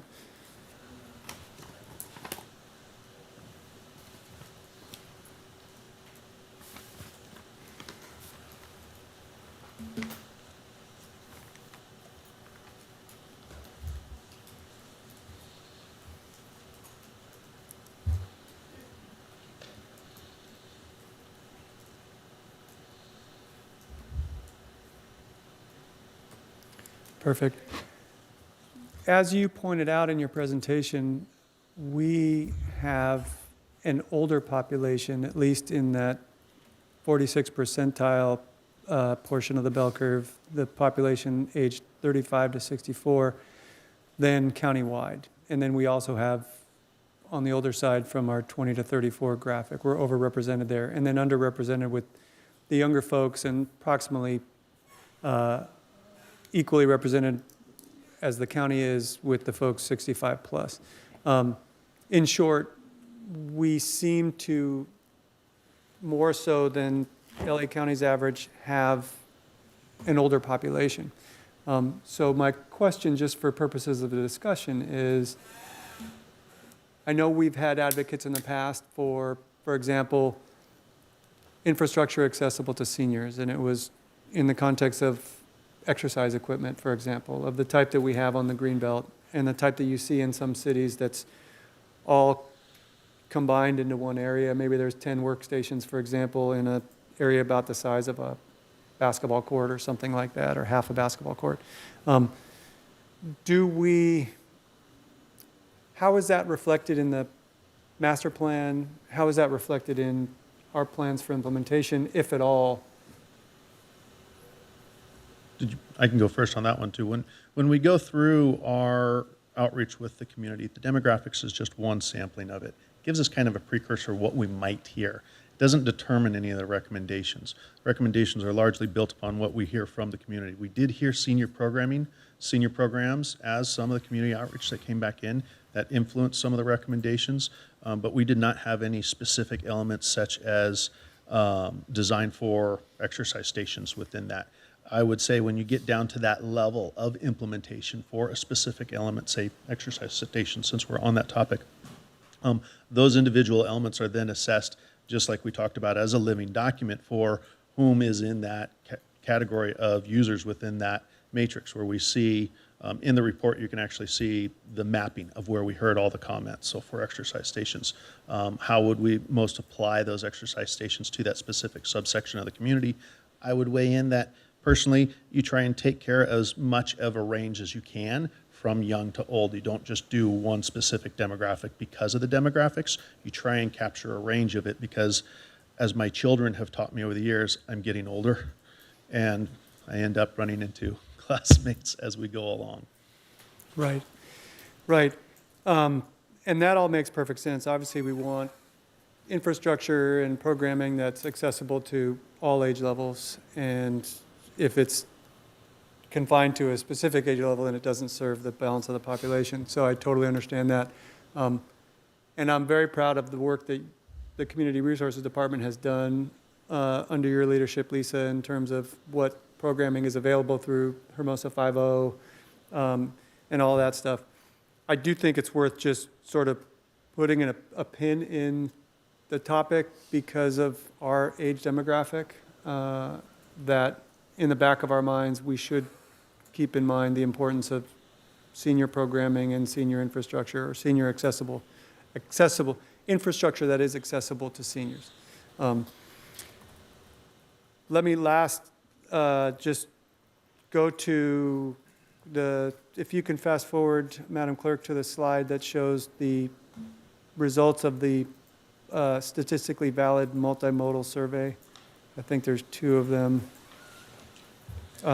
This first one I think is important for us to focus on, particularly coming out of the election that we just had.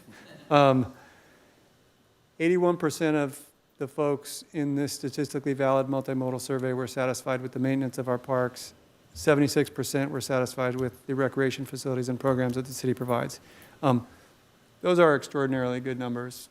You should be very proud of those. As the Community Resources Department, Madam City Manager, you should be as well. We are doing a terrific job with our resources. There's always more that can be done, but they are obviously things that our community uses and, as Zach pointed out, is passionate about. But because of investments made from prior generations and our management of those infrastructure and programming investments and building on them, we're doing well by our community. Would you go forward one more slide, Madam Clerk? All right.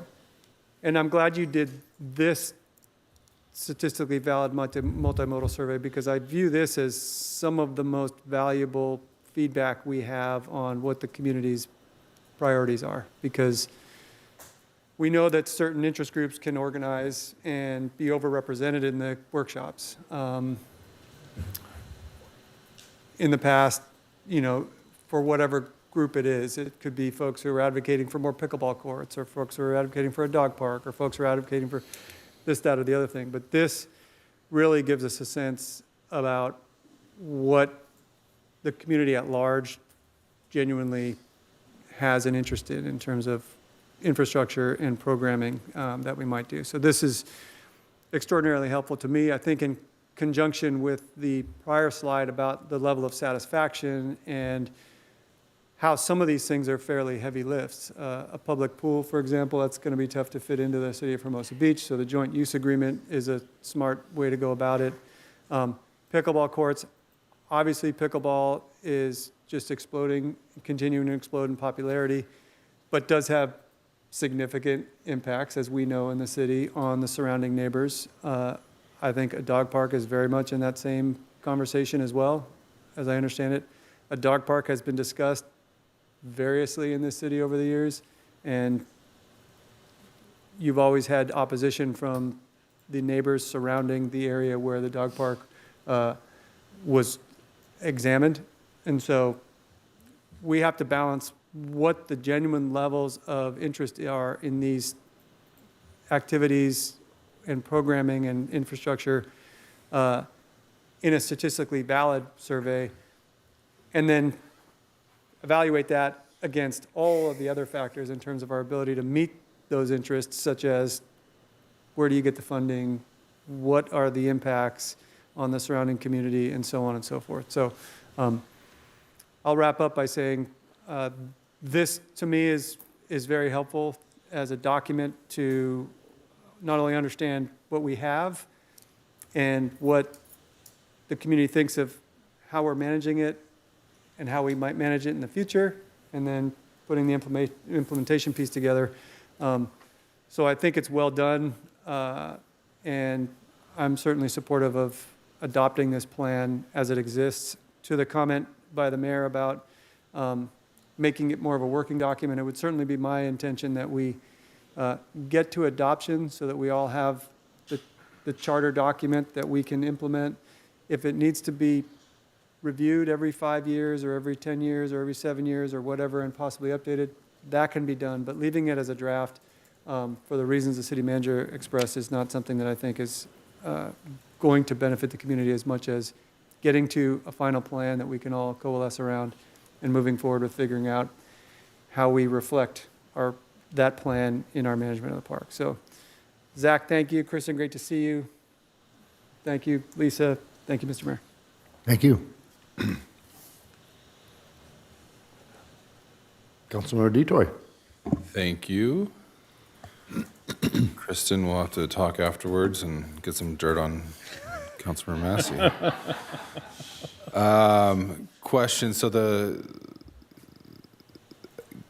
Justin kind of mentioned how do you pull the data out to make sure that those pesky little leaguers or, other groups in town don't stuff the ballot box with their priorities? I call that hijacking. And one of the main things that we do, which is apart from most companies, is I actually look and read and facilitate everything. If I'm at everything, I can see it firsthand, and I can go, all right, I understand where it's going. I'm going to watch it. I'm going to monitor it, and we're going to start to adjust for that if need be. It's also important to really listen and identify, okay, there is a special group. We do want to know where those squeaky wheels might lie, and that is also represented in here so we can see, okay, we had a huge contingent of people coming into the workshop, so to speak, and here it is, and it's represented, and we can see it. By identifying those things, we're able to maneuver a little bit easier by going through it. At no point in time do I feel that this document was hijacked by any group that overwhelmed the majority. As I go through these, by being involved the entire way through this, we can have these dialogues in our internal meetings, in our monthly meetings, where we see what we're hearing from the community, where it's coming from, and how it might impact that. So at the end of the day, this document has not been hijacked. It's been monitored the whole way through, but really the strongest element above any IP filtering, or we go through with an AI machine learning analysis for, are there copy pastes? Because you can submit a feedback anytime you want. Have they been copy pasted? All that gets filtered out. So there's a lot of machine elements, but the most important one is by reading and listening to the community the whole way through. And because I'm at the helm of that, I can identify and watch and listen for it. I appreciate that. And then the Public Works Department recommendation of, measuring, balancing contract services versus in-house. Can you just kind of talk a little bit more about that aspect of it? Yeah, I can touch on that on a high level. One of our consultants, as we go through this, a senior planner in our office, actually worked within Irvine, city of Irvine, so has municipality experience, who goes through that report with Public Works. But when we look at those, every city is unique. Every city is different depending on the level of their facility maintenance, how many facilities they have, where they're located, the geographic distribution of them, as well as funding mechanisms. In some cases, it's appropriate to have maintenance personnel come do certain elements that, such as arborists or tree care, tree maintenance, tree mapping. It makes sense to have that augmented within certain cities. It doesn't make sense with it in other cities. So as we went through this one, Hermosa Beach was unique to the analysis where our senior planner looked at it, went through everything with Joe and staff to kind of evaluate what they were doing and what can be done. And some of the things, looking at life cycle analysis is a very common element. It's kind of a no-brainer, but when we see some of these pieces that have yet to be implemented or can be implemented a little bit better, we identify those in that report. And that's where some of the staffing recommendations come in. It might change and ebb and flow like a living document would 10 years down the road, depending on funding levels. So looking at those, but having managerial aspects where you have different metrics, which we've certainly looked at and talked about, where you can have these checklists and monitoring different contract maintenance personnel to perform said actions can be beneficial. And other times it's beneficial, more beneficial to keep it in-house. Kind of a high-level topic there. I hope I answered your question. No, it's perfect. I mean, at least it starts the conversation of just making sure that we're looking at the consultants, making sure, again, the cost-benefit analysis of all those, and seeing if there's anything more we can do if we were to bring any of those services in-house.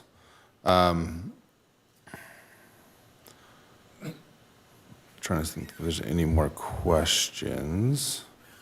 Disappointed there wasn't a Bondi Beach pool proposed. That's it, Mr. Mayor. Thank you. Thank you. I have a follow-up on that. We did receive concerns people had about the stakeholders, and I'm still a little concerned about commissioners were stakeholders, but they also attended the workshop. So they did provide input at the workshops on top of their. Correct. So there were commissioners who were part of the stakeholder groups, and then there were commissioners who I did see at the workshops who shared their ideas, their individual ideas, with community members at their tables, and then the community members shared their ideas with those commissioners, and they were part of the community at that point. During the workshops, they weren't a sole voice that overrode the dialogue.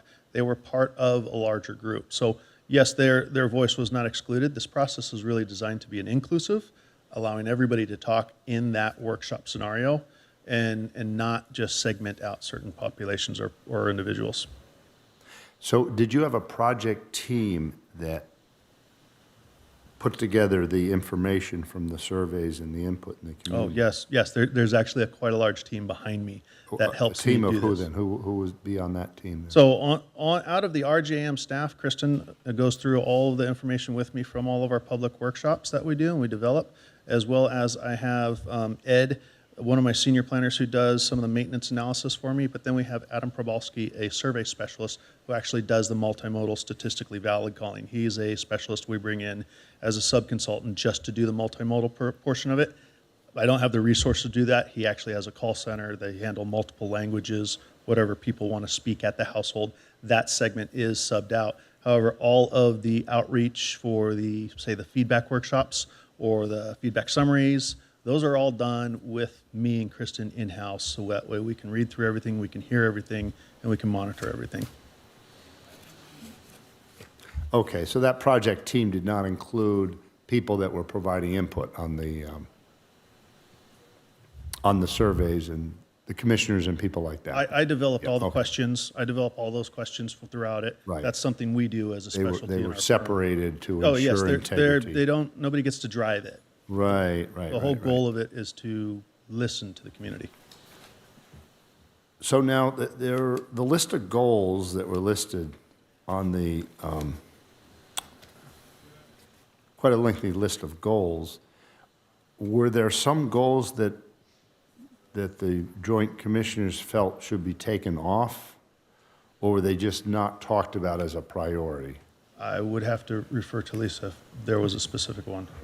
The commissions did not recommend any of the goals be reviewed. The consensus amongst both commissions was just to make the recommendation to prioritize those 3 goals that I outlined in the staff report.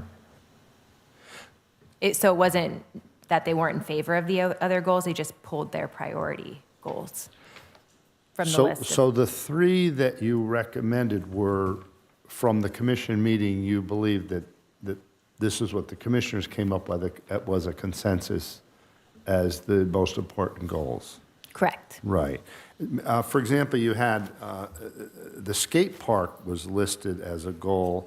When I went down to the details of it, it actually talked about a 12,000 square foot new skate park. But when it came to the commission, I don't think the commission hearing, the commissioners didn't express any follow-up on that, but it was just left as one of the goals then, is that correct, for example? Individual commissioners did voice support for that goal, but it was not amongst the top 3 priorities or the general consensus of all the commissioners that were present at the study session. I think we had maybe 1 or 2 speak to that goal, just make a comment Right. that they were in favor of that goal being in the plan essentially, but again, this is a 30-year action Right, plan, right. so they just prioritized their top 3 for recommendations for city council to consider in the near future. Okay, so strand improvements were mentioned in several of these surveys, and certainly people were concerned about enforcement, but the actual potential improvements of the strand, I don't believe was really discussed, other than the complications of not being able to put a separate bike path on the sand. But yet it was expressed as a concern as far as traffic flow, as far as we still have temporary barricades there, and we have never gotten the lights to, for example, not go on during off-peak hours so that people can cycle through there again if they've got the message or not. So I'm just wondering how the discussion went at the commission level as far as potential improvements to the strand. Was there any more discussion on that or prioritized in that? Since it was kind of vague in the initial presentation that it was just strand improvements, the commission did ask exactly what improvements were discussed through the community voice of this Parks Master Plan, and it really was focused on continued enforcement to ensure that strand violations were met and it would preserve the recreation enjoyment for residents and visitors of that space. So it really had to deal with the existing bike and e-bike codes and enforcing those and continuing the action that our police department has been doing. Okay, so there was very limited discussion on what potential improvements can be made in the Strand and bike flow, but it was expressed as a concern in the different surveys. So I'm just wondering, is it possible there wasn't a discussion that was long enough regarding that, or? In terms of physical environment improvements? Yeah, as far as physical So there were a number of improvements in the things Strand. when we had the workshops. I remember having dialogue with a lot of people on this topic, and kind of as Lisa had mentioned too, there is a lot of it revolved around how do we make sure that e-bikes don't blow through people? How do we make sure that there are room for everybody there? Their element always revolved around kind of that code policy enforcement aspect of it. Less, let's add a new 15-foot bike path on the beach. More, how do we work together? How do we improve the Strand to allow for everybody on there? Kept coming back more to the code policy elements, but to be respectful to everybody's voice. When they talked about Strand improvements, I preserved the voice of Strand improvements, but I also identified e-bike code and policy as well, because those were brought up separately as well too. Okay, and then early on, I can't pull it up at the moment. I have written down page 14. It must have been in the beginning section of the master plan. It talks about different categories that the master plan should address, and one of them was economic development, but I didn't see any goals or strategies come up that addressed how to mold in economic development with our Parks Master Plan. I was just wondering if anything that looked at economic development within this plan would be more on funding mechanisms and grant possibilities. We don't do any private business development or anything in the Park and Recreation Master Plan level, if I understand your question specifically. Well, yeah, maybe I'll have to just look at that later and come back to you, because it's in my notes here. So thank you very much. Mr. Mayor? Sure. If I might clarify, I think what you're referring to is the CPRS study on the value of parks master plans, and it identified several bullet points. What is, not necessarily parks master plans, the value of parks and recreation programs in the state. And in that assessment and study, one of the value statements was the economic development aspect of cities having recreational programs and having opportunities for private businesses to offer classes and conduct their business in partnership with the city. That is the economic development portion. So it wasn't suggesting that that is what a parks master plan should do. It was amplifying that that is the value of a parks and recreation program. Okay. Thank you very much. That was listed on page 7. I'm very impressed, Suja. You nailed the definition. You're almost right out of the book there. She's good. Yes. I just thought of another question regarding dog-friendly amenities. I know it's outside the boundaries of Hermosa Beach, but it did include encouraging volunteer groups to form together to support dog parks, and it could be expanded to, and Dog Beach, of course, was unrealistic within our boundaries, but there's a possibility. Many years ago, there was a proposal to try to get one at Dockweiler, so I didn't know if that was something that was discussed at all when people talked about a dog beach. Dockweiler is a county beach where it's more rural. It's a similar setting like what happens in Huntington Beach, where you have a section of the beach that is not populated much with people, and the space can be had, and it's run by volunteer organizations.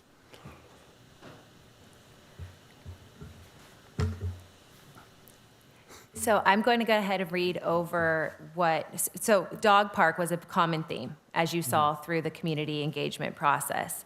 And really what RJM found in their inventory and assessment of our current spaces and how we program our recreation spaces, as that the city should consider the feasibility of adding common dog-friendly elements to its parks and facilities, potentially the development of a dog run with consideration of the neighboring community and potential impacts such as parking, noise, and staffing to be able to maintain and oversee these amenities or such a facility.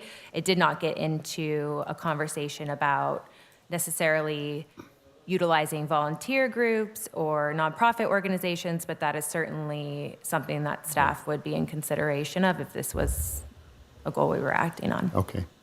Thank you. And one more question on aquatic amenities and encouraging aquatic uses.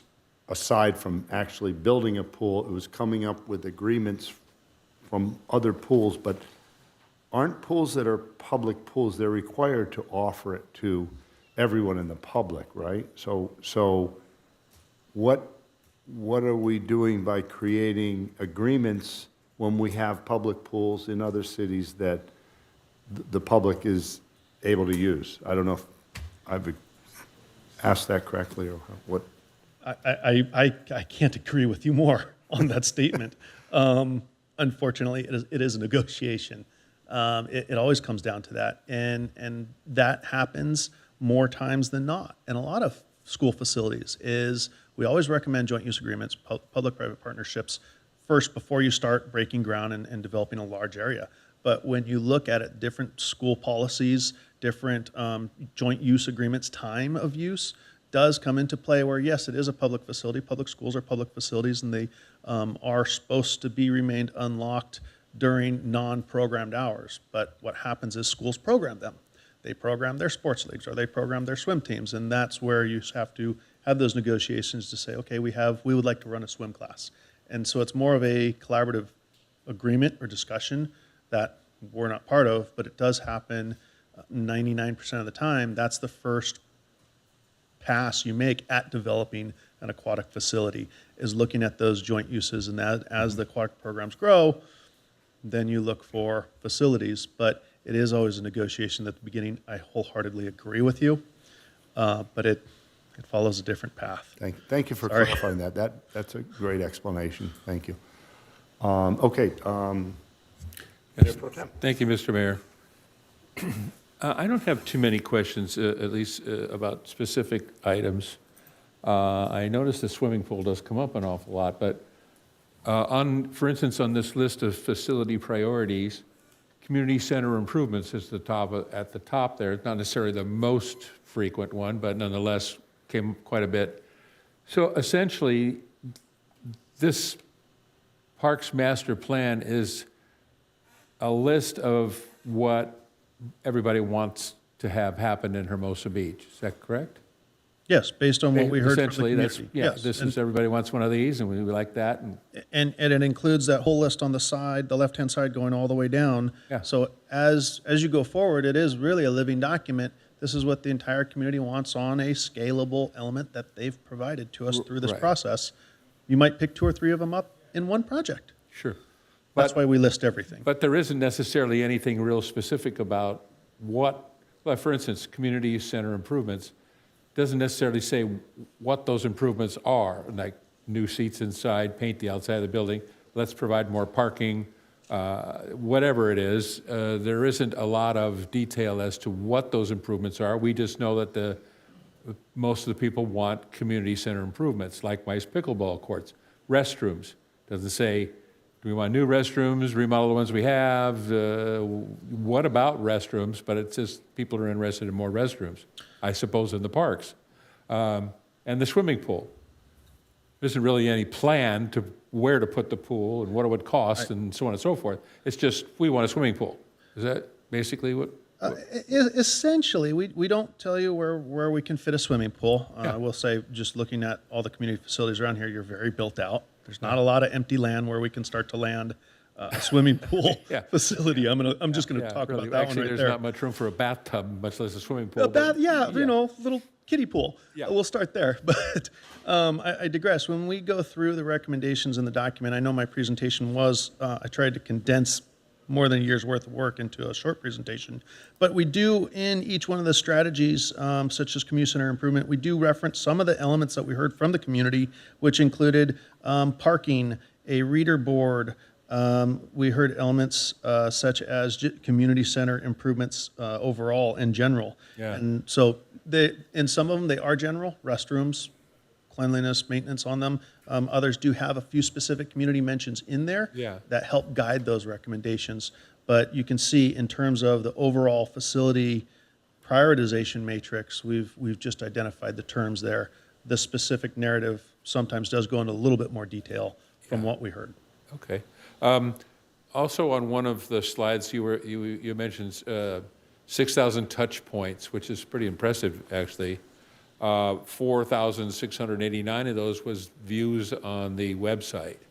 Do you have any idea if how many people viewed more than once? Is different people, same person? I don't have. I mean, I know we talked about the Little League pack in the ballot box type of thing, but yeah.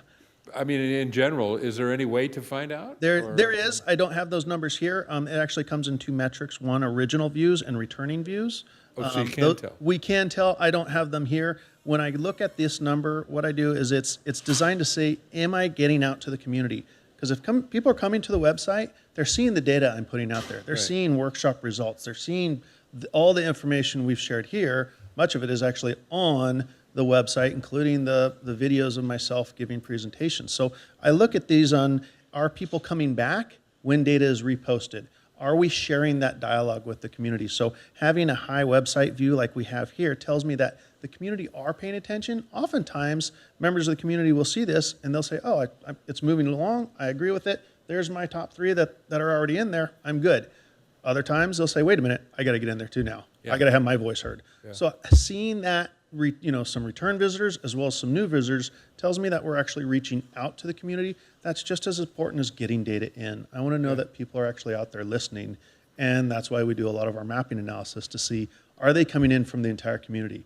As we go through these processes, if we find that, say the North End isn't coming out to our workshops, they're not taking the surveys, then we remobilize and do targeted ads in those areas to make sure they're participating too. Gotcha. And then, as I understand it, this list of, like the one list of facility priorities or the goals, staff then sets about, once this is approved and in the books, then staff sets about deciding which of these shall be, that we form into CIPs and things and get built and what priorities that get done.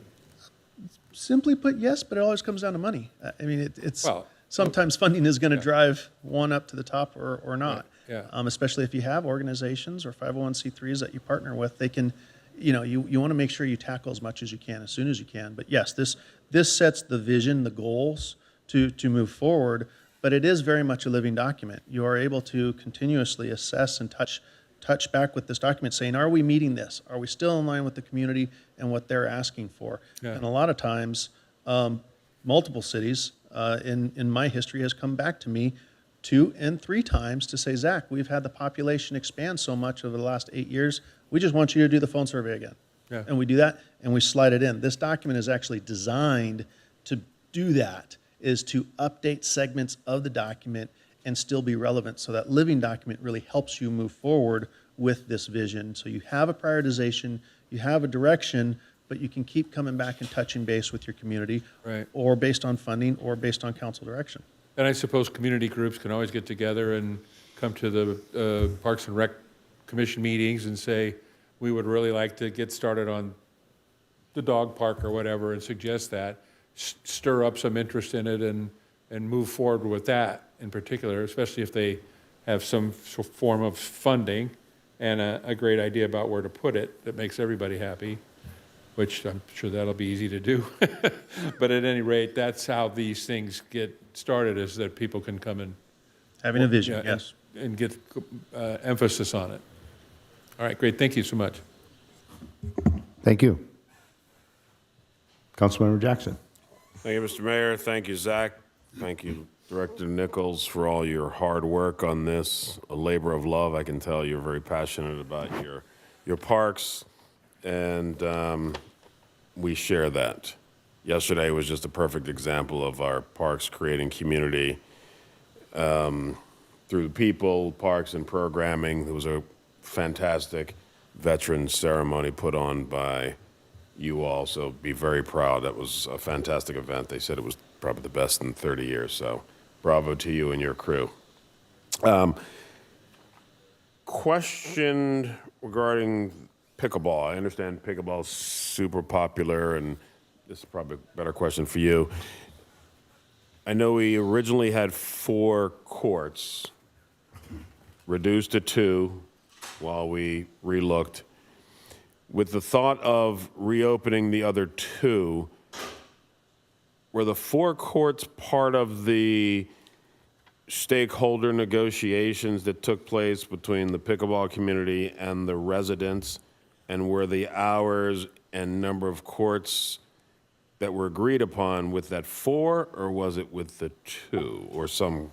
That's a great question. The current policy and hours were formed with consideration of having only 2 courts there, because we did not know if the design was going to allow us to have the 4 courts.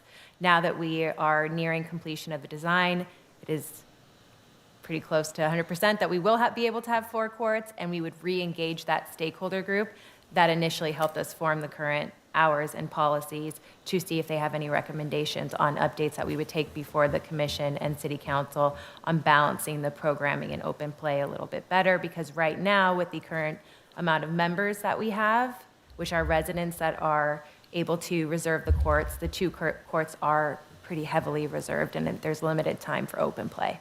All right. I think the reality is we will never have enough courts to satisfy the voracious appetite of our pickleball community. I mean, that's just the reality of it. One very interesting thing that came from the custom park classifications in our Parks Master Plan, which is based on that statistically valid survey, which is that at-random survey, is with consideration of us only having 2 courts, we were at a deficit of, and Zach can further get into how these classifications are made, but this is what we discussed and what I can share with the council. We were at a negative 0.02 for pickleball. But with 4 courts, we will be meeting the need based on that statistically valid survey and what we should be able to offer our community for that specific facility citywide. Okay. And those 4 courts would be doubling the impact for that neighborhood. In essence, we're going from 2 to 4. And so obviously that's a consideration. Yes, it is a consideration. Okay. And our stakeholder group consisted of both pickleball players and neighbors working together to form recommendations they could both be in support of. And it was Neighbors from honestly that a community wonderful- that were part of the original Yes. agreement? They were, neighbors from the surrounding area of the Clark Field complex that had shared concerns about the noise impact to their living. And has there been any consideration of putting 2 courts elsewhere? Putting 2 courts over by the tennis courts by the community center? Is that? There's been some limited discussion, but it would raise a lot of the similar concerns that we have. Well, you're sort of spreading the love / impact. Yes, and the concerns are really with the program. I mean, the noise is in the programming that we have at the community center and traveling to the programming that takes place within the center, and the fact that there is residents that line the tennis court location already. Oh, no, I understand. Yeah, so but we didn't move forward with a formal recommendation when we were determining where to put 4 courts for us to look into the community center, because we were evaluating how frequently at the time the tennis courts were used at the Kelly courts versus the community center, and found that the community center is pretty heavily used for tennis, and their Kelly courts were not getting the kind of use that from tennis in that space. So we really just focused on recommending that area with concern that we would just have some of the same impacts in the community center location, if not more. Okay.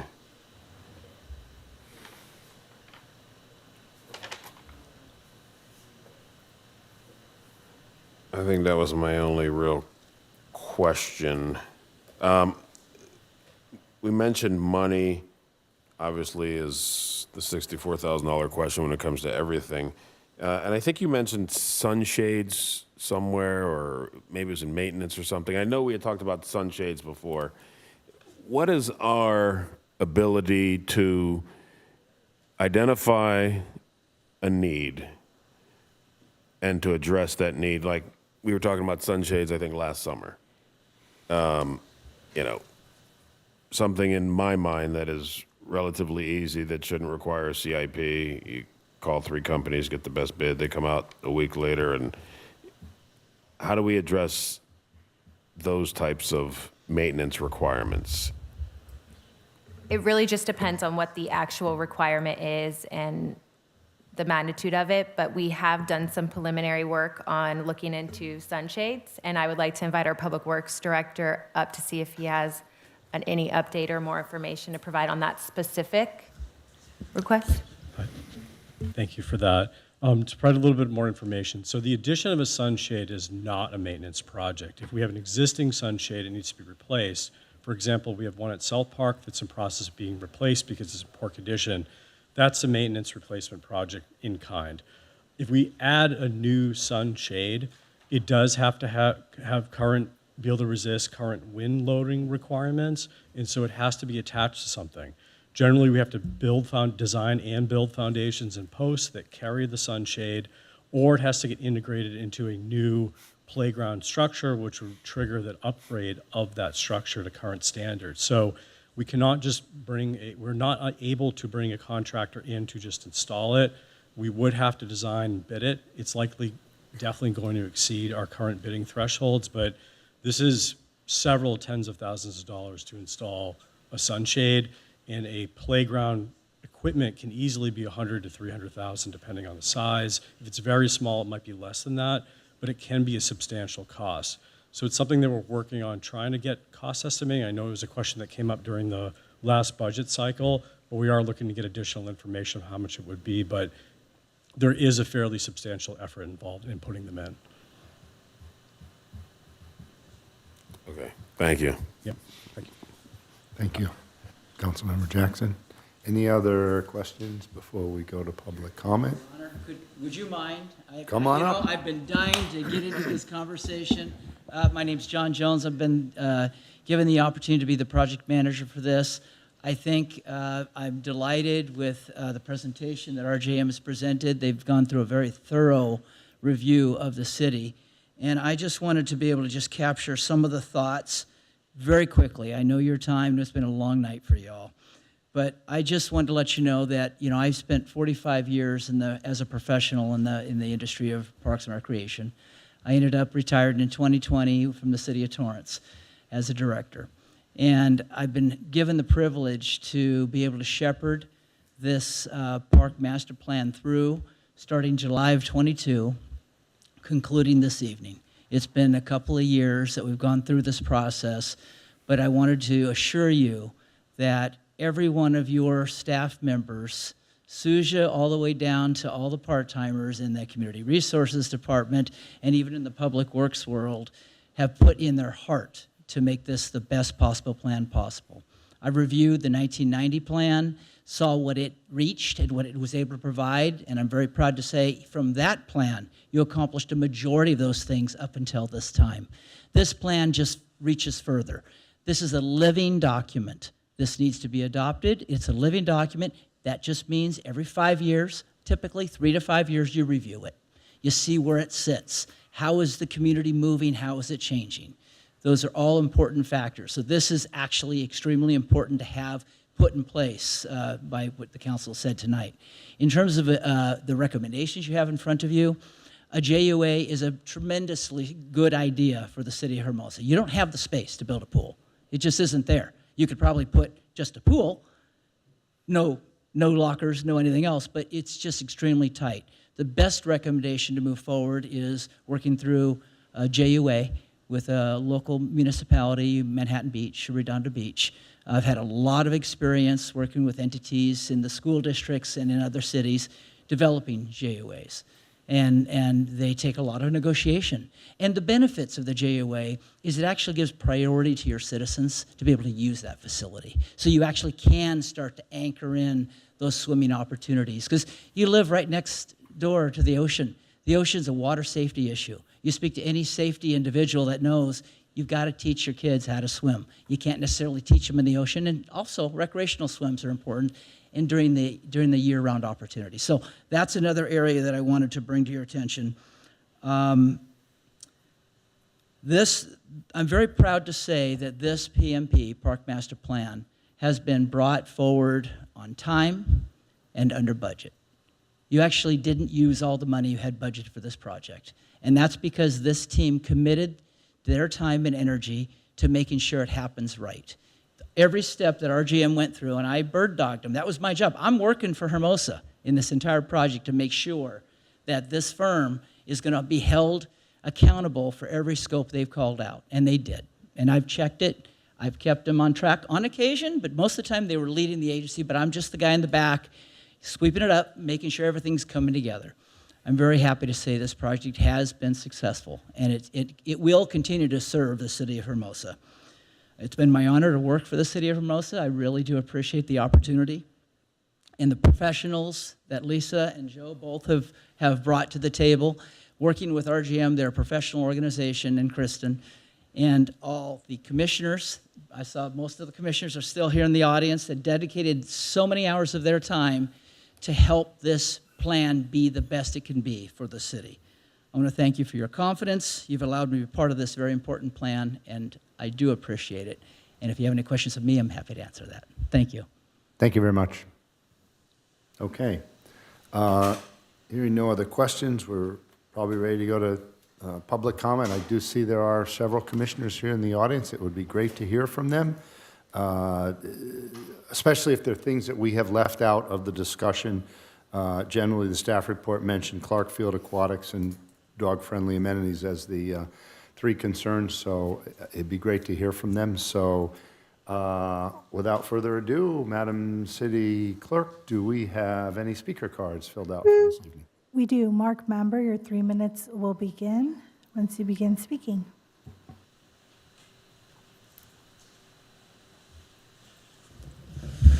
Hey, excuse me. Hi, friends. Mark Mamber here as a representative of Hermosa Beach Little League. I just wanted to quickly elaborate on some of the Clark Improvement Plan that Hermosa Beach Little League has drawn up. The bulk of the efforts would be focused on the primary diamond located at the northwest corner of Clark Field. We want to move home plate back about 13 feet, which would enable us to add about 2,500 square feet of net new grass for year-round guests of Clark Field, and especially AYSO in the fall. We'd love to replace the backstop with one that will greatly improve the viewability of the field and games. We want to turf the dirt infield for player safety, improved aesthetics, and far easier maintenance, ongoing maintenance. And we want to replace the surrounding asphalt with very attractive permeable paving.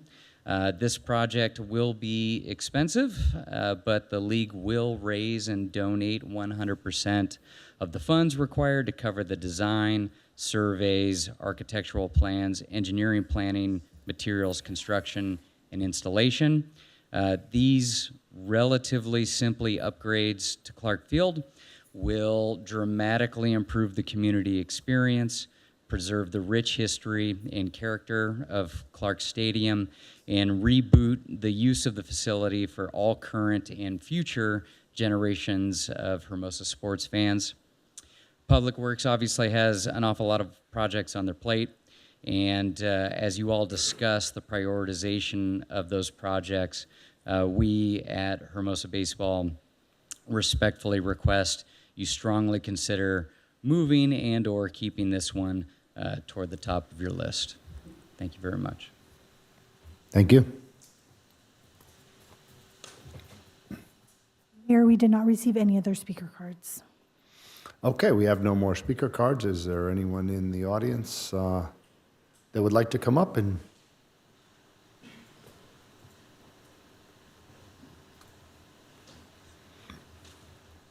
good evening. Good evening. Barbara Ellman, Parks and Rec Commission.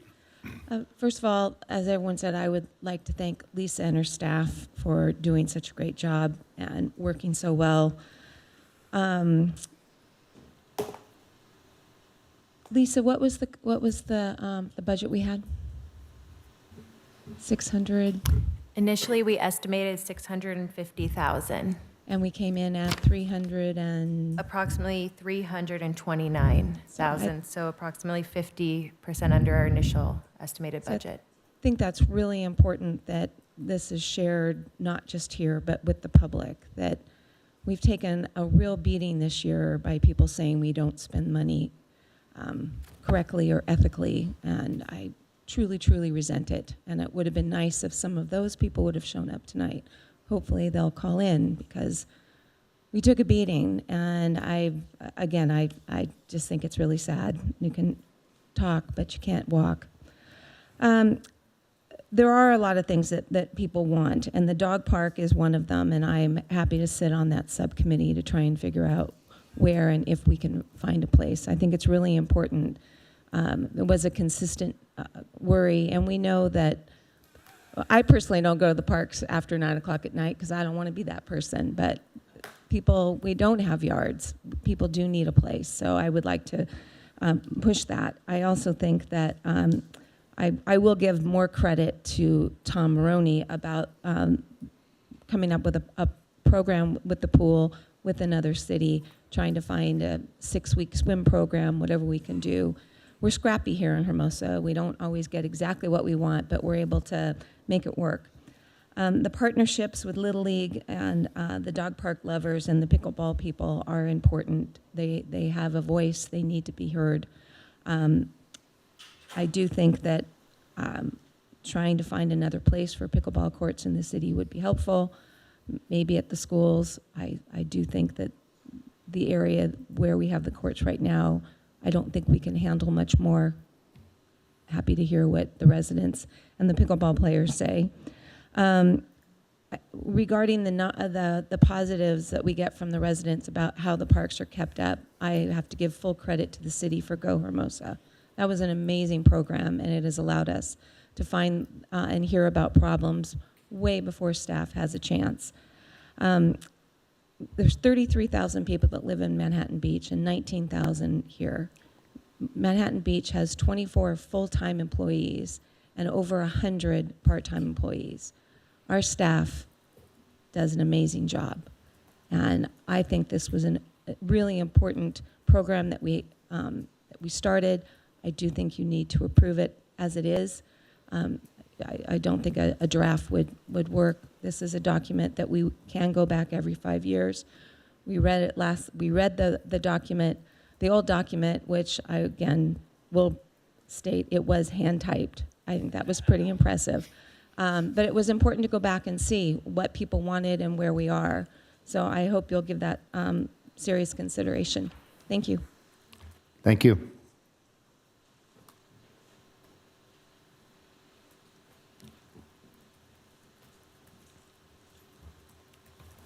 Evening, Council. David Grathan, Public Works Commission. I was one of the subcommittee members from Public Works Commission. I want to talk a little bit about in the staff report where Lisa took a stab at trying to highlight what were 3 main areas of priorities.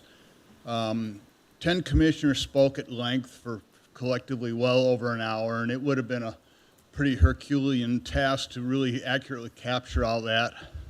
I almost sent you guys an email telling you what timestamp the deliberation started in YouTube, but and maybe that would have been the best way for such a long document with so much input. In working through this and hearing the voice of the public, the pool or aquatic and the dog park clearly emerge as sort of the hot button items that we were hearing a lot of. And you saw those reflected in the goals and the priorities in the document. You also saw Clark Field, but you also saw Valley Park and you saw the community center. So it's 3 items, or it could have been 5 items. At least it chose to summarize. It could have been 10 items. I think there are others that could have been included in there. There's something Mayor Pro Tem Seaman said about understanding the grasp of how we use this document. We developed the document, and we want to adopt it not as a draft. And by the way, I recommend we do adopt it. But it may not be a living document in a formal sense, because it's not a draft, but it will live as something we refer to. And just like we had public input, we're going to continue to get more public input.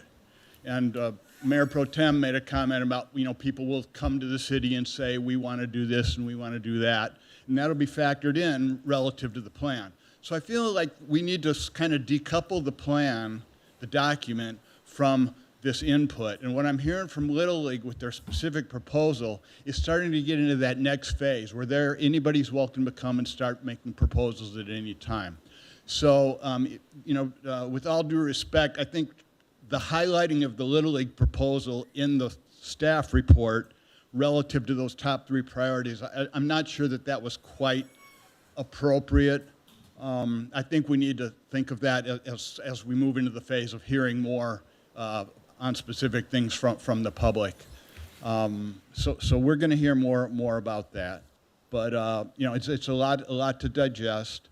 But I just want to make sure that such a strong effort to put together this document didn't get overshadowed by one particular faction that came out with a specific proposal, with all due respect to them as well. Thank you. Thank you. Is there anyone else in chambers wishing to come up and speak? Thank you very much for stepping up. Yeah, Tom Maroney, Parks and Rec Commission. First, to those in the community who think we spent too much money on this, I would just say we learned a great deal. These are not conclusions we would have come to as a city 2 years ago. You can look at the stakeholder interviews. Clark Field and the dog park were not high in the stakeholder interviews. So it was the process that led us to the dog park and Clark Field and the other projects that are mentioned. On Clark Field, what I would say about Clark Field, and I think, in my mind, why I like it as a priority, and I think why a lot of people like it as a priority, you already have CIP projects scheduled for Clark Field. You have a lighting assessment, you have bleachers, unfunded. Joe said the retaining walls are going to have to be looked at. So you already have a project at Clark Field that has to be done. If we can take those projects, put them into one larger project, and turn out something nice at Clark, that would be nice to get done in a year or two, because it would probably take a year or two. Dog park can probably be done more quickly. Lisa, thank you. Zach, thank you. John, thank you. Thank you very much. Is there anyone else wishing to come up from the council chambers? Okay. Thank you, Madam City Clerk. Do we have anyone on the phone? Anthony Higgins, your 3 minutes will begin once you're unmuted.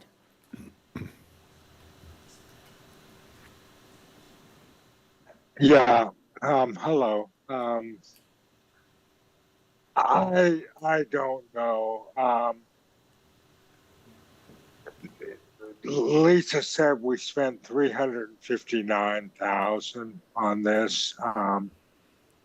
Does that include the $105,000 we spent with Catalyst Consulting? We supposedly spent to select RJM. I think that's a question that deserves to be answered. But I think largely, who didn't know that we wanted a pool? Who didn't really know that we wanted dog parks? Who didn't know that we needed improvements at Clark Field?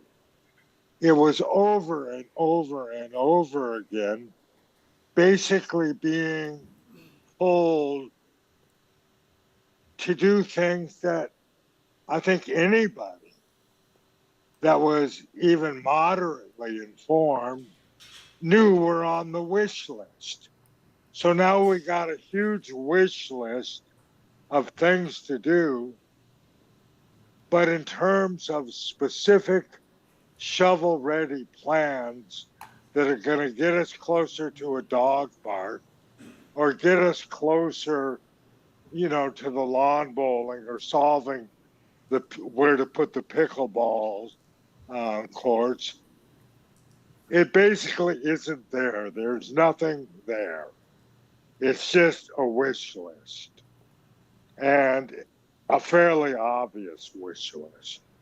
I don't think that was worth 350 or 400,000 plus another 100,000 in staff time and maybe another 100,000 in catalyst consulting time. I just don't get it. One of the neat ideas that came out was we could look at the wish list and pair up ideas and come up with programs. Well, don't tell us that. Tell us which ideas should be paired up and why. But once again, it was a study to find the consultant, and the consultant is simply recommending more studies and documenting a wish list. We don't have a clear list of priorities for the next year. What are the specific projects, not goals? What are the projects? It's frustrating to someone like me who is more plan oriented, not goal oriented. But I guess this is what you had to do. Good luck with it. That's all I can say. Thank you very much. Madam City Clerk, do we have anyone else online? Laura Pena, your 3 minutes will begin once you're unmuted. Good evening, Council, Mayor Pro Tem, and staff. It's 10:45 at night. Maybe the reason why a lot of our public isn't here is because it's late at night, but they would provide feedback. I want to give a shout out to everybody. Lisa Nichols, this was a huge endeavor. Absolutely a huge endeavor. I like any time the city engages with our community to find out what we want. I was fortunate enough to participate in the workshops. I went to the joint meeting and provided feedback, and I submitted public comment as well. I have a lot of questions, probably more than my 3 minutes will allow. But overall, I just want to make sure that this park master plan that's supposed to be the planning tool for the next 30 years, even though I know it's supposed to be updated or could be updated every 5 years or 3 years, really reflects the larger community voice.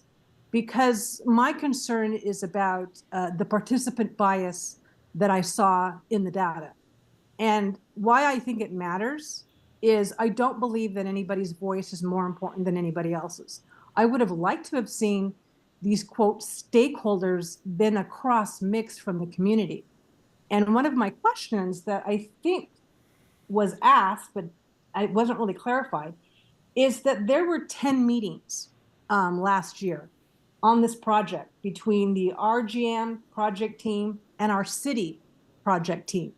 So that team had access to summary reports on the data.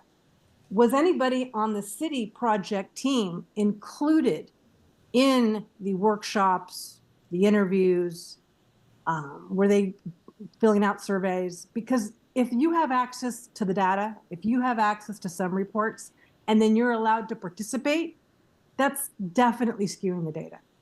But if you do look at the data, you know, whether we have a pool or a skate park, or when I look at the pool idea, and I think it's a great idea to do a POA with another city, but one of the things that came out of the multimodal survey was that 63% who responded never use a pool.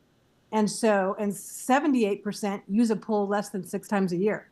So maybe it's because people in our community want to swim. So that's great. My concern is that when you look at the area of maximum community impact and you look at the facility priorities and the community center improvements is listed as frequent versus a dog park, which is apparent. The only reason why that happened is because the stakeholder interviews said they wanted the community center improvements. That's why it was frequent. So I think there should have been more representation across the board for these quote stakeholders. But I also think this is a tremendous opportunity for us to look at economic development, because being able to incorporate economic development will significantly enhance the vibrancy of our community. And here's an example. The Placer data from the chamber showed that we had 1.2 million visitors last year. 600,000 of those were one and done, meaning they came out here and they didn't come back. We need to give them a reason to come back. If we included more vibrant installations, activities in our parks, maybe Noble Park, that could give community people or visitors a chance to come back. If you could wrap it up, I've already extended you 30 seconds there. I Thanks. appreciate that, Mayor Francois. I just think we need to look at this a little bit more in depth in regards to how we can enhance the vibrancy and connection in our community. But thank you. Thank you. Matt McCool, your 3 minutes will begin once you're unmuted.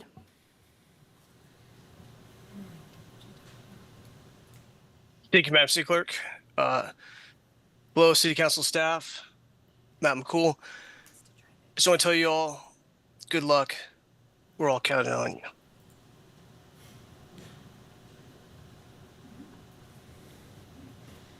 you. Mary, we do not have any other virtual hands raised. Okay. No one else online? One more last chance of anyone wishing to come up from the chambers that is here. Otherwise, we'll turn it back to the City Council for further deliberations. Councilmember Jackson. Thank you, Mr. Mayor. Happy to kick it off. I am in agreement with the recommendation that we approved and adopt this. Just a couple comments. Not a big fan of the idea of a dog park. I think what we need to start talking about is a dog run. That's consistent with what our neighbors next door in Manhattan Beach have. They have 2 dog runs, one on the east side and one on the west side. I know that there's been some discussion of possibly the upper corner of Valley Park as a potential site, the corner closest to Morningside, I believe it is. And I also know that we've had some discussions with Cal Water, who own property up by the tank farm on the east side, and they have mentioned the possibility of permitting us to use that property. So I think those are 2 viable dog run areas, one on the east, one on the west. And as a reminder for folks who still don't know, there's a huge dog run from Horondo all the way to Bay Club. It's grass, there are bags, it's big, it's perfect. So those who keep using the beaches in Valley Park, as a reminder, we have a dog run right there in Horondo on the southern end of town, as well as the dog parks in Redondo Beach that are true dog parks because they have lots of space. With regard to the Strand, I think there are opportunities, in addition to the enforcement, that our PD are doing a good job when they're able to.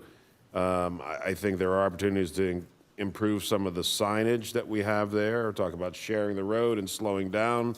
And I think there's also some striping and painting that we can do to delineate pedestrians on one side and bikers on the other.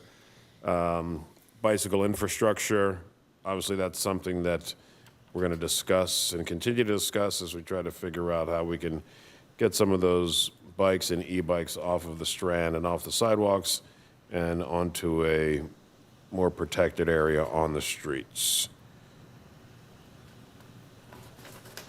I think those were all the comments I had. Clark Field, I think Mark said that we can use some of that property for a pool. So I think that's a great opportunity to give up one of those fields there. But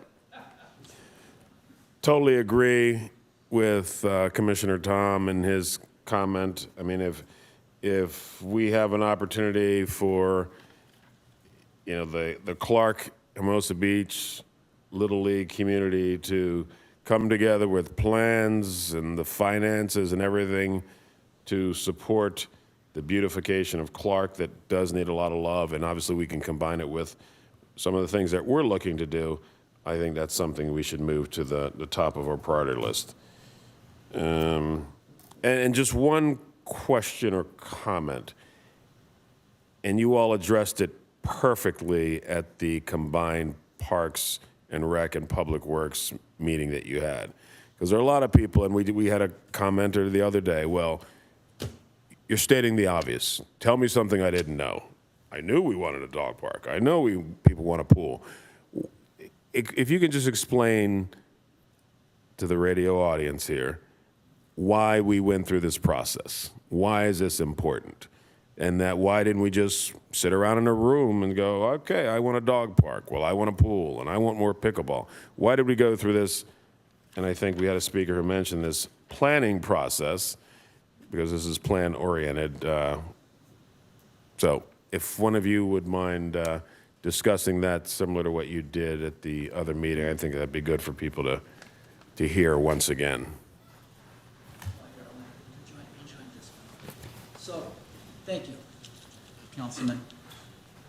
The importance of a park master plan, it's intended to be a document that can gather the interest and information from all your community members to help you make the best decision possible for your community.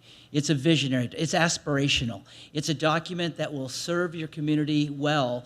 It's one that you're going to use now if you have something pending and things you're going to look forward to.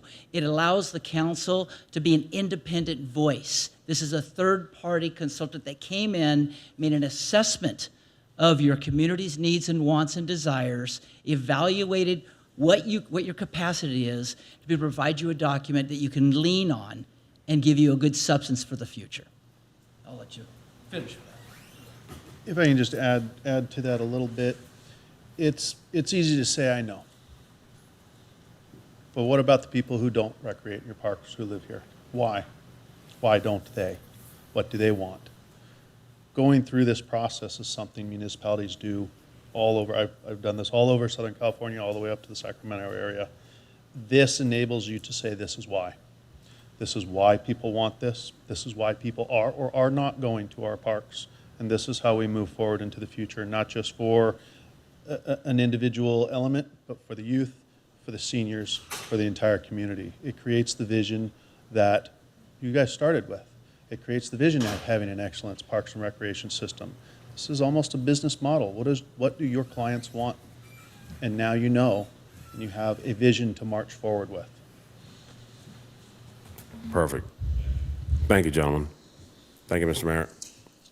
Thank you. There was a question on the costs, and I believe it was $380,000, is that right? Approximately 329 as of now. 329. That did include the project manager and the consultant together, correct? Yes, it did. Okay, thank you. I just want to clarify that. There was a commenter that asked about that. I'd like to see a little more priority given to the 14th Street bathrooms. It was listed as a goal on the Parks Master Plan, but when we did the budget last year, it got delayed several years. So I'm hoping we can get moving on that. That's really important for the people that come from all over to visit Hermosa Beach, and they're really just in horrible shape, and they need constant maintenance, and I just think that, I don't know how much longer it's going to last like that. The Strand improvements, I think we should look more into that. I think it can be widened to make it safer, the multi-use path. There might be ways to do that could get Coastal Commission approval, some type of bypass or some other permanent way to get through the barricaded area. And then, of course, the dog beach, as I stated before, looking at a countywide dog beach to the north of us. And those are the things that I think are important on top of this master plan, but I think it's a great plan we have. So are there any other comments or? I'm Mayor very. Pro Tem. Thank you. Sure. Mr. Mayor. I'm very much in favor of approving this plan. I think it's a lot of work went into it, and I'm totally blown away by the fact that it came in under budget and on time. Thank you so much for that. I think the city needs that right now. But I have one caveat. I want to fully back this and approve it. However, under Clark Field improvements, can we put a concession stand in Clark Field? I got to tell you this, if it was run by volunteers, it would make enough money to pay for new bleachers and lining the field and maintenance around the thing if we had a concession stand there. Moms and dads can run it, and during Little League season, I think it might make enough money to help out the rest of it.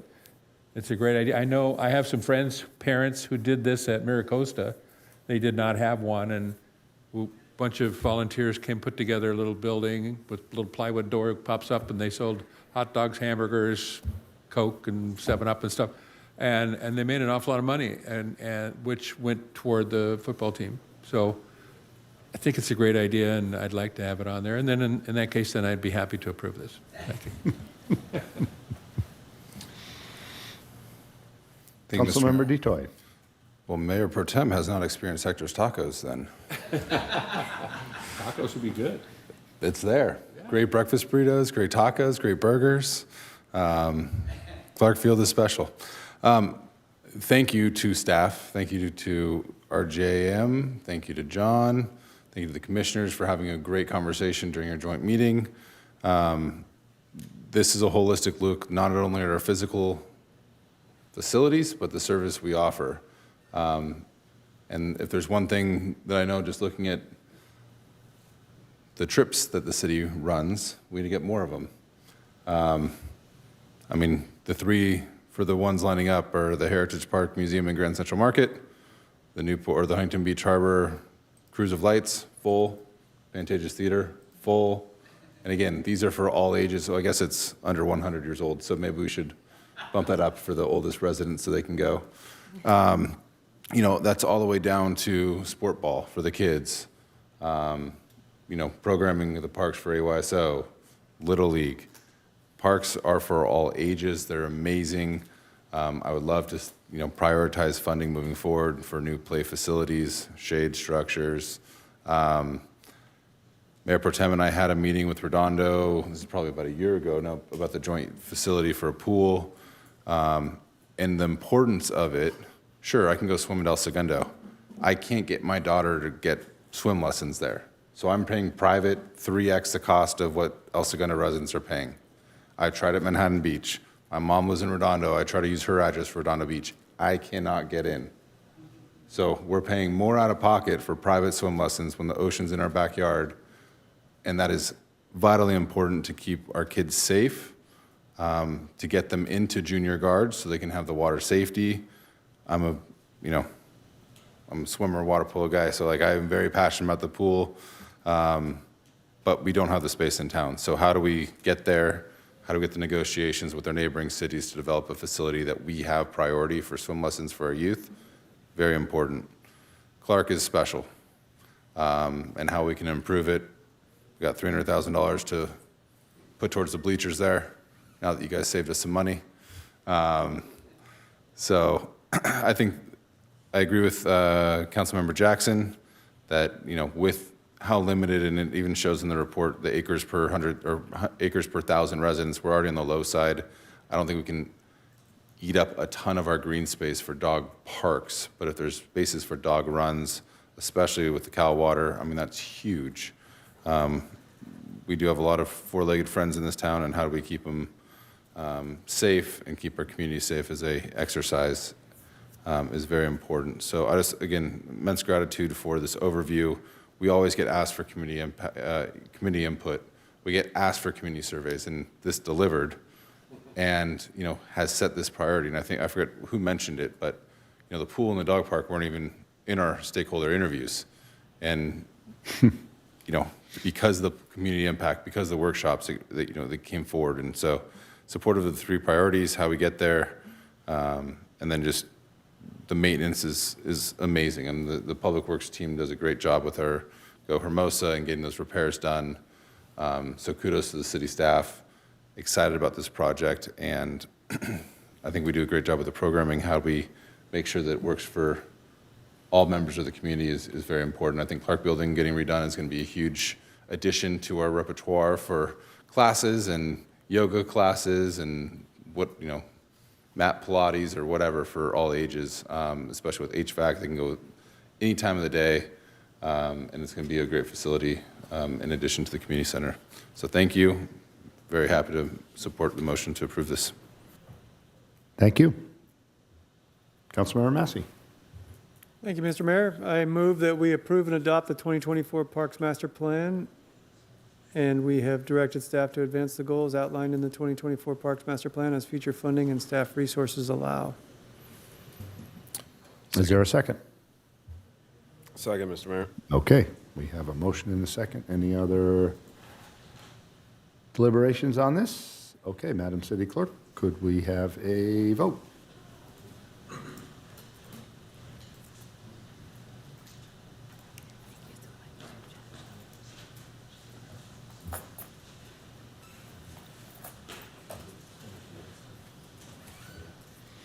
Okay, the results are up on the screen. Madam City Clerk, could you please announce the results of the vote? Motion carries unanimously. Thank you very much. Thank you for all those attending this late at night, 11:05 at night. Thanks for coming out and sharing your input. Thank you very much. Okay, Madam City Clerk, what is next on our agenda? Item 17C, reject bid received from CSI Services and provide direction to staff for CIP 682, Parking Lot De-Improvements Project.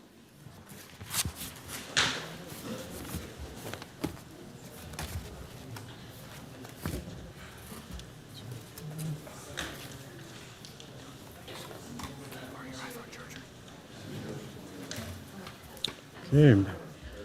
Mayor? Good evening. Good evening again, Mayor, Council. Just one moment. While the clerk pulls up our slides for tonight's. Okay. Hold on. We're doing the MOU. Oh, no. I'm not aware.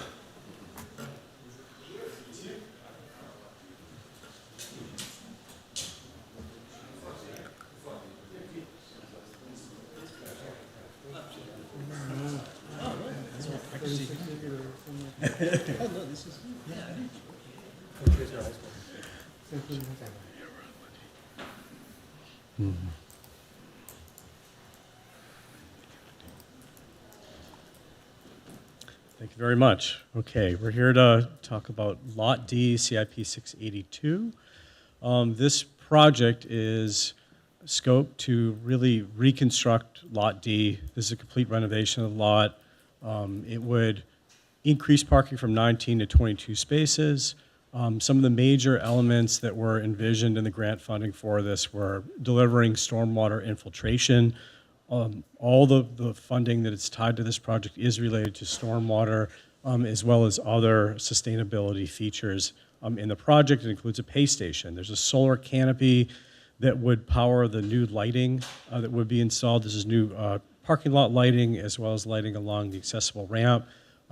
Speaking of the ramp, the other major component is any major upgrades they do this lot would trigger current ADA compliance, and so it builds that switchback ramp up to Manhattan Avenue, as well as reconstructing the driveway aprons and the sidewalks, rebuilding a trash enclosure, repairing all the irrigation, and doing complete new native vegetation landscaping.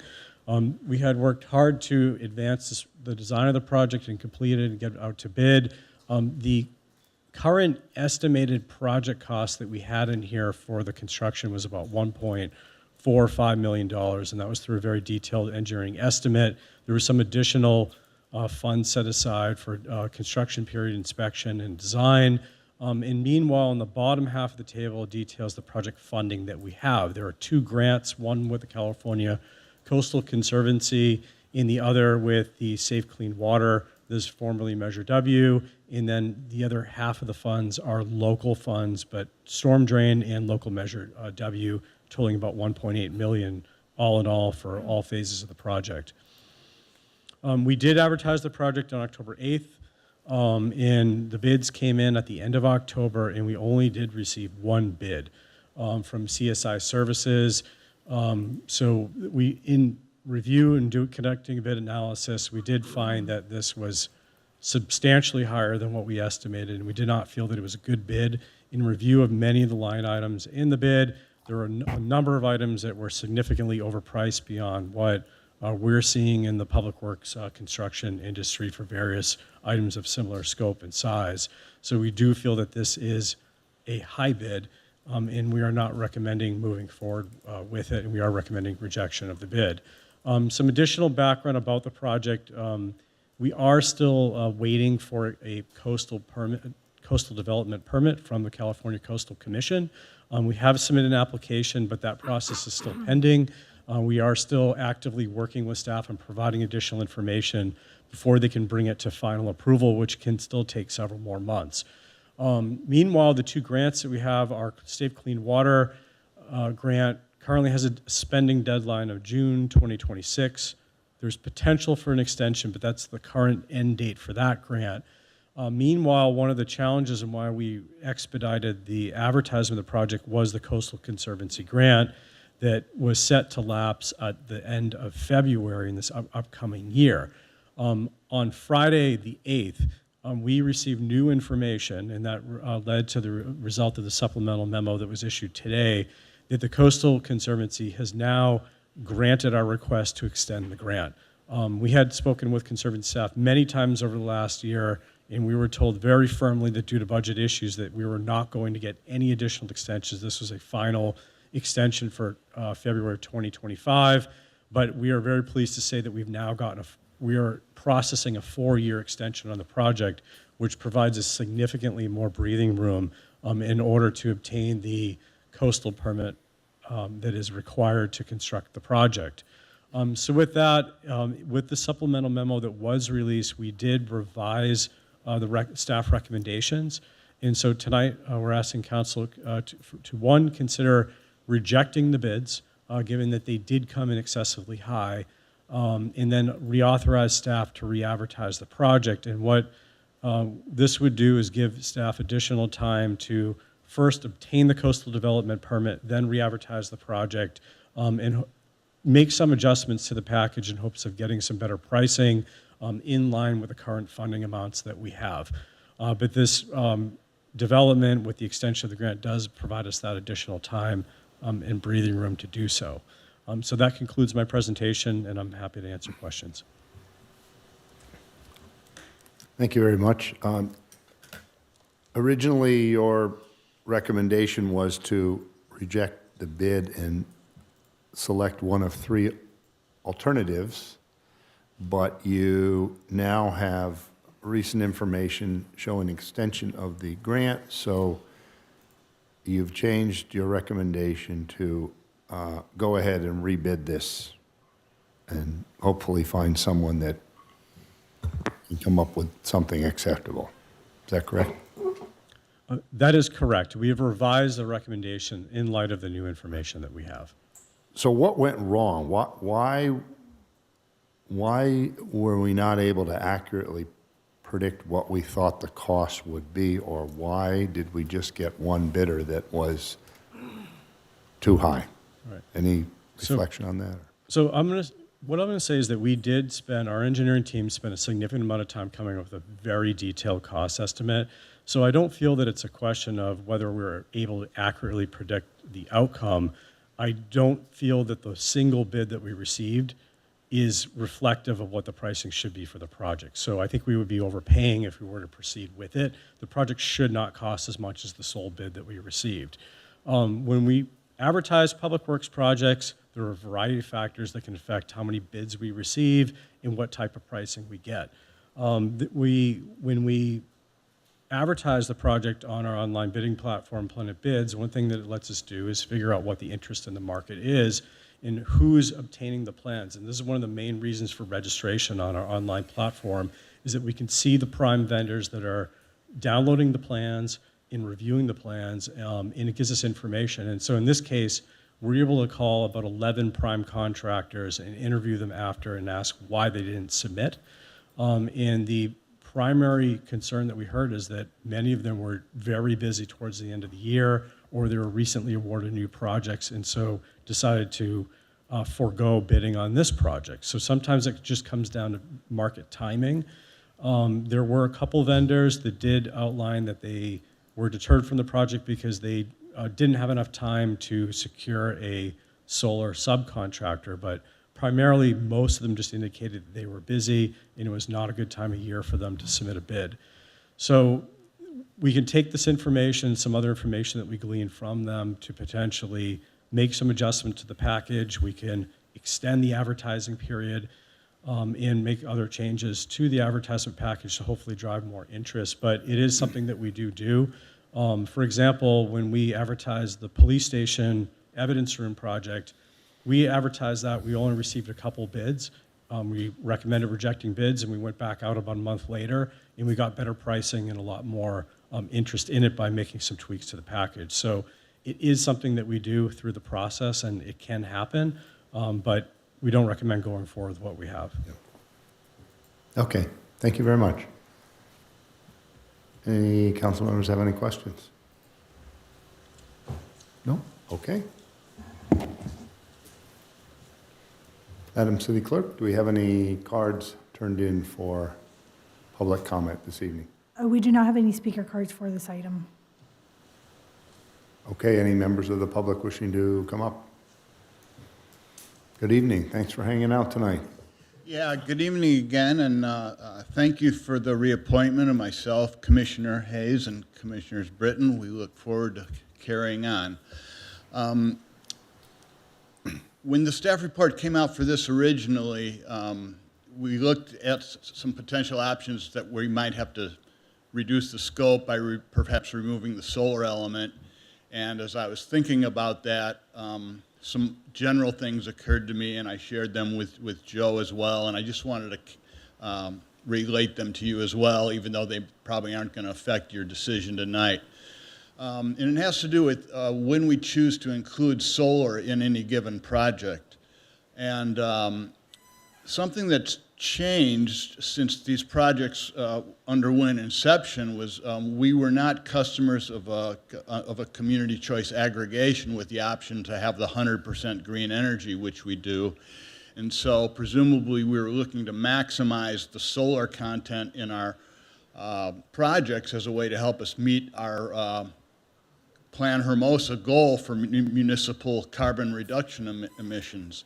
Now that we're part of under CPA, I think that gives us a little more flexibility as to when we would choose to include solar or not as part of a given project. And it may be that it's more cost effective in some cases than others. It may turn out that there's good synergy or not so good synergy with the contractor who's providing the bulk of the non-solar services. So I just want us to have a little bit of a different mindset as to we make the trade-off as to when to include solar. And also one case that occurred to us, and actually Councilmember Massey alluded to this earlier when you were talking about the electric vehicles. Certainly when we have a case where we want to do something where there's an emergency situation or safety, and especially if we combine the solar with battery storage, or maybe even it's large enough that we have a whole microgrid, as Councilmember Massey, certainly that would be a case where we would especially probably want to prioritize having solar, because it would not only be a cost consideration, but a safety or an emergency consideration. And then thinking of it in terms of priorities also, when we, I think, temporarily abandoned the solar for the Clark, I think our plan is to go look at taking advantage of a program offered by CPA, which is to offer solar, and I think that's still on the table. And so similarly, if we may want to do some prioritization is when we use CPA for that, because there may be limits on that as well. So just something for us to think about moving forward in solar and our projects. Thank you. Thank you very much.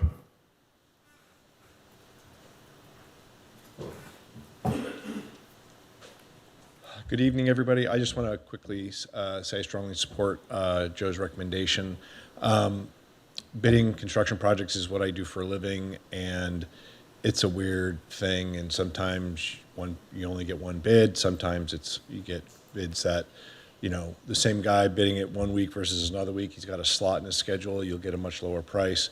And I think continuing forward with this project and putting out to rebid is the right path. Thank you very much. Anybody else in the chambers? Okay, do we have anyone online? Mayor, we do not have any virtual hands raised. Okay. And no one else in the council chambers? Okay, bring it back to the council here for deliberations and a motion. Councilmember Massey. Thank you, Mr. Mayor. I move that we reject the bid from CSI Services for CIP 682 Parking Lot D Improvements Project and authorize staff to re-advertise the project. Is there a second? I'll second it. Any further discussion?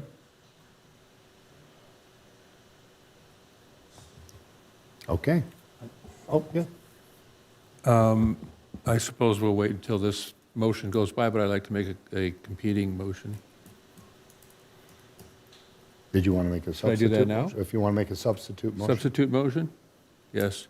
In the way of deliberation, I think since we have no coastal permit yet, and since we seem to have an inability to secure a reasonable bid, even with some minor changes, we have no guarantee how long that'll take for us to get a decent changes to it that may produce another bid. And the extension to the grant money, I think, gives us some breathing room. So I would like to suggest that we reject the bid that we have now and that we place the project on hold and revisit it at a time of the fiscal year 2025-2026 budget discussions. Gives us plenty of time to put something together and make this thing something better. That would be my motion. I will second that. Okay, there's a substitute motion in a second. So what, if I could ask Mayor Pro Tem, what is your vision of doing something down the line regarding this parking lot? I think this just needs more time and more discussion, and personally, I think the way it's written right now is it's $1.8 million. We've spent some of that already, and I think the sooner we stop spending money on this, the quicker we'll come up with something better to do with that property, other than what we have right now. That's why I think we should just wait until 2025, 2026 budget, talk about it then.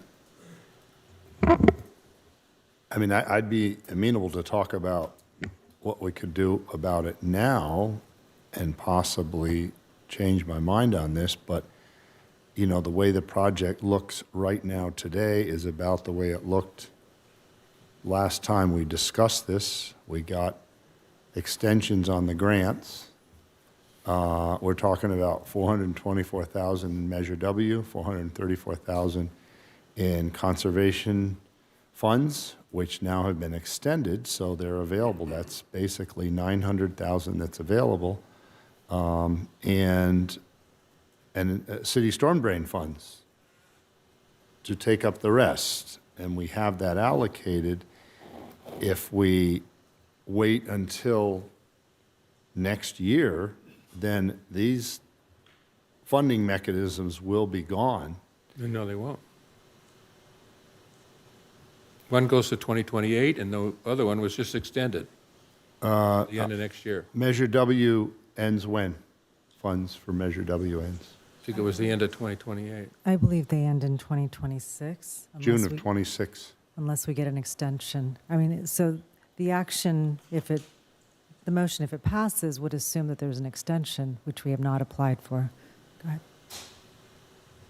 Right, we would have to apply for any type of extension with the clean water funds, and so there's no guarantee. We would be potentially in the similar situation we were with the Coastal Conservancy grant, because we'd have to plead for an extension. And I think one thing that these agencies see as an opportunity to give an extension is if you show that you're making substantial progress versus not advancing the project. So if we pause, we would have less of a chance to make a case that we're advancing the project that had been stalled for some time. Well, So, okay. go ahead. Mayor Pro Tem. I think this is not the highest, best use for this property, period. I want to reiterate one more time that grant money is tax money. Doesn't matter where it comes from, if it's our property tax or if it's our state tax or sales tax, whatever it is, it's tax money. Comes out of somebody's pocket. And we're spending it on something that gives the city absolutely no benefit. None whatsoever. And so it is my opinion that we should put this thing on hold and bring it back during our budget discussions and try and decide what something else we could do with it instead. Budgets, grant money or no grant money. That's why I Okay. made the motion So- I did. I have a question of staff then. Assuming we have no grant money, this Measure W funds are gone, Conservancy funds are gone, we would have to make, as I understand it, minimal improvements to this lot, or it would deteriorate and become an eyesore and a danger. Is that my understanding? Safety hazard, we can't go too long with it not doing anything to it. At some point in the future, we will have to resurface the lot. And once we substantially do work to this lot, it will trigger accessibility requirements. And the best way to meet that is through the construction of the switchback ramp, which this project would deliver. There are other stormwater requirements. The city does have a low impact development requirement. And if we do a substantial reconstruction of this lot, we really should be complying with low impact development requirements, which would have some stormwater benefit to it. At a minimum, we're estimating that the smallest project that we think that we could potentially even do here is still about in the $900,000 order of magnitude ballpark, because it's a resurfacing, it's ADA, and that would be bare bones, any type of landscaping, and maybe not even included to do that. The project would have resurfacing, infiltration, ADA, and it would also upgrade all the lighting and all the aesthetics. So all in all, we're looking at about a $500,000 premium on the very bare bones project, but we're leveraging grant funds to complete that through the current project that we have. So a bare bones project, which would just mean resurfacing the lot, and we'd be required to make it ADA compliant, would cost us about $900,000. That's correct. Out of general fund money, we wouldn't qualify for any grants doing it that way, not even measured up, nor stormwater drain fund. It would have to come out of the general fund money, $900,000. Staff would have to reevaluate how to pay for it. It's unclear whether any of the grant funds we could have with a stripped down project could be reused without working with those granting agencies. But any change in the scope would require reapplication through the granting agencies. So it's not guaranteed that the grant funds could be applied. I'm not going to say that there's zero chance, but we don't know. And so we'd likely have to find other funding sources to advance a lesser project. Mr. Mayor. But yeah, sure, go ahead. Joe, you said sometime in the future, we would have to do something with the lot. I walked this lot 2 days ago in my car and walked the whole area. It is not, the pavement on the lot is not that bad. There's some cracks in it here and there, but it isn't any worse than most of the streets in Hermosa Beach. It's in fairly decent shape. Now, I agree that there's a weed field on one side of it, and there is no ramp and so on and so forth. But to say that sometime in the future we're going to have to do a $900,000 bare bones project, I totally disagree with that assumption. I think that there's nothing wrong with the lot the way it is for the time being, for a while, maybe 6 months or a year or 10 years or 3 years. But nonetheless, there is no real hurry to spend $1.8 million on basically environmental garden. So I would like to call the question. We have 2 motions on the floor. Well, there's a substitute motion on the floor, and I have some more questions regarding this, if you don't mind. No? Because I understand, Mayor Pro Tem, your point on this, but I don't know what new information we had today that we didn't have before, and I suppose maybe my question is geared toward Councilmember Detoy, because we voted 3-2 to go ahead with it, and I'm just wondering what new information we have now regarding this. When I look at this, and you're right, maybe we don't need to do anything to it, and if that's really the case, then I'm all for your substitute motion, right? If we really can just get by with keeping it the way it is. I don't think that the residents are going to go for a 2-story garage there. That's not what I'm suggesting. Okay, but you know, that was a suggestion from before. So, you know, a 2-story garage, I think, is out of the question as far as the residents wanting. So I'm just trying to get down to the bare bones of what we're really talking about here, and, you know, whether this lot can really just exist the way it is. And I'd like to be able to believe that it could, because if it could, then I say scrap this whole thing and keep it the way it is, because that seems logical. So, I don't know, Councilmember Detoy, could you provide some input as to what new information you have today that you maybe didn't have last time we went through on this? I mean, this is the project that just keeps on rolling on, and it's an emotional roller coaster.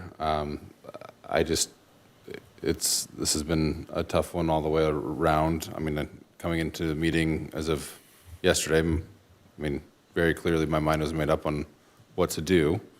The new information today, I still think that, you know, I don't know how long the coastal permit takes, but the other side of it too is there's 2 motions on the table, and we'll see how the votes lay. But you're supporting the substitute motion today? Seconded it, yes. Yeah, and I'd So like I to know a will little bit second more the about call to what's question. new today than We don't all before, have to you get know. along. I mean, we can take votes. He doesn't have to say either, by the way. No, no one has to say I've called anything. the I just question. like I to will know, I second just calling like the a little bit question. more, that's all. It's been called again. No, I got some comments, Mr. Mayor. Thank you.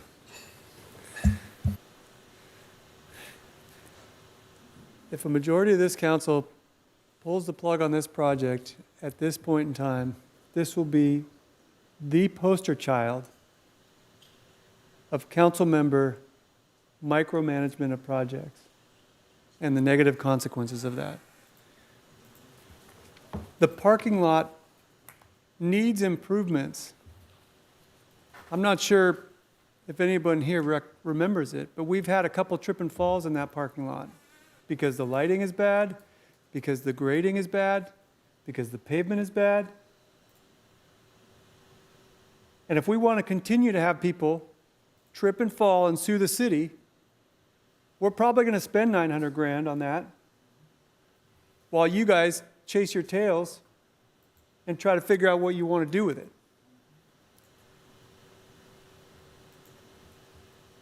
If you want to reduce the scope of this project because you don't like one aspect of it, you want to characterize it as an environmental garden or a solar project or whatever the case may be, you've got to reapply for the funding. So you're going to flush down the toilet years of work by staff to design the project, to get the grant funding, to have to deal with this council 5 or 6 times, sticking their fingers in the pie, thinking that they should be the ones who design the project. Vote how you're going to vote, but do it eyes wide open, because you're about to flush years of work by our staff, almost $1 million in grant funding for a project that's going to improve an eyesore in this city that is also a liability for the city, with no plan to improve the fiscal picture or the design of the project. Thank you, Mr. Mayor. Thank you. Are there any other comments before we go to a vote? Okay. Madam City Clerk? I'm sorry, Mr. Mayor. Sure. Mayor Pro Tem, what was your motion again, please? To reject the bid, Reject. first of all, that we have, All and then option number 3, place the project on hold and revisit it at the time of the fiscal year 2025-26 budget discussions. Okay, thank you.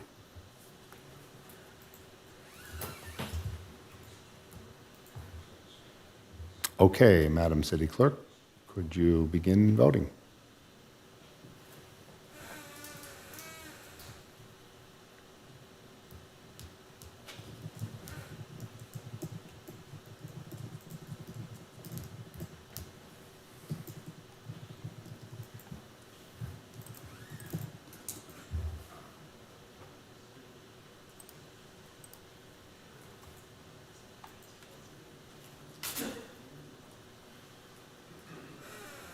For some reason, my computer's not. I don't have it either.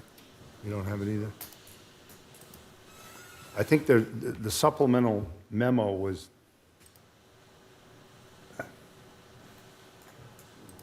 Yeah, if the roll call vote. Supplemental, yeah. Right. Okay. Go to a roll call. Councilmember Massey? No. Councilmember Jackson? Aye. Councilmember Detoy? Aye. Mayor Pro Tem Seaman? Aye. Mayor Francois? No. Motion carries. Thank you. The motions are up on the screen, and the motion carries 3-2.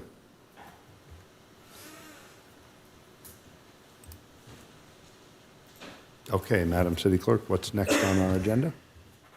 Next, we have item 17D, approval of a memorandum of understanding between the cities of Torrance, Hermosa Beach, Manhattan Beach, and Redondo Beach for construction of the Beach Cities Green Streets project for the Beach Cities Watershed Management Group.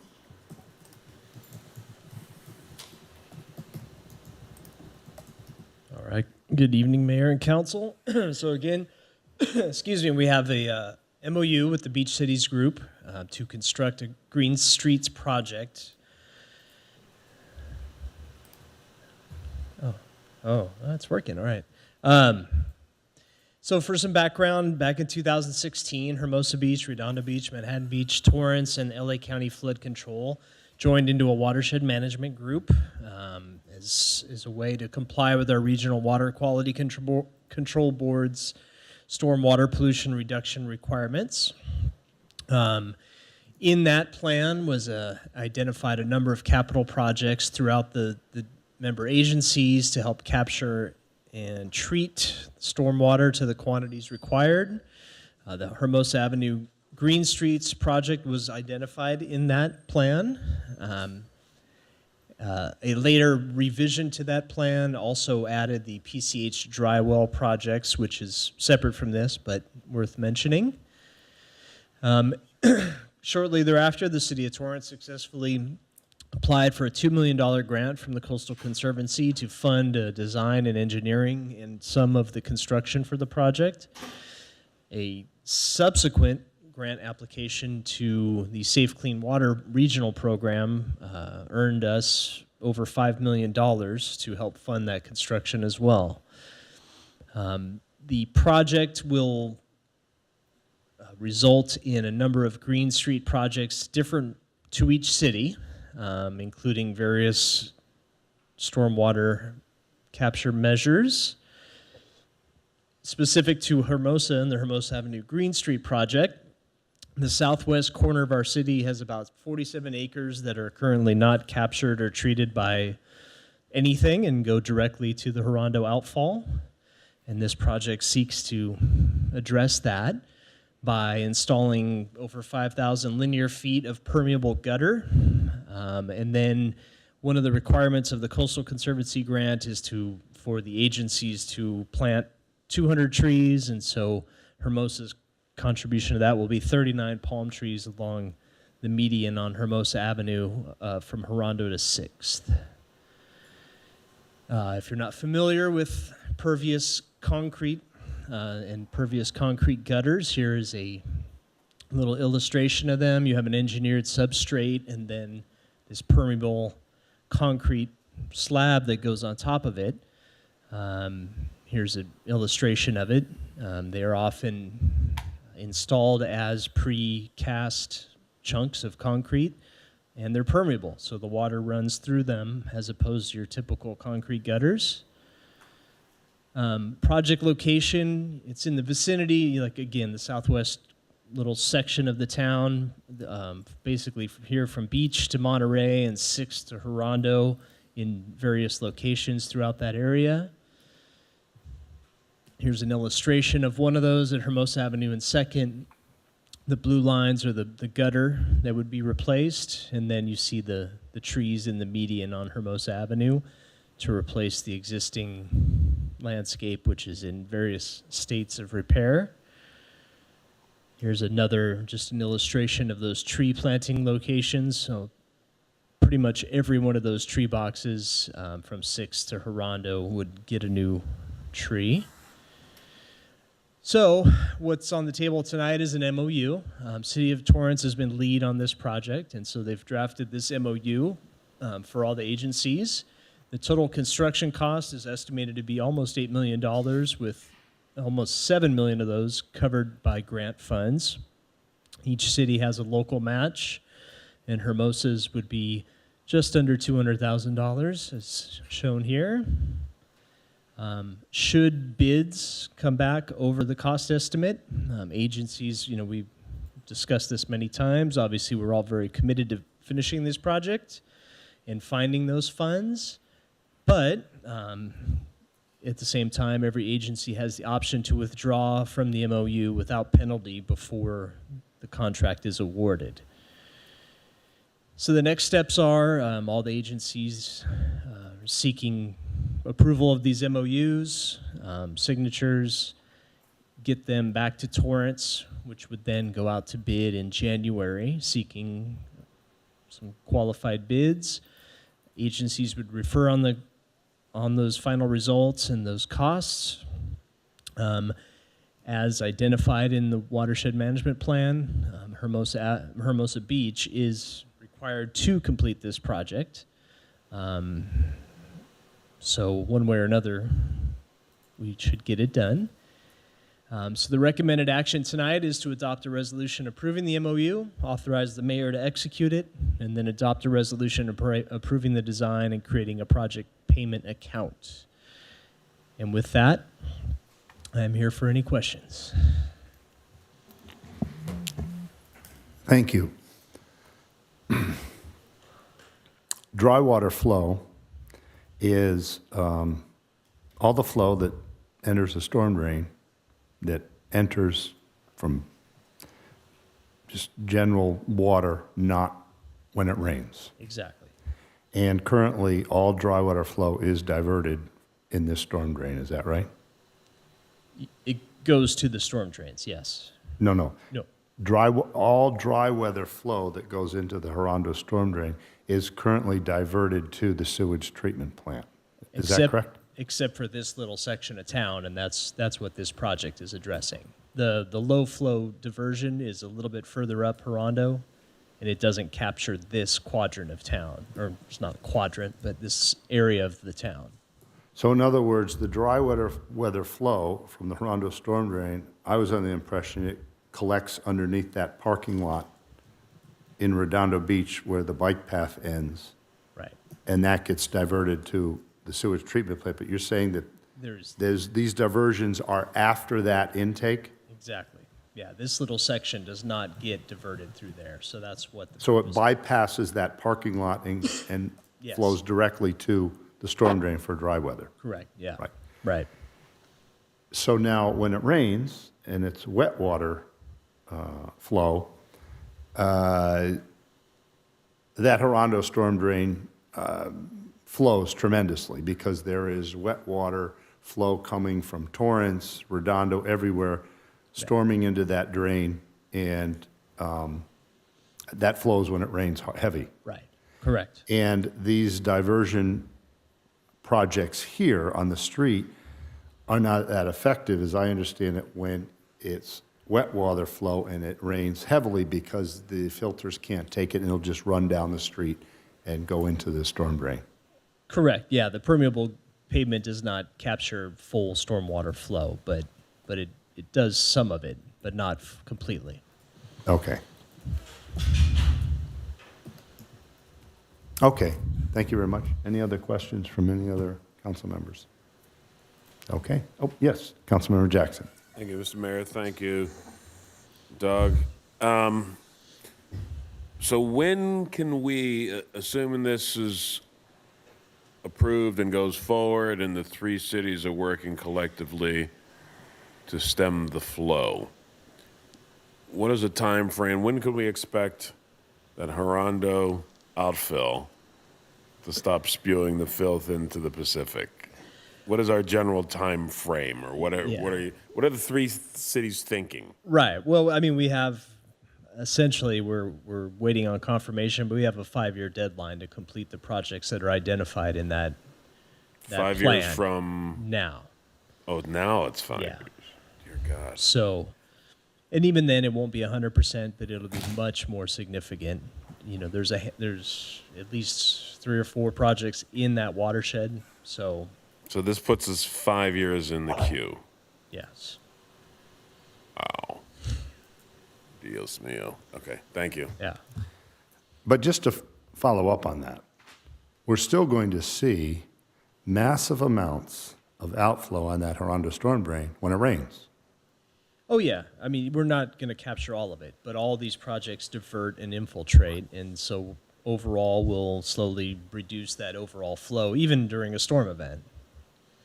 Yeah. So, and the dry weather flow is already being captured and diverted, Yeah. except for those few drains in Hermosa Beach. Right.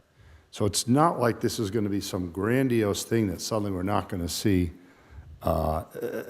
visible stuff emulating from that storm drain.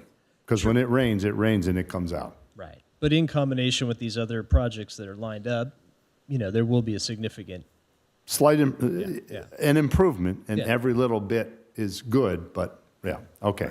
Right. Thank you. Mr. Mayor, Yes.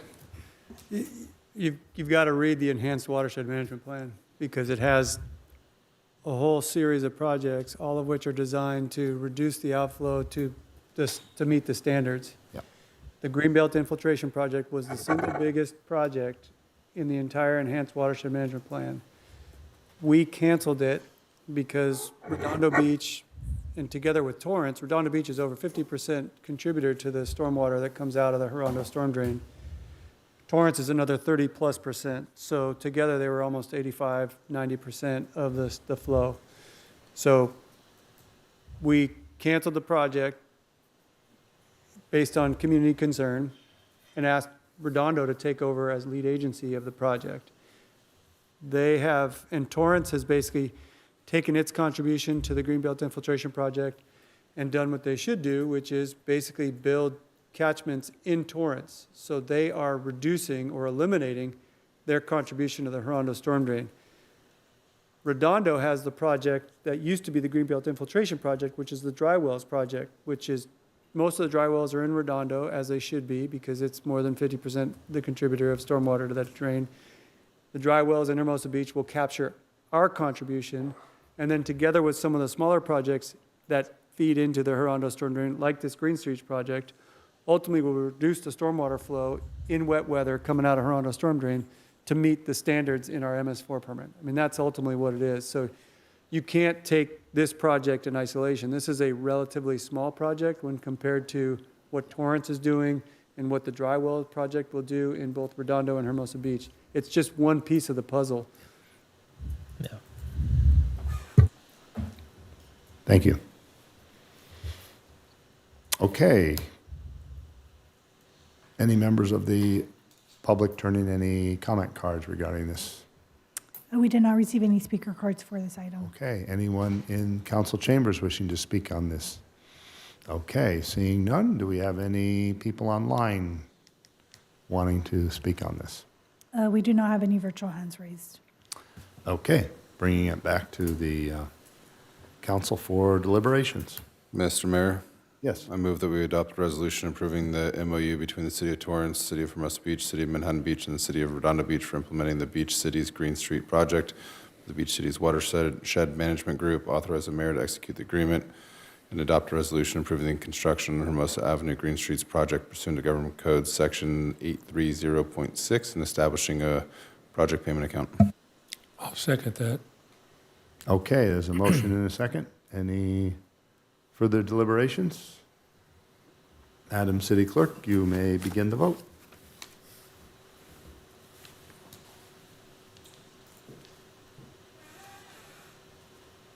Not getting it.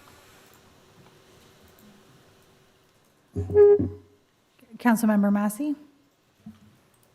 Aye. Councilmember Jackson? Aye. Councilmember Detoy? Aye. Mayor Pro Tem Seaman? Aye. Mayor Francois? Aye. Motion carries. I apologize, it might have timed out, so you may need to refresh your screens. Do all of us need to, or just, no one had a vote option come up on their computer? I believe I did, and the results just popped up on mine, but it's been hit or miss for the last couple of agenda items. I haven't gotten anything. Motion carries unanimously. Thank you. Motion carries.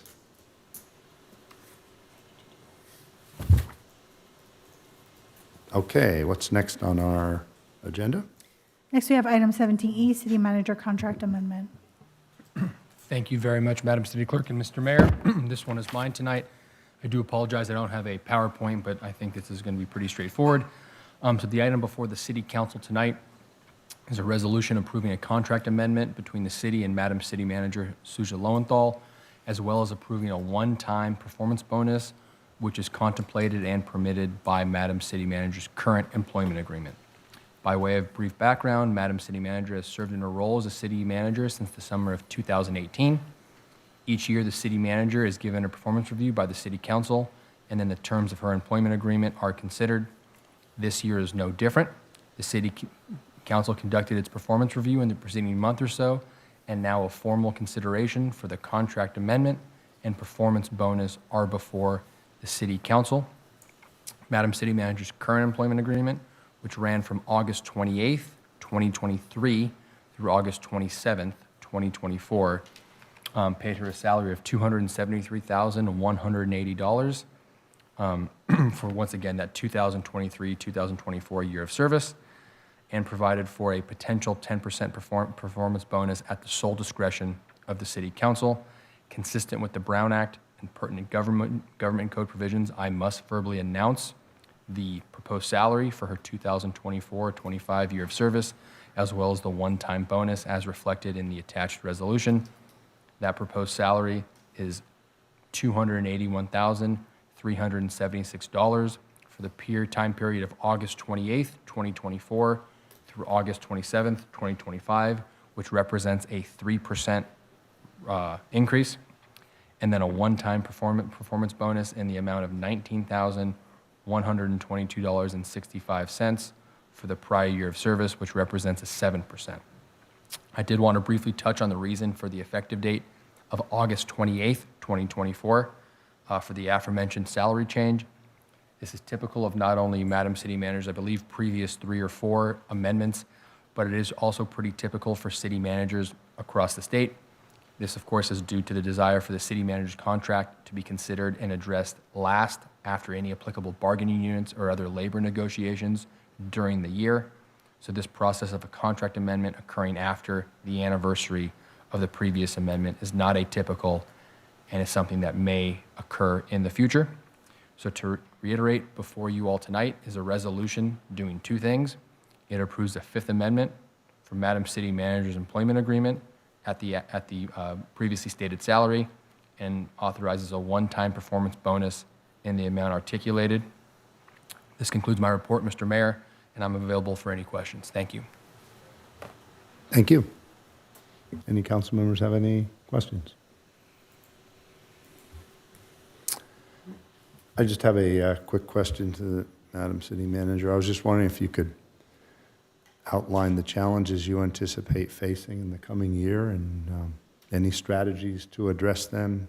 And if you could just keep it brief, a few bullet points or something along those lines.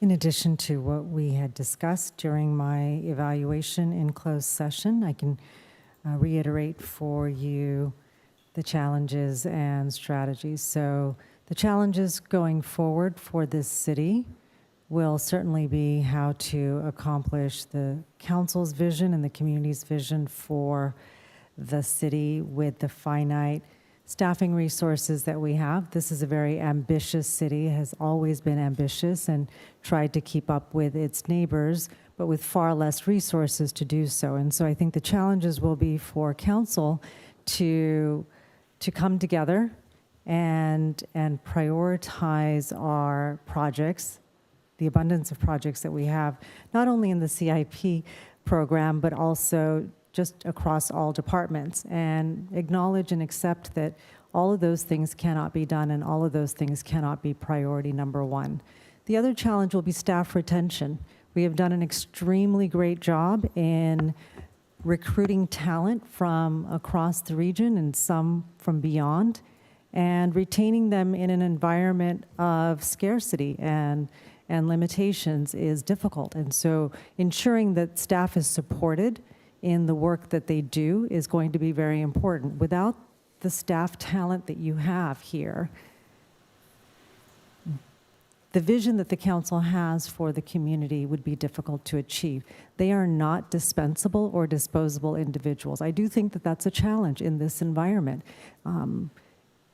Experience and knowledge and expertise is becoming less and less valued in our environment, not just in our sector, but just overall. And I think this city has an opportunity to rise above the popular sentiment of discounting talent and acknowledging it so that it can achieve the vision it has for the community. It will not happen without these individuals that are represented in this room and those that they represent. Those are significant challenges. Funding will always be a challenge, but without the folks that you have today, I don't think we will get very far. And I encourage the council to look at the staff and be sure that we recognize the work that they do. And could we do better? We can always do better. But I think in this environment, it's very important to ensure that we value the talent we have. It is hard to acquire. I have heard one or more people over the years say, we'll just hire other people. That's easier said than done. Those are the challenges.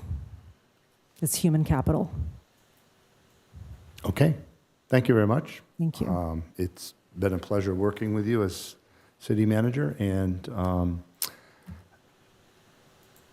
I guess if there's no more questions, we'll go to public comment. Any members of the public in the chambers wishing to speak this evening? Okay. Do we have any people on Zoom? Tony Higgins, your 3 minutes will begin.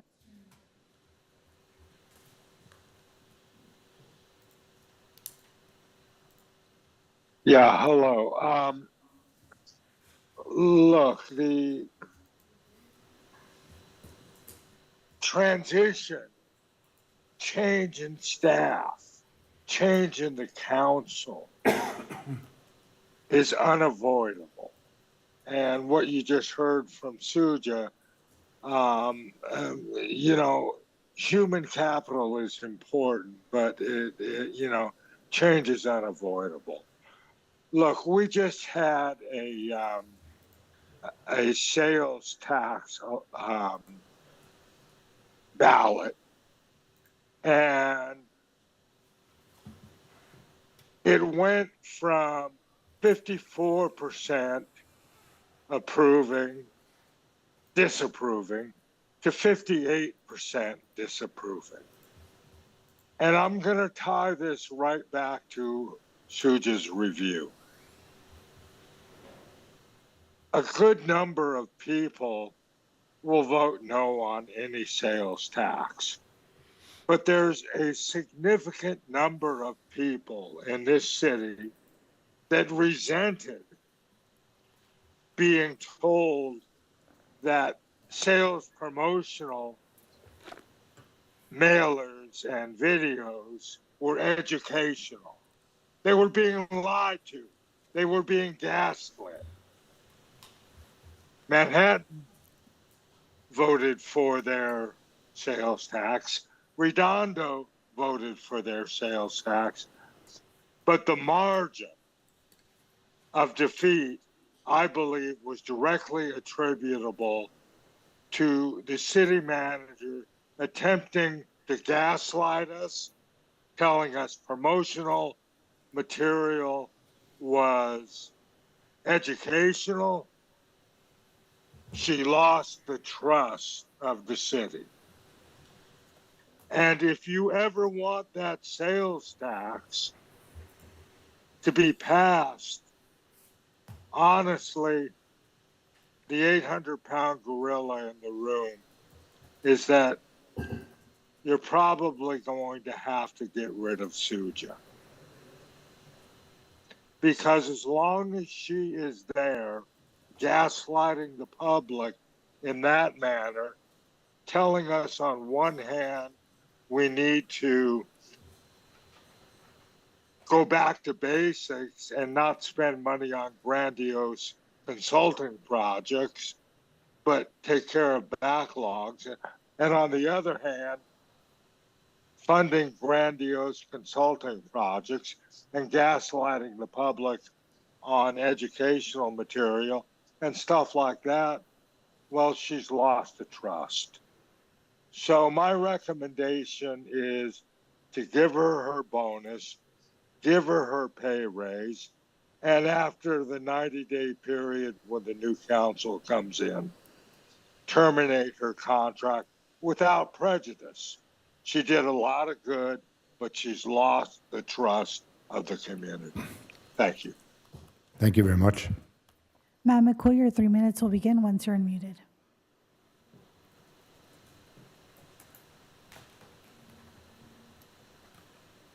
Thank you, Madam City Clerk. Hello again, Mayor Francois, City Council and staff, Matt McCool. As I said in an e-comment, and as I said last year, and I'll say again this year, I believe it's just entirely inappropriate to have this agenda item at midnight. This should have been the first item on the agenda for the people to have transparency. But then again, this is basically what City Manager Lowenthal's MO has always been, is to have a lack of transparency. If somebody was as good as she claims she should be, it would be put out in the public. But the number one issue with the city manager has gone on and on for years is the lack of transparency. I don't need to name names, and the examples that have been listed over the years, we all know what they are. As far as the performance evaluation, I have no comment on that. But as far as the actual bonus, this would be absolutely insane to go ahead and give somebody a performance bonus for what happened with the park restrooms project. It wasn't until Councilman-elect Mike Keegan went out and actually took a video that I was actually able to see how much of a screw up that is. It's absolutely unbelievable. I think it's one of the main reasons why he got elected. It is insane that somebody would go ahead and build a structure, put solar panels on top of it to put a single light into a bathroom for the Green Idea bathrooms. This is one of the biggest faux pas in all of history for the city of Hermosa Beach. But this is one example of many projects that have been failed that are not on time and that are not on budget. And somebody needs to go ahead and step up and say, hey, our city manager is not performing. We know this. The people know this. I went out and campaigned in 2022. I campaigned against Councilman Massey about his abuse of power. And everybody asked me about the city manager. What are we going to do about the city manager? The city manager needs to go. I can guarantee you, I can tell you this right now. In 2026, Suja Lowenthal will not be the city manager for the city of Hermosa Beach. You can take that to the bank. But as far as the 19,000 here tonight, do not do it. That's my time. That's my piece. Good night. God bless. Thank you. Anybody else online? Mayor, we do not have any other virtual hands raised. We have one more. Laura Pena, your 3 minutes will begin once you're unmuted. Good morning, Mayor, Mayor Pro Tem, and Council. I'm going to take a beat here. I understand and I can appreciate the careful balance that must be made between the public disclosure of personnel matters and the sharing of measurable objectives involved. I think what Anthony Higgins was talking about when he talked about trust, I think we have to address the elephant in the room. I'm going to sound kind of nerdy here, but I got my master's thesis in trust in the performance process. So what I'm talking about is something that I know a lot about. One of the things that I'd like to see is more information regarding the key performance metrics utilized in the recent review. Because according to Plan Hermosa, understanding what community indicators were in the performance are in alignment with Goal 1 and 8. I think when Anthony was talking about the sales tax measure, to me, it's about transparency. It's the cornerstone of effective governance. When residents understand the performance goals and achievements of our city manager, we are better equipped to engage, support the city initiatives. And without insight into how the city manager's work aligns with our community priorities, it's difficult for residents to feel confident that the leadership is fully committed to addressing our needs. Public sharing of certain aspects of a performance review, such as accomplishments, budget management, service delivery, metrics related to citywide improvements, community engagement that we just had tonight, getting that grant, funded, this is good stuff. But public access to key community indicators would reinforce the accountability that I think a lot of community residents are feeling. We want assurance that our city is effectively managed and the goals are met with measurable outcomes. Understanding how our city manager is supporting our economic health, our public safety, our quality of life, will build trust that our taxpayer dollars are being widely used. And by publishing these key performance highlights, the council can signal its commitment to accountable governance. It can encourage more residents to participate actively and constructively like Our Voice Matters. Other cities have successfully implemented similar transparency measures, and the results are clear. Communities that trust their local government are stronger, they're more engaged, they're more likely to collaborate with their leaders, and it would bring our city into alignment with the best practices in government transparency, which would demonstrate that our leadership values our voices of its residents and is committed to maintaining high standards of integrity. Please consider providing a public summary of the city manager's performance review, the key areas that are being reviewed. You don't have to tell us what you think, but it would help us be able to communicate to you thoughtful feedback. Thank you again. Thank you very much. Mayor, we do not have any other virtual hands raised. Excuse me, did you say no one else is left? Okay, thank you. Bringing back to the council, is there anyone else in the chambers wishing to speak this evening? Okay, bringing it back to the council. Any questions, comments? Thank you, Mr. Mayor. I am more than happy to support this. The commenters, both in writing and in person, lack basic understanding of the performance of the city, the performance of the city manager, and that is a problem of their own making. And many of them self-identify as regular critics of the city. Many of them were involved in the dishonest opposition to Measure HB, and ironically like to raise the word trust. Put simply, I give their input no weight. Several of them have proven over time not to be credible, and that they lack the ability to understand what happens in the city, what our challenges and opportunities are. And that's reflected in their comments basically across the board.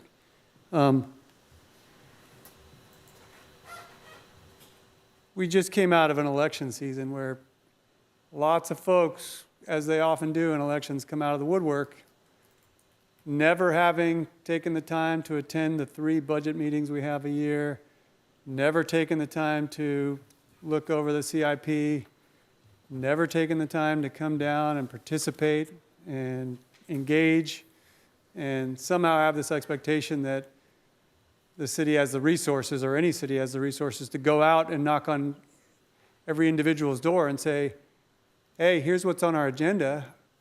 I would just like to sit down and talk to you about what it is to make sure you understand it, as opposed to expecting any participant in democracy or any participant in the civic life of the city to actually read the agenda, read the staff report, come on down, hear the staff presentation at the meeting, hear the comments, read the comments, provide informed input. Among the commenters are several who have something to say about virtually everything on our agenda. Little of it of any value, or little of it representing any understanding of the issue at hand. And so their input is entitled to very little weight. And the notion about transparency is just laughable. Every commission meeting, every city council meeting is publicly noticed. We live in an age of social media and the internet, so you don't even have to come down and look at the case outside the police department and read the agenda and then go to the library and read a hard copy of the staff report to understand what the issues are that the city confronts on a daily basis, on a monthly basis. You can do it from the comfort of your own home. Download the agenda and all the staff reports, read them, email your comments, provide e-comments, do whatever you want. Be involved. For anybody who claims not to understand how the city has functioned or what it has done, you're either not paying attention or you have a particular point of view that you refuse to relinquish despite the facts to the contrary, or you just simply lack the ability to understand. For anybody who wants to know what the city accomplishes on a yearly basis but doesn't want to participate as a regular participant in the process and actually take the time to get informed about the decisions that are made, watch the State of the City address. I gave the last one myself, and I spent a fair bit of time making sure that I provided an overview for everybody, from the full staffing of the police department to the performance of our fire department to our CIP and our progress on completing projects and what was coming down the pike, including the projects that are underway around the city right now, what our budget looks like. It's all there. Take the time to get to know it. And when you do, I may give weight to your input on a question like how we evaluate the performance of our city manager or any of our city staff. Thank you, Mr. Mayor. Thank you.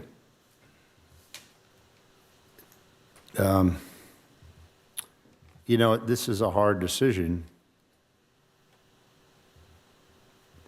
and I don't believe that I, as an elected representative, should be in a position to make judgments or characterizations about motivations of members of the public when they come down and speak. They are providing their opinions, and whether they've been part of misinformation campaigns. I believe in doing what's right and what the people voted me into office to do. Regarding performance evaluations, these are private personnel matters. But considering the recent vote on the sales tax and my commitment to fiscal responsibility, I must express my concern about the proposed bonus and raise, and I intend to vote against it. Thank you.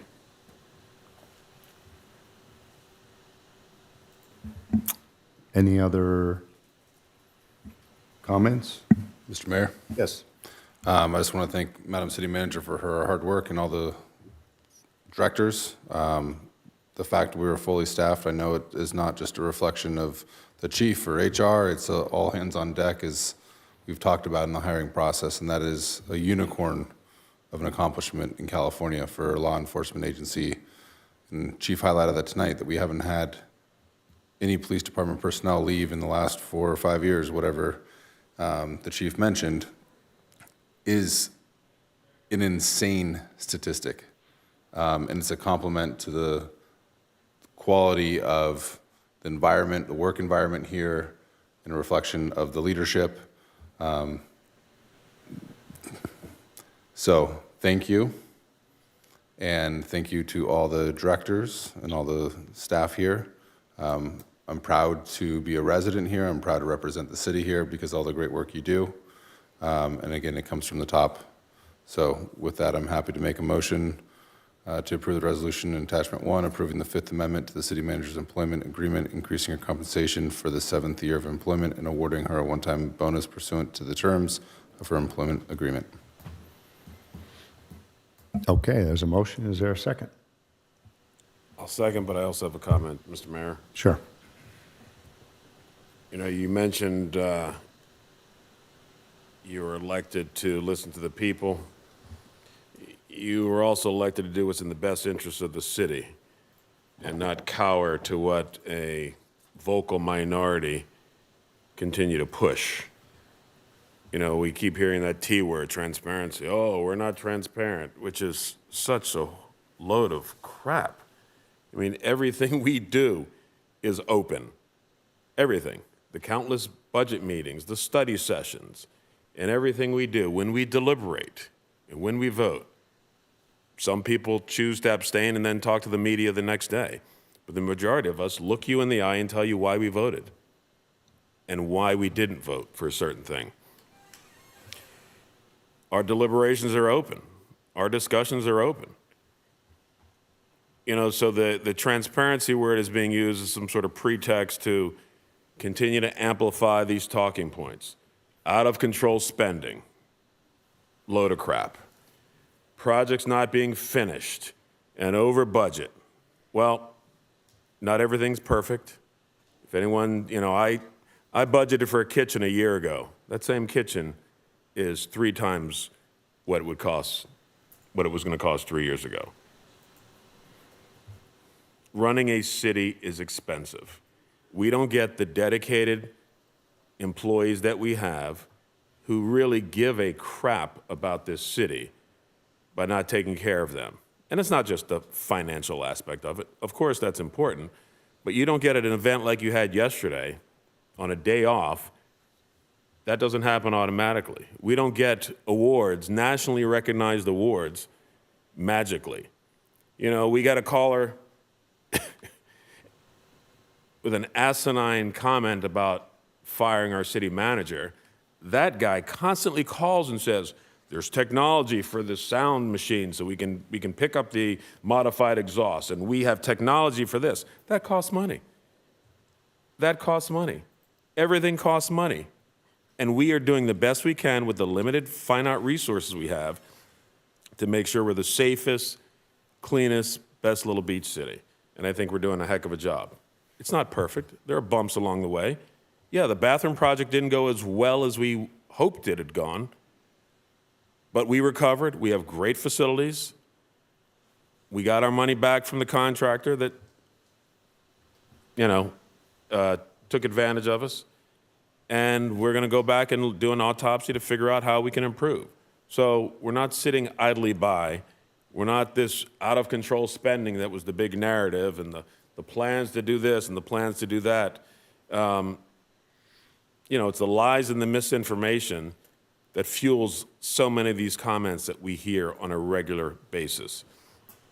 And I am often reminded that the silent majority are very happy with the direction of the city. They're happy with the leadership from the city manager, from our police chief, from our public works, from Parks and Rec. They're generally happy. But it's the constant refrain from the vocal minority that criticize everything we do. We get guys that criticize, we have people that criticize when people are having fun at the parks. Oh my God, all these kids are running around playing at the park. It's so noisy. It's a park. Kids, there's soccer being played at the park. Oh wow, I'm sorry, it's a park. I'm sorry there are people having fun and enjoying our parks and our facilities. You don't like it? Don't live by the park. So it's the constant, everything we do is wrong, everything we do is bad, and yes, we are not perfect. I make mistakes, we all make mistakes, we learn and we move on. And so, Madam City Manager, I am proud to work with you, I am proud to support you, I am proud to support the wonderful men and women that make this city run, that make stuff happen day in and day out. And I speak for the silent majority that agree with that sentiment. So I'm happy to support your motion, Councilmember DeToy. Thank you very much, Councilmember Jackson. We live in a great city here. Hermosa is wonderful. It's a great place. And this city's done a lot. We have hardworking staff. We've accomplished a lot. We will accomplish more. And, to characterize, to characterize what people's motivations are for saying things just removes us from what we're talking about here tonight. I simply stated that I thought this raise and this bonus is not something that I can support. But I look forward to working with the city manager and the city staff in all the challenges we have, and I believe that we can. We fortunately live in a democracy, and we all have to stand up for things that we believe in and not be concerned about whether there's other people that might be on one side or another side. This is who we are. It meets the buck stops here, and that's all I really need to say on my position. Are there any other comments before we go to a vote? Okay. Madam City Clerk, I believe our system is still not registering a vote, so we'll do a roll call. Councilmember Massey? The system just popped up, so I voted electronically, but aye. I think after like 6 hours it times out, but next time we'll just take a minute to reset. Councilmember Jackson? Aye. Councilmember DeToy? Aye. Mayor Pro Tem Seaman? Aye. Mayor Francois? No. Motion carries. Thank you. What's left on our agenda? So we have item 18, future agenda items. Okay, any council members have any future agenda item questions or comments? Councilmember DeToy. Thank you. As the city has worked through our first undergrounding district in many years, I'm looking for support for a future agenda item on undergrounding, looking at our current processes and looking at the best practices in our neighboring communities. I'll support that. Sounds like an information item. So far. Okay. Sounds good. I'll support. There you go. Okay, anything else? Councilmember Jackson. Thank you, Mr. Mayor. Question for you, Madam City Manager. Assuming the vote for treasurer continues as it currently is, and Commissioner Peterson is determined to be the winner when the votes are certified next month, do we have a plan to fill his vacancy? How quickly could we, assuming he's certified in December, could we advertise and interview January, February, as soon as possible? We can advertise as soon as the vacancy is declared. Okay. Commissioner Peterson, in conversation with city staff, understands that there is no incompatibility, legal incompatibility between serving as treasurer and remaining on the commission. However, should he wish to step down, that presents an opportunity for a vacancy. Council could also determine that while it might not be legally incompatible, you may wish to call for a vacancy. So either way, a vacancy would have to be declared. But we could operationalize that fairly quickly and put out an advertisement and recruit and bring interviews to your January meeting if a vacancy was called earlier. City Attorney? No, Madam City Manager, you hit the nail on the head in terms of the research and my analysis into the specific case here, where we have an elected city treasurer as well as a planning commissioner. It's really a case-by-case analysis. I won't bore everyone with it in terms of, is there any, supervision, is there any direction, et cetera, et cetera. It's my understanding, I guess I don't want to speak for Commissioner Peterson. It's my understanding he doesn't necessarily have an interest in holding both offices in the long term. But I think this is probably as Madam City Manager explained, this is something we can operationalize very quickly. And so it's probably best to, get those election results certified. We'll, of course, be in contact if he is certified with the then elected city treasurer, Peterson, and put together a schedule with the understanding sooner rather than later. And Thank you. I appreciate it. I just don't want this to, assuming it's certified December, there's an opportunity for us to advertise and get this position filled sooner versus later, to use your word. So. And we could bring that to you in December, should we hear from Commissioner Peterson that he is intending to resign, should we hear from him officially. It's a simple item. It's not one that requires discussion. Okay. Too much discussion, anyway. Okay. That would just be like an update. Yeah. Thank you. Thank you. Anything else? Anyone have anything else? Okay, tonight's meeting is adjourned at 12:26 a.m. Special meeting will be held on Thursday, December 5, 2024 at 6 p.m. for certification of election results and installation of new officers. Thank you very much.